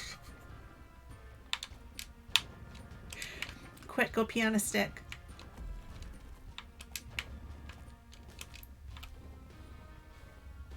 Okay, let's move on to the next question. Your favorite characters from Danganronpa series? Ooh, okay, so let's go game by game, all right? Let's go game by game. Let's pull up the character list. Danganronpa 1 characters. All right. Danganronpa 2 characters, and we can rank them. Danganronpa 3 characters. Ba-da-ba-da-bum-ba-dum-ba-dum-bum-bum. Oh, why is it like listed out like this? No, I want main characters.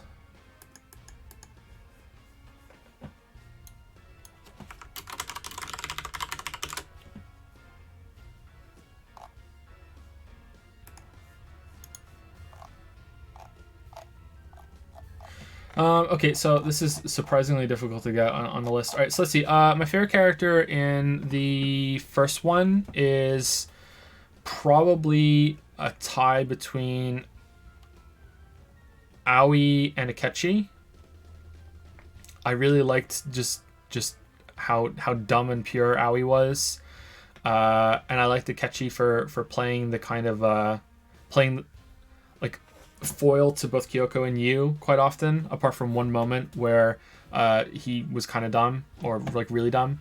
So I really liked Akechi's input though. Whenever Akechi said something, it was usually entertaining, and same with Aoi. But yeah, I kind of, maybe there's more standout characters in the first one actually, because I really liked Danny, but Danny was helped a lot by the fact that I started calling him Danny, and I just couldn't unsee that. So yeah, Sakura was okay. Celeste, no. Leon, no. Yeah, I think that's pretty much it. Kyoko was alright, but Kyoko I felt was a little too plain and a little too unemotional, a little too 2B-ish in terms of personality without the other assets that 2B has. Yeah, so I would say it's between Akechi and Aoi, and then probably like Danny, Sakura, and Kyoko like in second tier, and then everyone else is kind of like eh. Yeah, I think that's it for the first game. I'm trying not to say spoilers for who dies or whatever as well. I hope that's all right.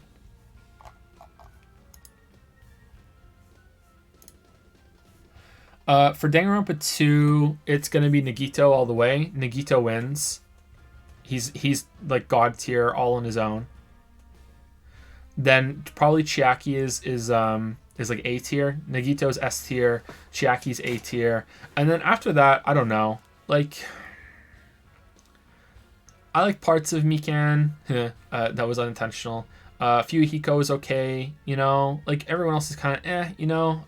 I feel like there were some characters that could have been better if they had more of a chance to be involved in some of the mysteries, but you know, like obviously some of them die early, and I don't want to say who it is, but you know, some of them are not around enough, and yeah, huh. Like I feel like Danganronpa 2 might have some of the most forgettable supporting characters.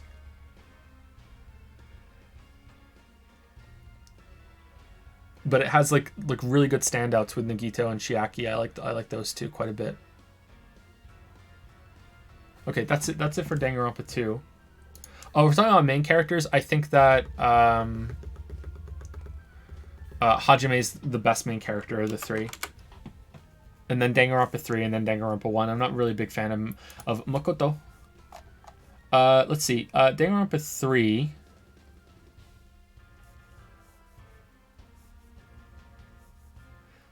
Sumigi's probably the worst character. Then Himiko's the second worst. My favorite character is probably...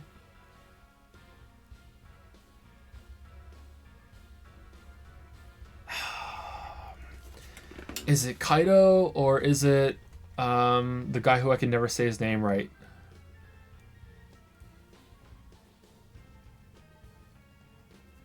The evil genius guy, the evil guy.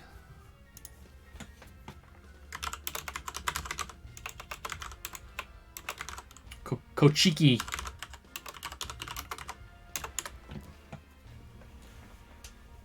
Whoa, you're skipping the anime. Who's the best character from that? None of them. Danny's brief cameo appearance. There we go.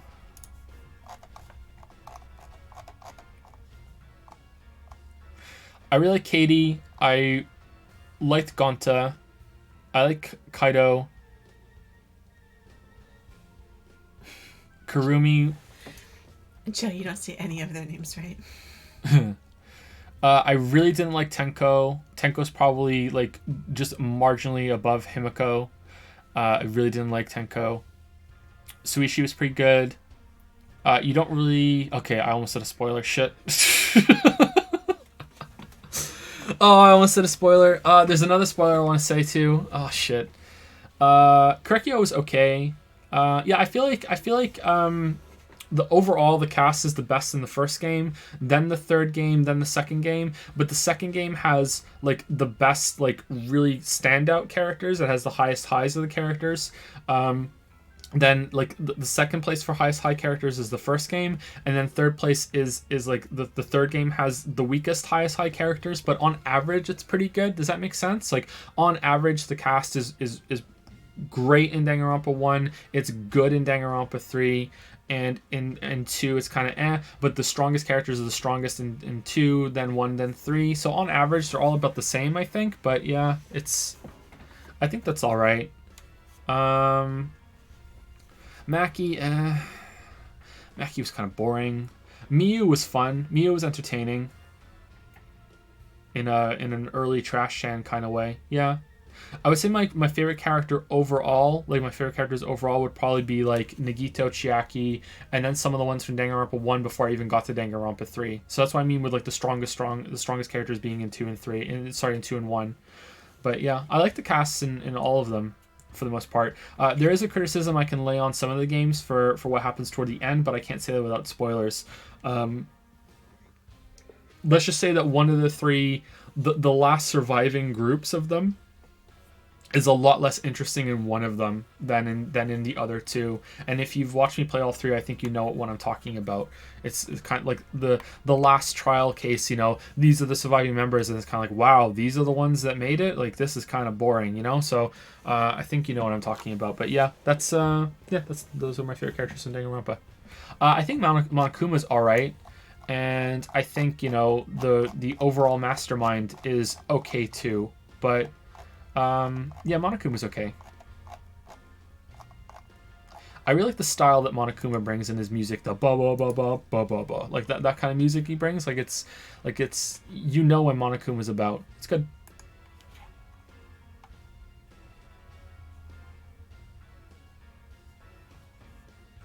And that's it. We paused the game for that one, Lily. That was really important.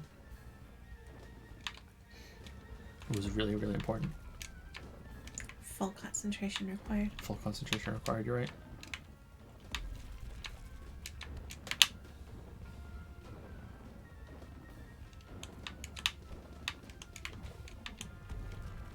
Wow, I'm really bad at this, and that's weird because I was really good at bouncing on the cannonballs in Super Mario 3. I think they move a lot slower in Super Mario 3, that's probably why.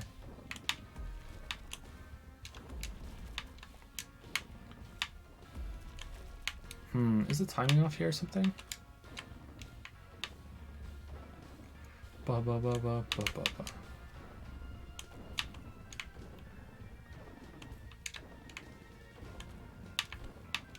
Okay, there we go. We did it.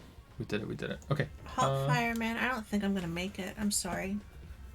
It's 3:10 in the morning, and you're 2 away, and I don't know if I can do it. We've already been at it for what, 4 hours now? Is Caps here? Is the Twitch user known as Caps here? In chat? Oh, you know what? These are really short too. All right, the next 2 questions from Caps and Haltfire are actually really short. Okay. So let's go through it and then we'll stop.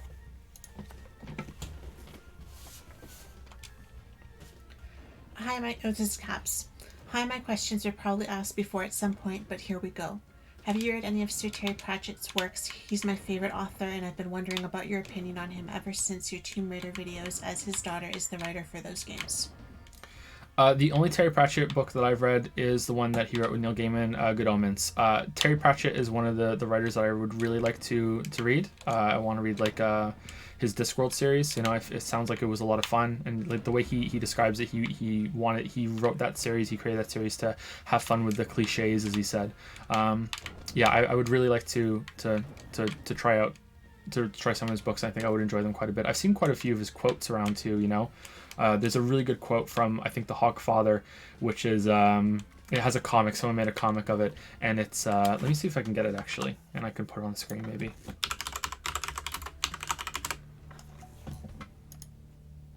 It's a gorgeous comic too. The sword one, yeah.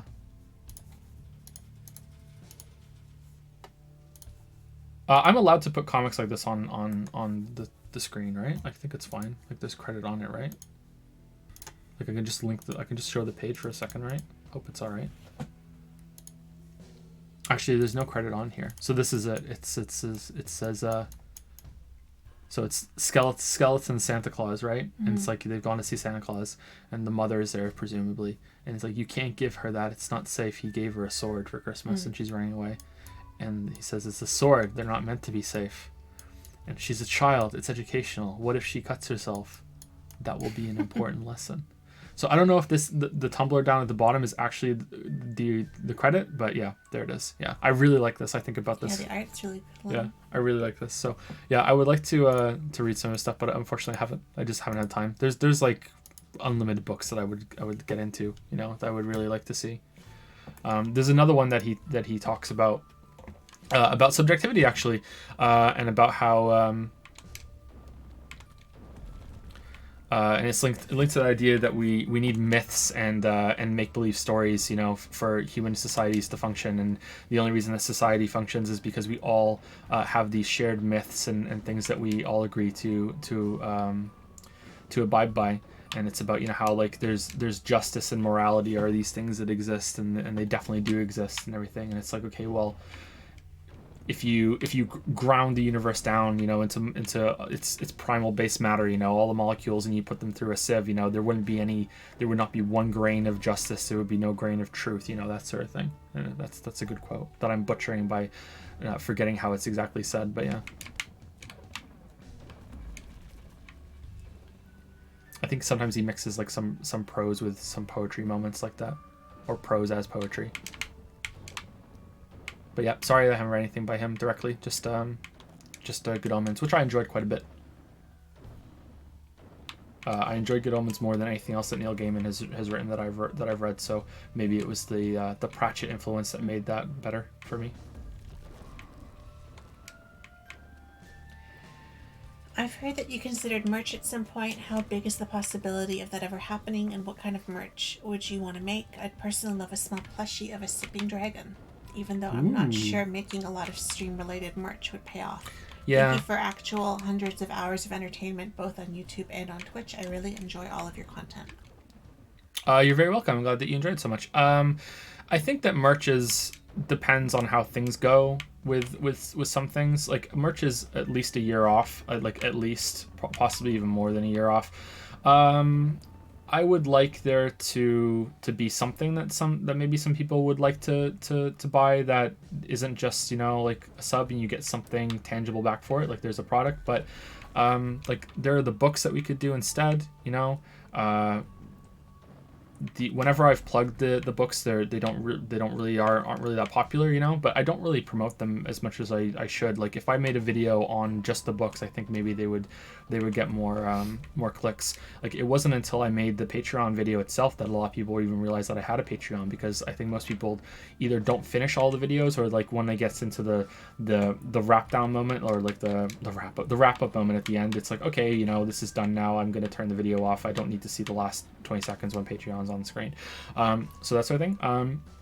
But the chances are like the big thing I want to make at some point is a game. So if I'm going to ask people to like, hey, you know, if you've got a lot of hours of content entertainment out of me, and you would like to give something back, you know, here's a product that I made, it's a game, you know, check it out, maybe you'll like it. And if not, then maybe it's, you know, you're saying like, hey, I bought your game as a thank you for the presumably free entertainment that a lot of people have gotten from it, because most people who watch a channel aren't patrons, right? Like, you know, like if they were, yeah, it would be very different. And I don't think that's a bad thing. I'm just saying, you know, like I think the conversion rate of patrons to like viewers to patrons on like subs is less than 1%, you know. So yeah, so I think that would be it. Well, Runa Gamer just went back and bought my other book and bought Wizard and the Dragon. So someone in chat tonight is reading the books. Oh, that's nice. Hope you like it. It's a little rough at the start, but it gets better. Where can I find the books of interest? On Amazon. They're only available on Amazon. They're only available on ebooks. Like, you don't have to be a Kindle. I think you can download a Mobi file from it instead, and you can use it on any e-reader that you want. But yeah, and if you have Prime, you can read them for free.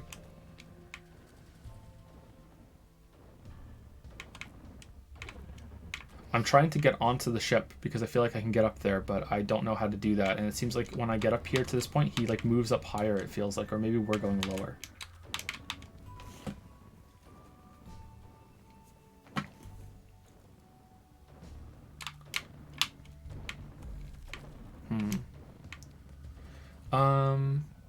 Yeah, so that's all I can say about Terry Pratchett and the merch, sorry, but what would the possibility of merch be? I think like the streams are way more memeable than any merch, and anything that comes from the main channel would like be at risk of copyright claim. Like You Got a Moon would be pretty good, but that comes like, would that get me in trouble with Nintendo? I think it might. You know, like having a statue or like a body pillow of Trash Chan would be hilarious, but I don't think many people are gonna get that. You know, like there's like it's only very few people that are around for those streams, and if I think it's only going to be like a handful or a small percentage of people are going to go ahead and get it, which means it's not going to be profitable. If it's not going to be profitable, then it's going to be like really difficult to justify. Same with like buy my statue. Here's a golden statue. You know, like it would be not easy, I think. But yeah, I don't know. Like a T-shirt of some quote that I said in the video, maybe, or maybe a cup or anything. I think those things are usually just, hey, we just want to have an excuse to send you some money, and we get something tangible out of it. So maybe it doesn't have to be great, but I think what I would do is I would take suggestions from people, and I would and then I would like get a bunch of stuff like mocked up to see like which ones do you guys like the most, and then we'll go with that one. Just like pay for a bunch of designs to be made and see. But I don't think it's likely. Like I said, I think what's more likely is that there'll be a physical release of the book, or there'll be a game at some point. The game is a serious thing. It's not something that I'm just like, hey, yeah, I'd really like to make that happen at some point. Like it's something that like is definitely going to happen at some point, unless there's like YouTube dries up all of a sudden. You know what I mean? Like that's definitely that's a sure thing.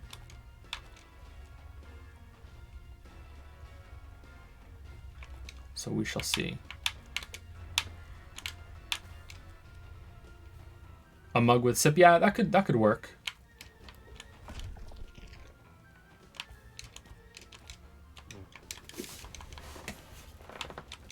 That could work, I think.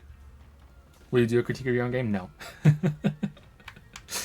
Drop some pickle trash tan body pillows on the channel and see how people take to Waffles dad upon on a shirt. Waffles dad upon.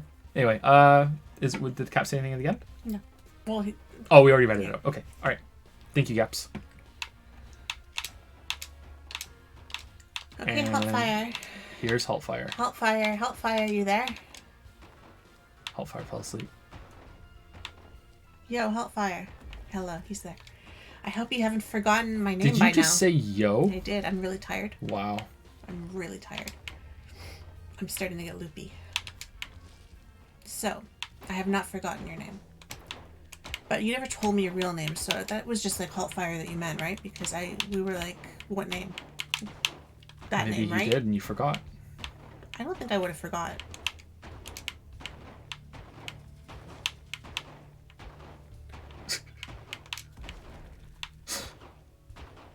Okay. Have either of you read Michael Crichton yet? And no, I have not. Even though you've mentioned this a few times now. Is it Christian? I thought Is it Crichton? Isn't it Crichton? I don't know. I don't know. Maybe I've always just misread that name. It's written like Crichton. Yeah. No, I haven't. We haven't. Sorry. Oh, I put it there because in the top of the channel you said to put names. Oh, right. I remember now. Yeah, you're right. We did say that. Yeah. We did. Crichton? He says Crichton. Crichton. Okay. Either way, no, I have not. Neither have I. Sorry. It's like it's on the list, but there's books we own that are here that I got before Kate was born that I was like, I'm gonna read these books, and then I haven't even gotten to them yet. So he's the Jurassic Park guy, right? I'm pretty sure it is. Like I'm so sure. I feel dumb saying it. But Haltfire's recommended them a few times now that we should both read. So no. What is the best donut you've ever consumed? Oh man, I like donuts. Best donut I've ever consumed was a Tim Hortons donut back when Tim Hortons didn't used to be shit. When I was a wee lad, when we used to live in Canada before we moved back to Britain for a while, and Tim Hortons was really good. And they had an eclair. And they had this really good eclair. So Tim Hortons used to be much better than it is currently. Right now they sell frozen donuts and freeze dried donuts and everything, and they come in a truck and they just warm them up and everything, and that's all their food. That's just like basically just like packaged bullshit like in most things now, and it's a real shame. But yeah, it used to be that they would have fresh stuff that they would make right then and there, and they don't do that anymore. But yeah, that's the best donut I've ever had was one of their old style eclairs. It's also when I realized that I prefer false cream to real cream. which is kind of, I know that sounds awful, but yeah, I'm a pleb. Sorry, most of you probably already know I'm a pleb. Cause I'm a pleb. What about you, Lily? What's your best donut? My donut has nostalgia attached to it. Ooh, what is it? That's why it's like, when I was little, there was a donut shop that was like around the corner from where I lived, and it wasn't a chain. It was like an owner-owned, you know, mom and pop or whatever kind of donut shop. And we used to always go there, mostly with my dad. And my brother was just a baby, so I must have been like maybe 3 or 4. It's one of my earliest memories is going to this donut shop. And he used to take me, like, to get me out of the house, and so my mom would just have my brother to focus on, and we'd go on these little dates, these little like, daddy-daughter dates. And we would walk down there, and sometimes he'd let me ride on his shoulders, and we'd go into the donut shop from the back parking lot. And there was a long, dark hall, and it was really kind of like really dim lighting. And we'd walk, and as soon as you open the door, the smell of fresh donuts would just hit you in the face. Like, it was like the best smell. It was like going into a bakery. And we'd walk down this hall and everything. And I would always get a chocolate dip donut because that was my favorite when I was a kid. And they were so fresh, like they were so soft. Normie. Well, I was like 3 or 4. Okay, did you expect me to go for the eclair? I was 3 or 4 when I had the eclair. Yeah, and you picked the eclair? No, actually, I wasn't. I was older than that. I lied. Anyway, it was so fresh and like, I don't know. And we would sit there and we would eat it there. Sometimes like with a hot chocolate or something. And then we would walk back. But like, I don't remember ever taking them home. I just remember sitting there in like one of these like kind of diner booths and like, you know, with like the plastic seat and everything and like eating them there. And yeah, and I've never had a donut at like Coffee Time or Country Style or Tim Hortons that has ever come close to those donuts. So maybe I've embellished them in my mind because I was young, but I really remember them being really fresh. Like they tasted like they were made there. You know, they weren't like brought in from somewhere else. They were always so fresh. And then they went under. They didn't last. Like they were only there maybe a couple years after that, and then they were gone. They were too fresh. And now I don't even know what's there now. It's like they were too fresh. I think because they were like in a little plaza and the parking lot was around behind, a lot of people didn't really know they were there. They weren't like in your face enough. But yeah, they were really good. Do you remember when Tim Hortons used to have that slogan, always fresh, always Tim Hortons? Mm-hmm. Yeah. I don't hear them saying that anymore. I'm a little bitter, yeah, but I wasn't a big, you know, I wasn't a big Timmy stan, so it's all right.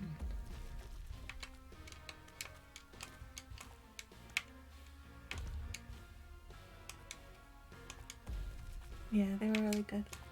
They were just a basic donut too. They were just like the bread with the chocolate glaze on top, but I don't know if it was that they were fresh or that it was an event or what.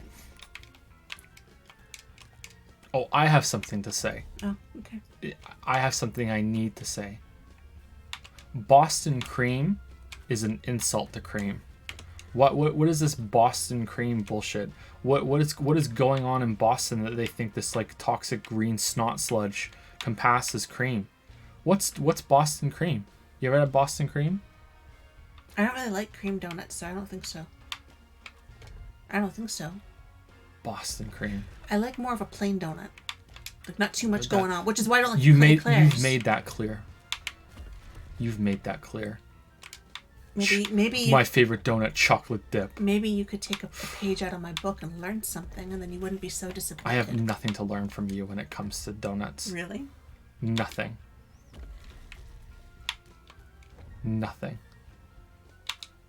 I love you, eh? That's why you don't even know that. The real irony is now chocolate dip is my favorite donut because it's the only ones that they make. And it's not mine anymore. But those donuts, yeah. It's not my favorite anymore either, but...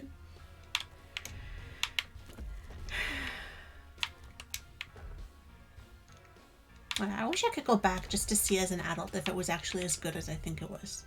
Or if it's just how I remember it.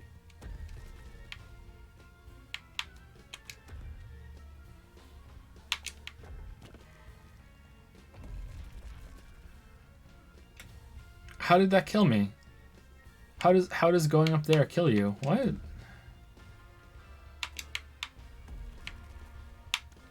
It does, Haltfire.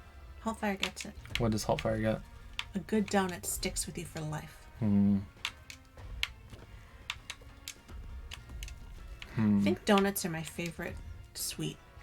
Are they? I think so.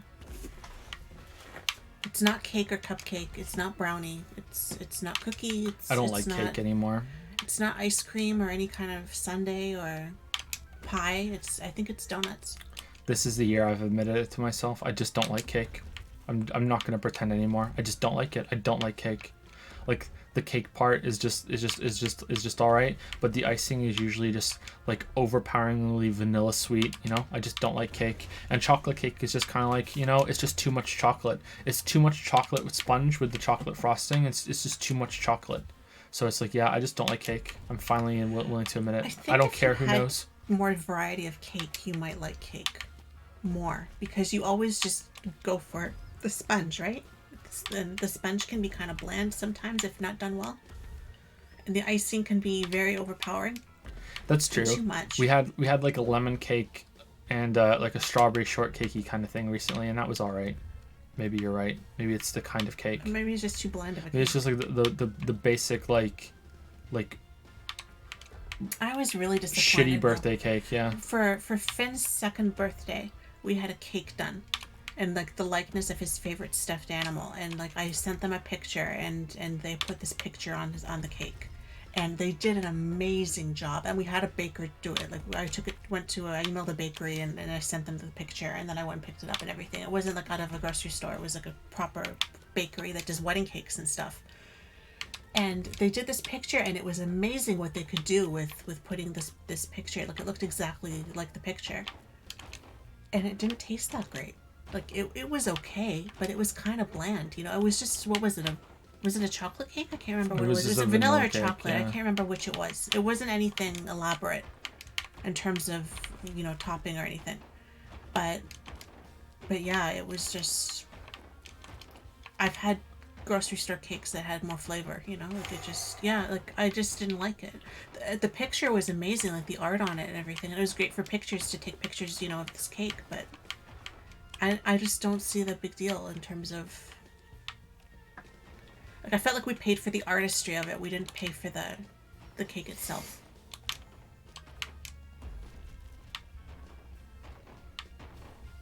Fuck fondant, honestly. Yeah, there's just something overpowering about it. Not his face on it. It was a stuffed. They don't believe you. You tried to face. get 2B on a cake for me, remember? Yeah, I did. Didn't work out. They couldn't do it. They Couldn't said do they it. sent me to actually the grocery store and said they could scan the image on. Yeah. But they couldn't do it. I tried. I tried to get him a 2B cake last year. I think their exact thought that words would were be that funny. she's too thick for the cake, right? Yeah. Yeah, too thick. Our cakes can't handle this level of thickness. It's like, damn.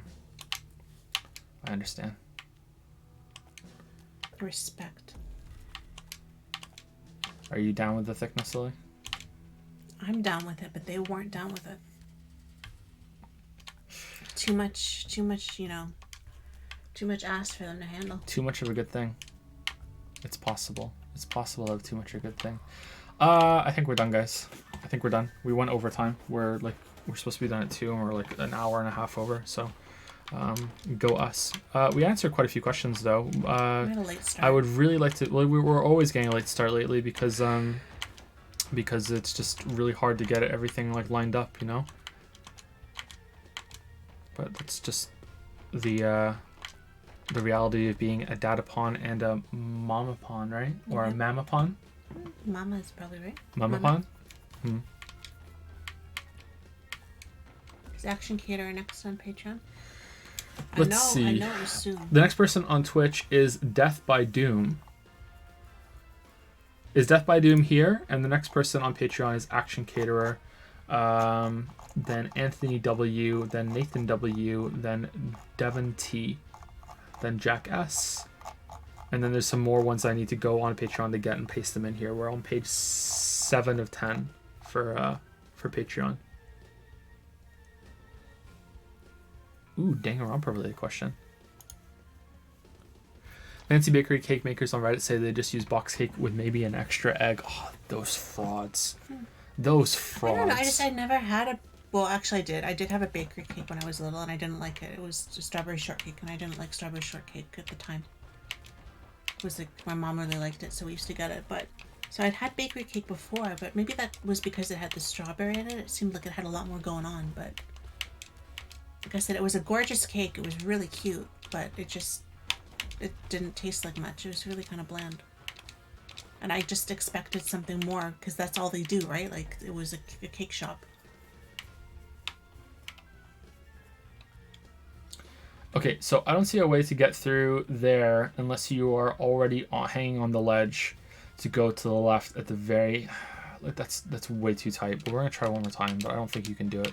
How sad. I won't be here to listen to answer live. I'll be running my magical prison break Star Wars RPG session. Good luck with that. Good luck. Yeah, there's no way. Okay. There's no way. There's no way. There's no way. There's no way. Okay. So yeah. So parting comments. I hope the answers were okay today. I think this went well. This felt like the better of the Q&A sessions that we've done recently. Mostly because I got some sleep before today. And this game is all right, but maybe not the best game, but definitely better than Noida for the Q&A at least. So I hope this was all right and people had fun. So yeah, we'll be back next Friday doing this again. We'll probably continue playing this game. I don't think I'm anywhere close to done. I'm gonna guess like at best I'm a third of the way done with this, but because I'm assuming there's a shit ton of secrets in this game. But yeah, I'm not really impressed with this game. It's fine, you know, like it's not a bad game, but I feel kind of like it's just, you know, it's just very straightforward. It's got nothing special going for it. Play a game with better music. Oh, you can get through here. Nice. Or at least a game with more than one fucking song. Sorry, was it really tiring with all the music? It's like when you're on the phone waiting to speak to someone, and it's just the one song over and over and over again. Sorry.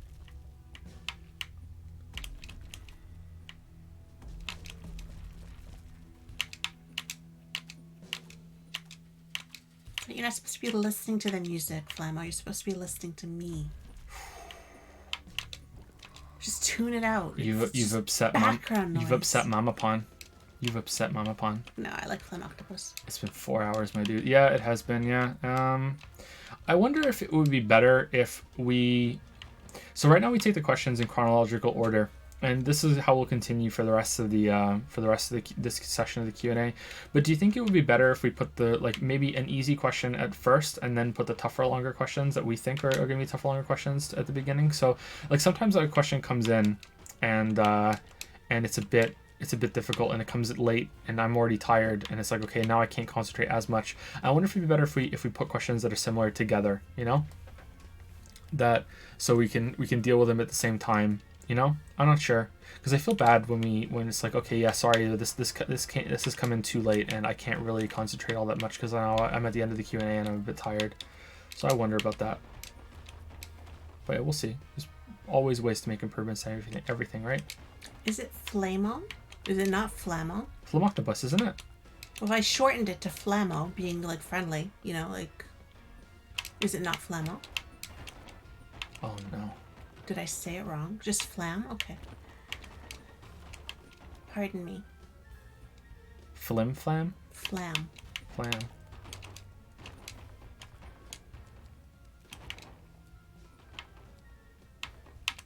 And we should make our own icing, they're saying. Our own buttercream. Our own icing? Yeah.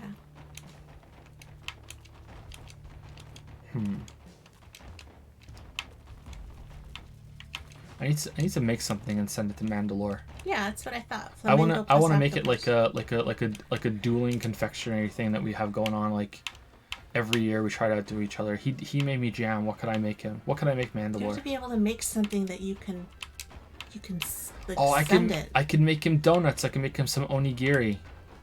Oh man, he would like that. All right. No, it comes through. Phlegm octopus. Just I thought Flammo was the way to shorten it. Make him jelly. It would have to be something that can survive the the trip. You can send.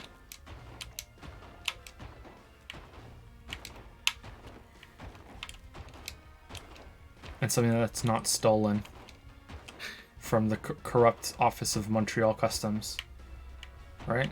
Just put something like, what if we sent him like homemade, like, I don't know if it would keep, but like tomato sauce or something, right? That would keep But if you jar put it. something on it, like pickled squash or something on the front, or like pickled radish, or radish stew, something that sounds kind of gross, so then they wouldn't want it.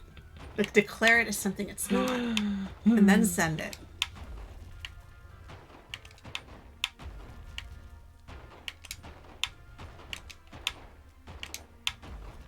Send some pickles, yeah. We could pickle Something like that. Something that is actually good, but Montreal won't be able to figure out. Oh, we'll write it in English.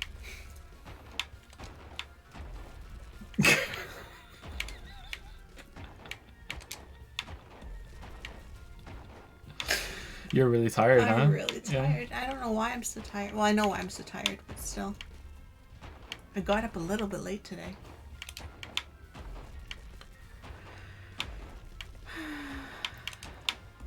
Okay, I don't like that the gun is just death.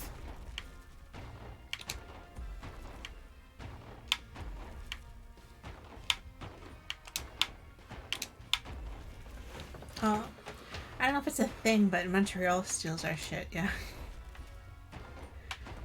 Let's just say so many jars of jam were sent, but not so many were received. Exactly. Montreal knows what Montreal did. Montreal knows what Montreal did.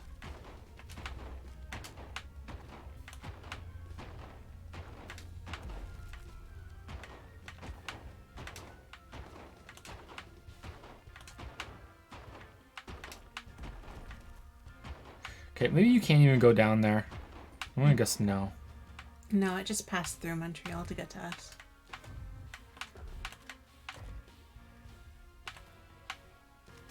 Yeah, do we sound like the sophisticated kind of people that live in Montreal? No, they thought Mandy was there. Oh, okay. No, it just passed through.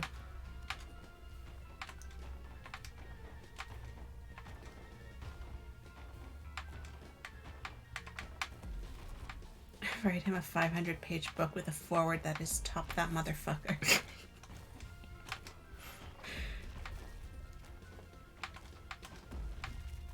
500 pages. What's that? Just on Witcher 1? Is it Monctorians or Monktonites for you guys? I think it's Monktonites. I actually just said that recently. Yeah. Was it yesterday I said that to you? Yesterday, the day before. Yeah. Was it yesterday when you said it to Leo? Yeah. Yeah. I don't know. I can't get on board. Okay, They I'm done. both sound kind of I'm done. made up. I'm done. All right. Thank you, everybody. We'll see you next week. Tuesday is what day is it? Tuesday, the 5th. Let's see. So we're gonna do a stream on Tuesday. Maybe we'll skip Thursday's stream and we'll stream Death Stranding on Friday. We'll see. But I'm not sure we're gonna do Outer Worlds or if we're gonna do something else for 2 streams. Or maybe we'll skip. No, we're not gonna skip Tuesday because it's on the list. Maybe we should just do an extra stream on Friday. I don't know. I'm streaming too much. Oh shit! I'm sorry. Thank you to MinoDev for the new sub. I feel like I've said your name before, MinoDev. For sure. Maybe my list is bugged out. Oh, I know I didn't check it because it refreshed and it didn't load for a while because the second computer lost internet for a bit. Thank you, MinoDev. Thank you very much. There was a gap. It should still show though. Yeah, you have a 20-month subscriber badge. So yeah, thank you for the 20-month resub, MinoDev. I'm sorry that it's not showing on my list. Thank you very much. 20 months in the pickle crew, the pickle pile. Thank you very much. Thank you, SPNKR Spunker. Not sure, for the 10-month resub. Do you still plan on playing Persona 4 at some point? Yeah, we're going to play Persona 3, Persona 4, and then Persona 5 Royal spread over 2020 and 2021. Hopefully we can do it all in 2020, but we shall see. We're going to play them in that order, and there's going to be a gap between them, but yeah, for sure. And I have very ambitious waifu war plans for them, let me tell you. It's going to be something. You want to watch it. You want to watch it. Viewer engagement is the most important thing to me, is that you guys have a fun time. Thank you for 10 months in the Dragon's Den.